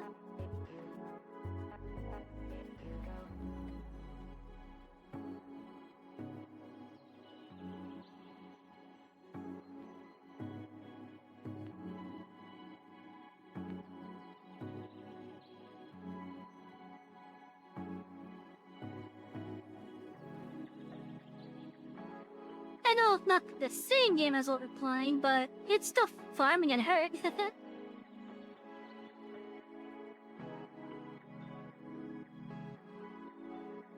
Oh my god, that's such a cute little avatar.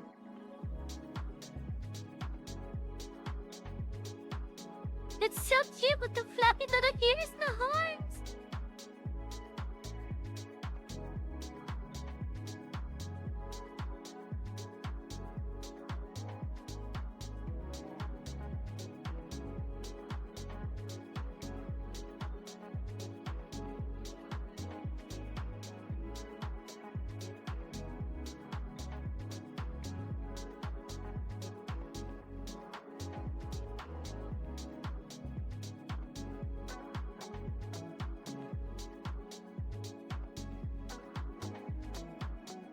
Yeah, I'm sorry, Chad. I'm trying to find someone to share the love to. That just may have actually passed someone that actually needs it.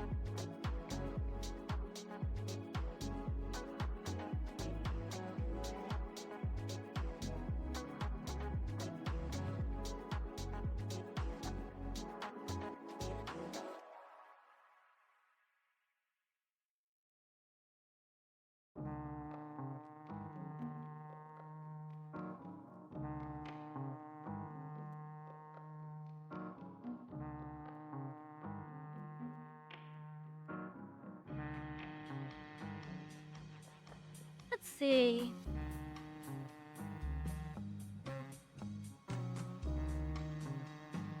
They got affiliate, so maybe not that one.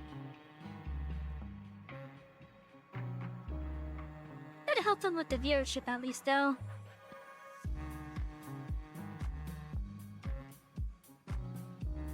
Lion! What? I think someone forgot to, take Stardew off their, game category.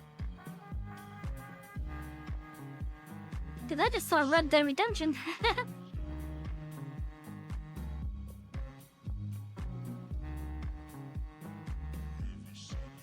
Oh my god, is that the avatar that I think it is? Oh my god, it's so cute!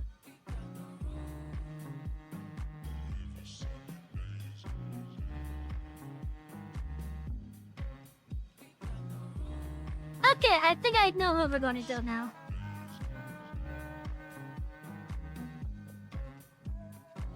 Anyways, let's collect these. We now have 143 grand. Which should be enough for us to get that hamster that we wanted.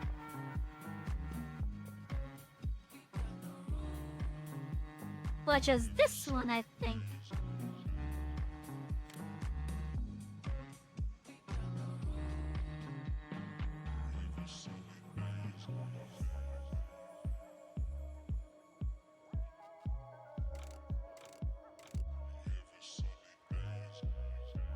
I think it was this one.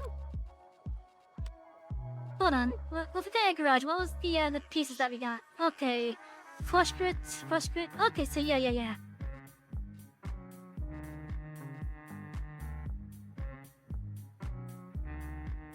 Oh.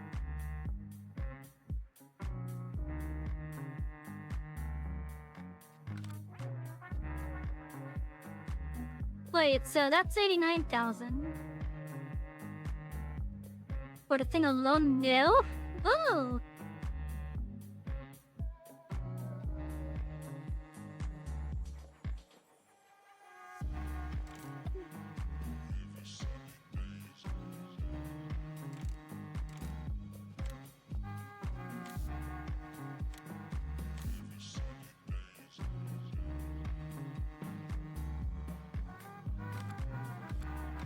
Wait, let me go to the shop. Cause I know our other stuff is over there.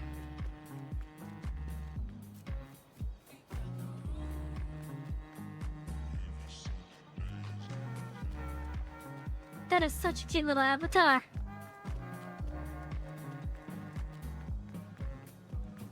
I don't know why they have it to followers only though. Maybe to avoid the bots.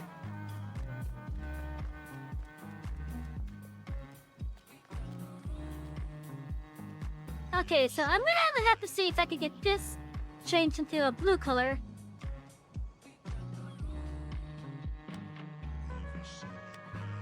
Does that header... Is the header able to come in blue, though?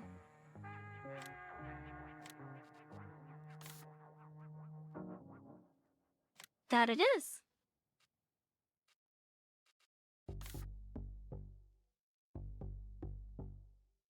We're gonna have to get that changed.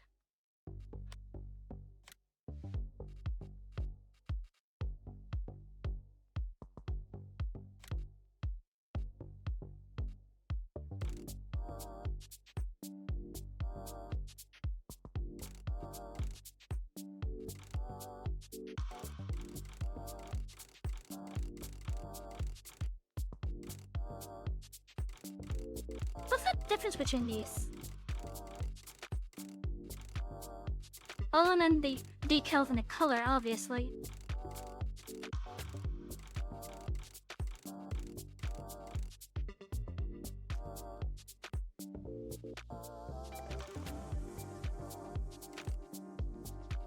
There's no difference with that.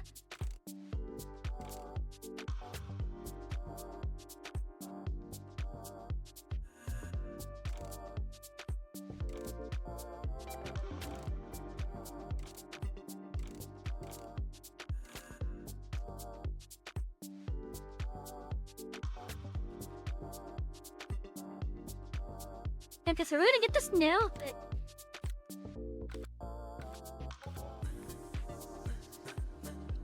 We now have our new harvester chat.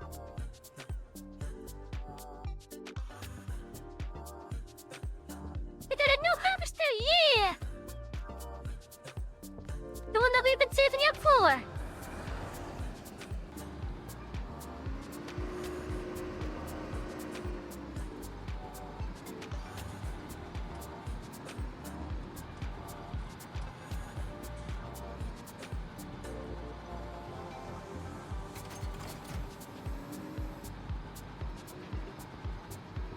Let's pull one of these header trailers out.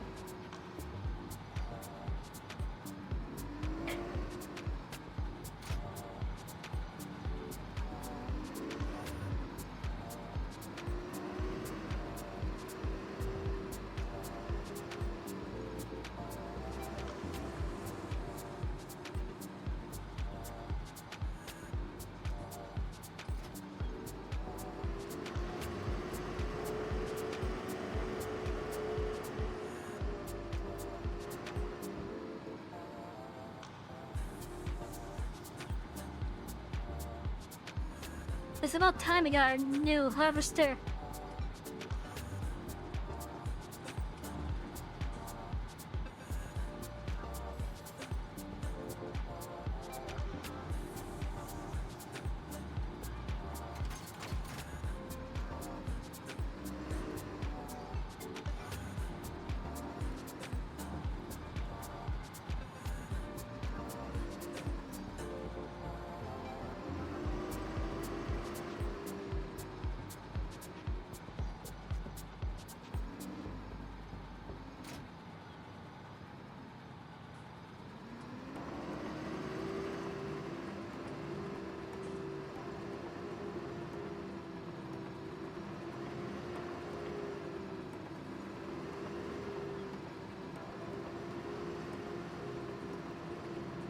I'm so happy to have gotten this new harvester now. We've earned it, chat.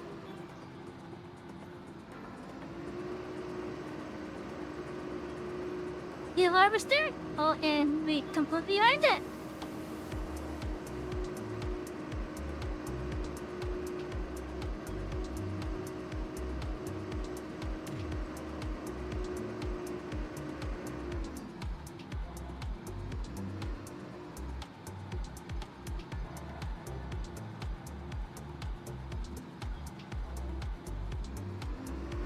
Excuse me?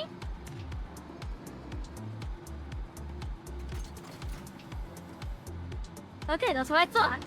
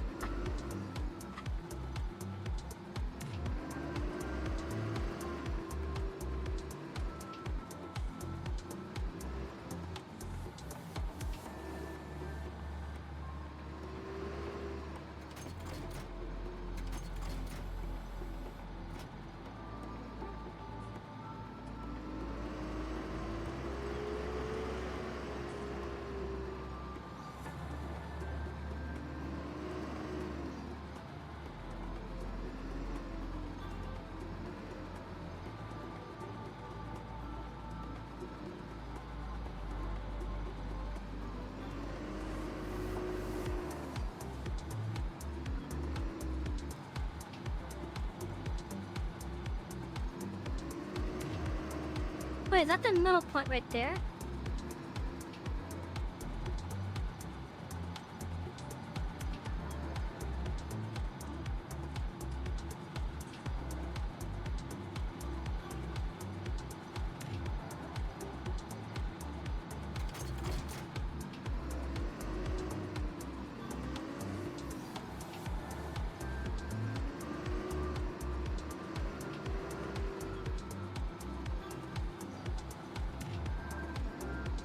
Because we're gonna get this repainted.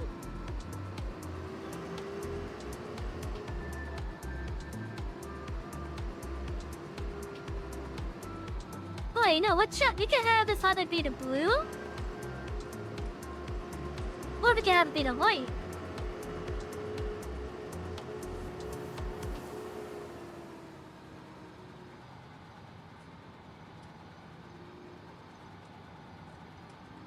What shall we have it be? Let's see.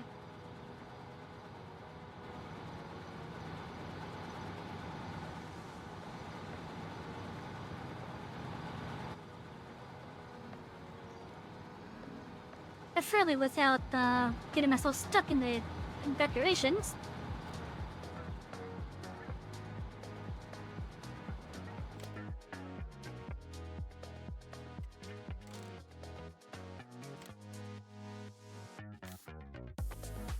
Oh yeah, they could get it in the blue color, which I think this is probably closer. So this is the lambkin blue, or we could do the pure white. You know, I think I kind of like the white better.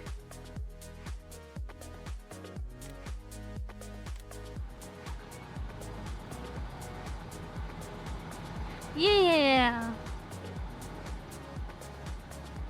That I should do quite well.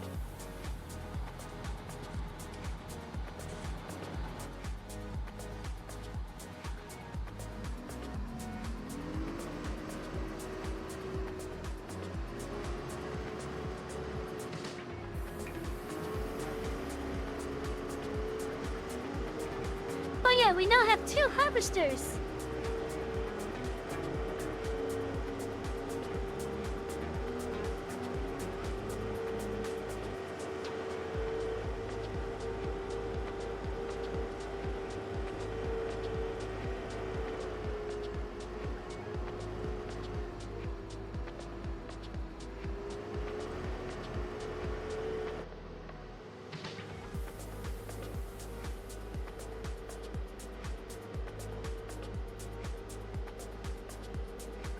This is such a good feeling, chat, having a new harvester.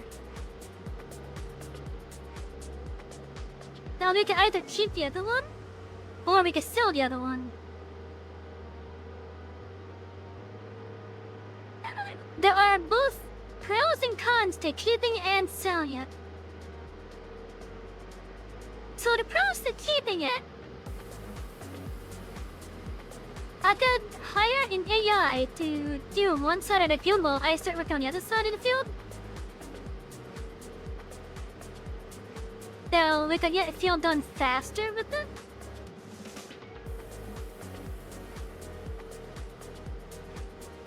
The cons is that it'll cost me more money over time.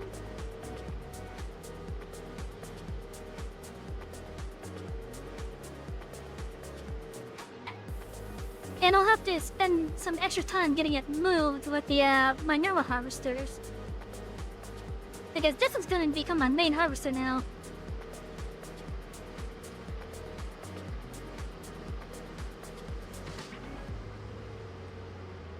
At least until we could afford to get a newer one.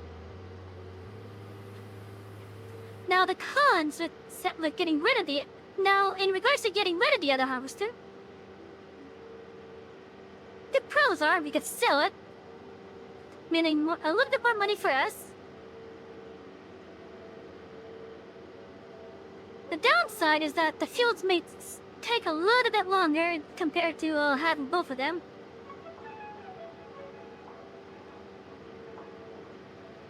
But we won't have to worry about moving it too.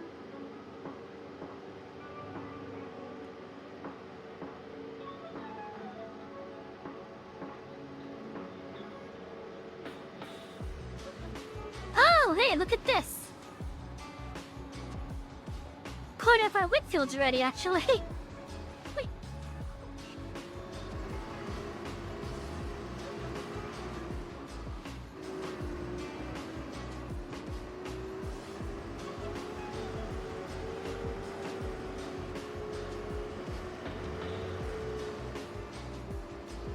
That's actually nice to know, I'm not gonna lie.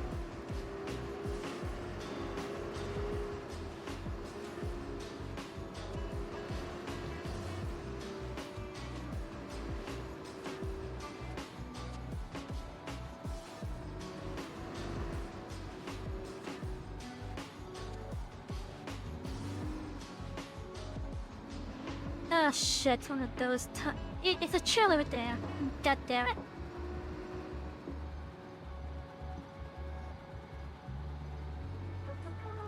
I hate that type of trailer. The articulated trailers, I hate them.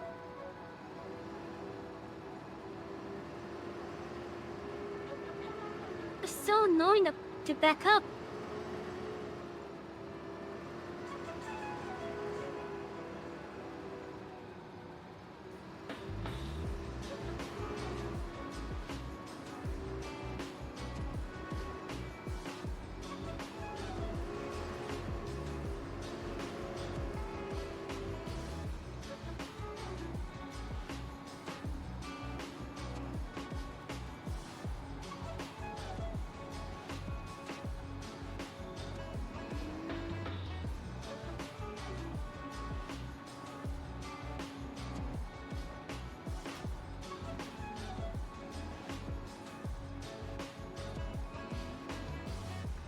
They're not easy like those trailers.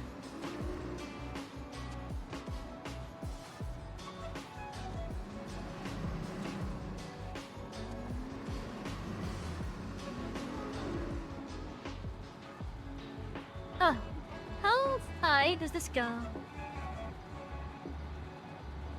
It doesn't seem that high.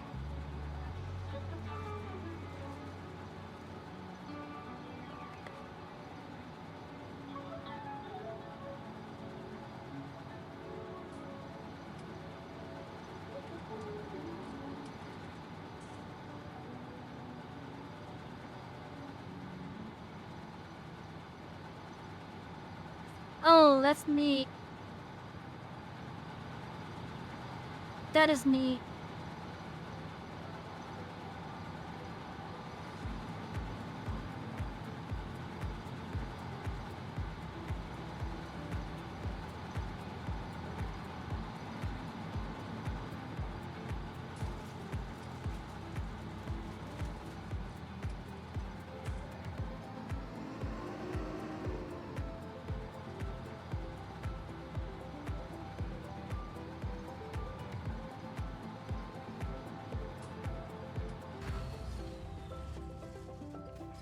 Okay, so I think I'm gonna use our checker to go grab the other one, because it'll be faster.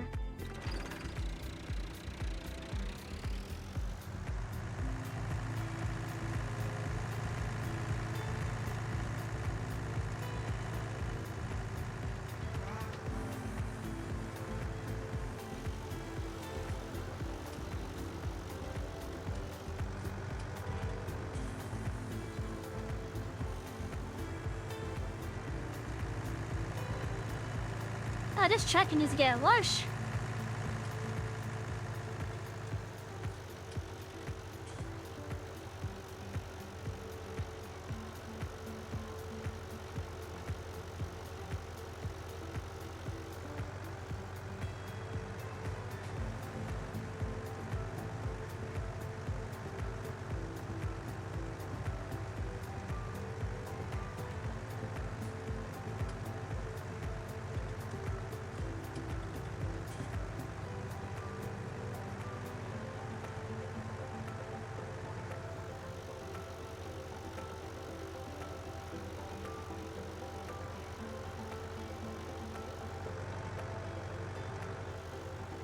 Oh yeah, so chat, hope you guys have been having a wonderful Wednesday night.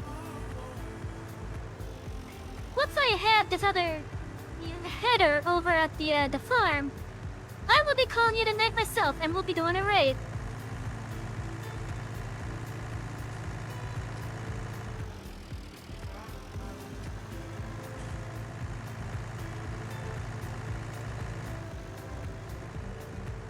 Assuming this person allows raids on their channel.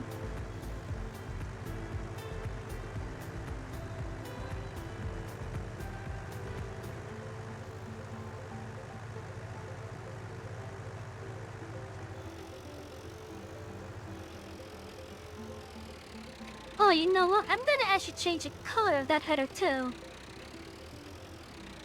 I want to make this one also white.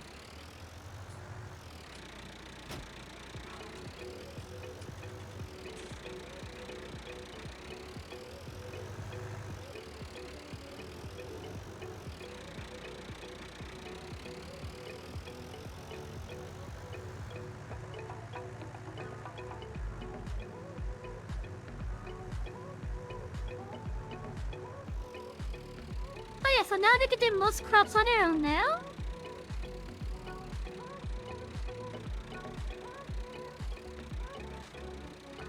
Oh, that's actually a long header.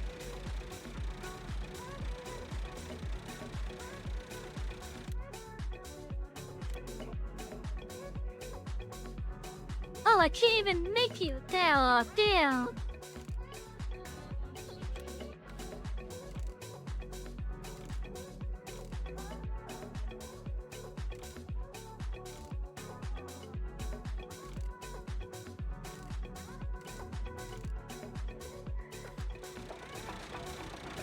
Okay, if I make you like that sucks. Oh well.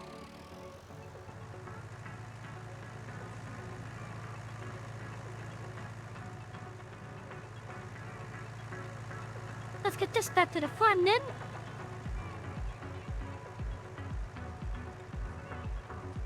You know, I think it's actually a bigger header too.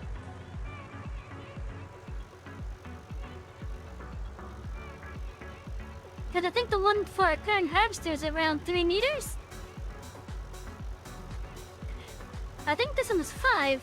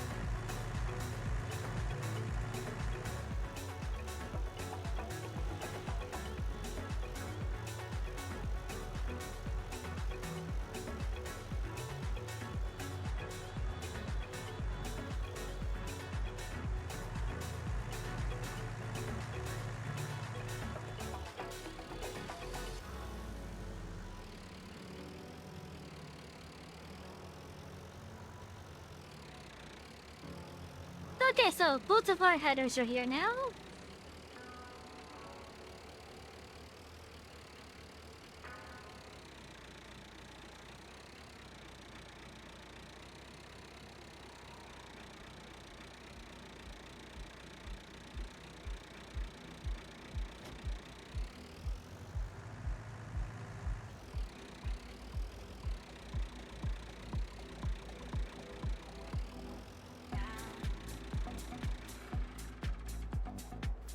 I think I'm gonna pull the harvester out of it so I can do a screenshot for the critters.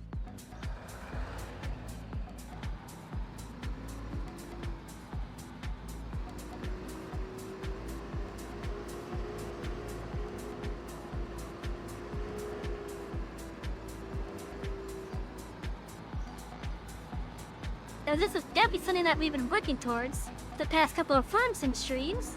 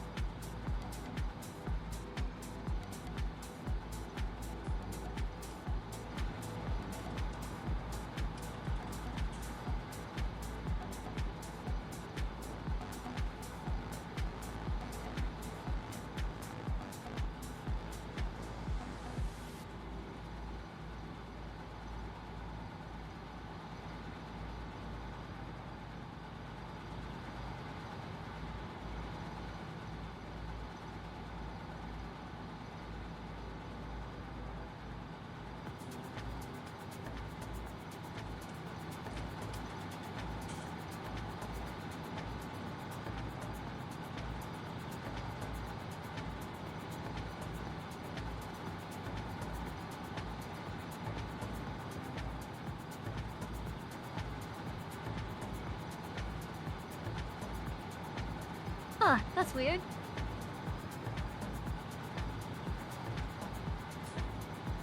Oh!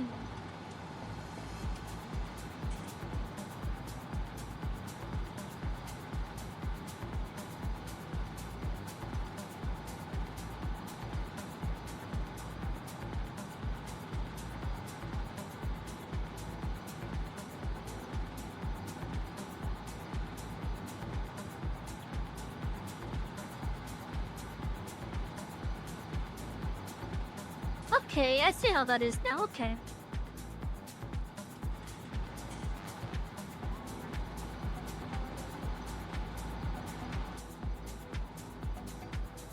But you're in the middle, yo, like...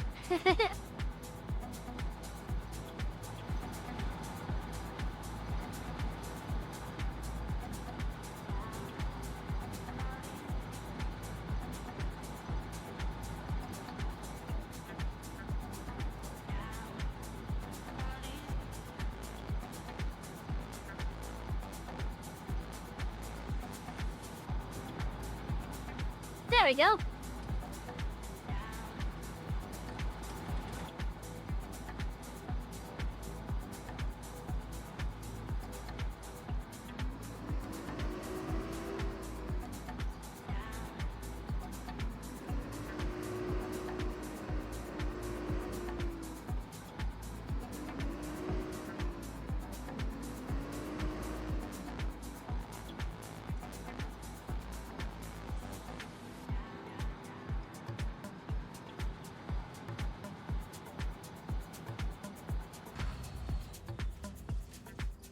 Alright, chat.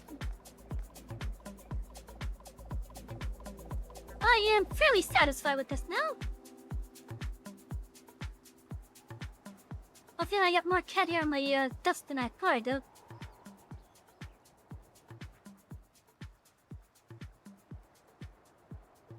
Of coming in nicely once these two fields of wheat are ready. Which will probably be next stream.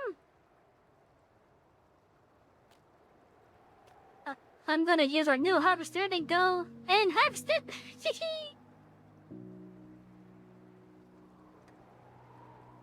We're gonna first use whatever wheat that we do manage to get to feed the chickens.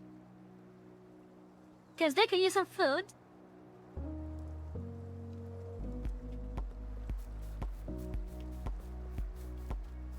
Apparently the thing stopped complaining about how low they are.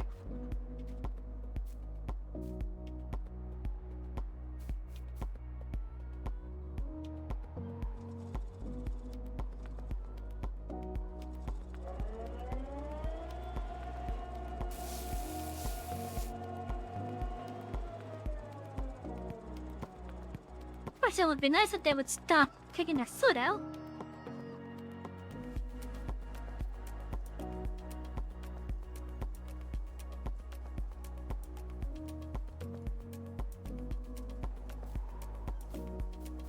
And if you now have 70 chickens...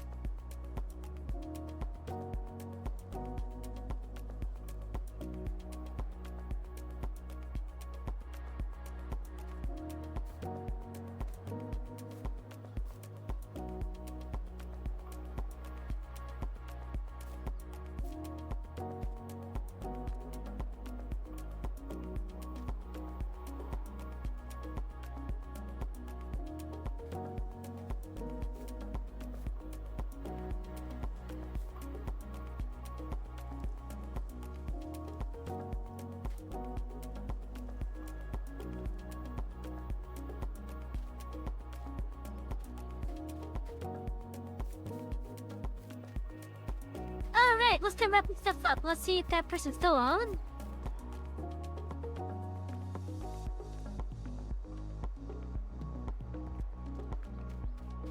In fact, let's be facing our new stuff here.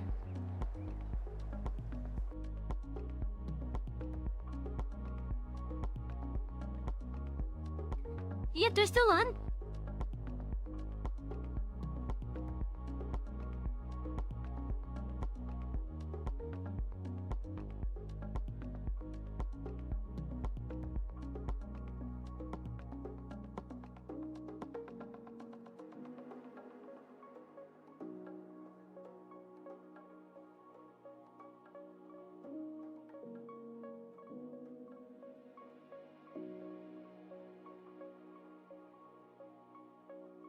Oh, they're fairly new to streaming here.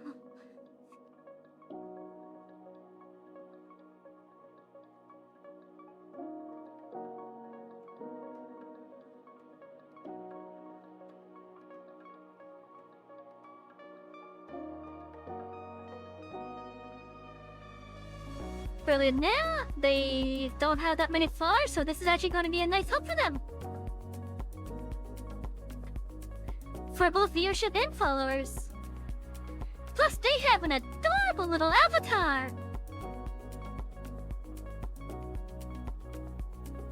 That chat. Hey. Oh shit! I just opened up something I shouldn't have.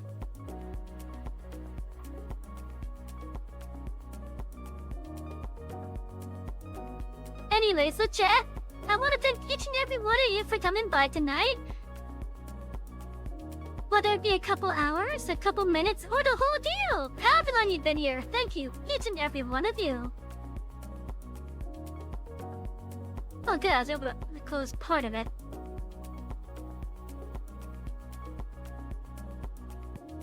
I hope I was able to close that. But yeah, each and every one of you, whether you're a chatter or a lurker, thank you. It really means, it means a lot to me that you guys choose to be here to have me on in the background as alerting. Because it tells me that I'm doing something right, that you find me entertaining enough to have on. And it encourages me to continue doing this and to also ingest to get more entertaining stuff for you guys in the future as well. So again, everyone, thank you. I really didn't mean that. I want to say thank you to Flannel Fawn for the raid. I hope your herd has enjoyed your time here. Feel free to sit back and relax. Feel free to get yourself a library card, aka Fawn. Speaking of Fawn, if you are here and you're not following yet, but you feel that you've earned it, hit that follow button right below the video player. It may look like a hollow heart, and when you fill it in, or have it turn green, so show you know whenever your library is open again. That is your library card. Haha!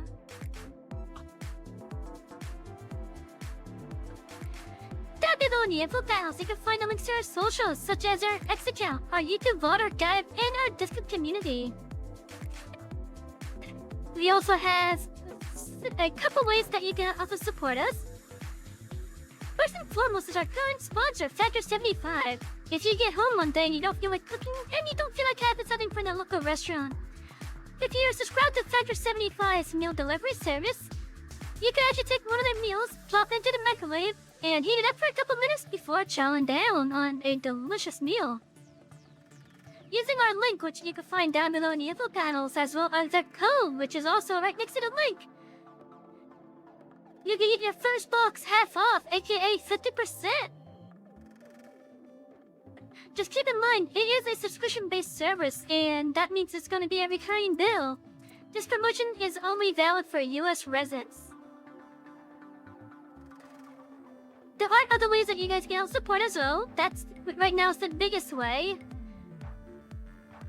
Of course, naturally, you guys just being here helps out, and then that's all that you're truly required to do. But if you feel like you want to help us out a little bit more, feel free to either do a subscription to the channel, maybe share some bits, or you can even contribute to stuff that's on our wish list, such as our upcoming computer on our Throne wish list, which you can find down below.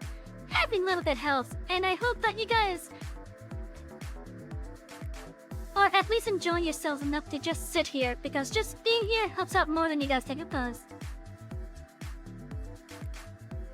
Anyways, we are actually going to be going on to a raid very shortly.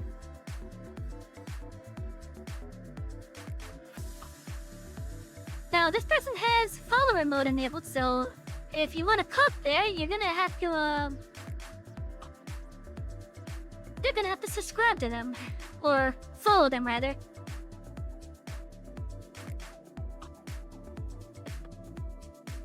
Let me make sure I'm typing their name right. Well, yeah, so we'll be doing it right. I hope you have all enjoyed your time here in the library. My name is Savvy, the head librarian here at Gyarados Library, and I thank you all for coming here. We will be open again tomorrow as we continue Final Fantasy 14 Stormblood. In the meantime, enjoy the rest of your night, everyone, and thank you for coming. Let's get ready for the raid, and let's see if Tharona tells the story. Good night, everyone.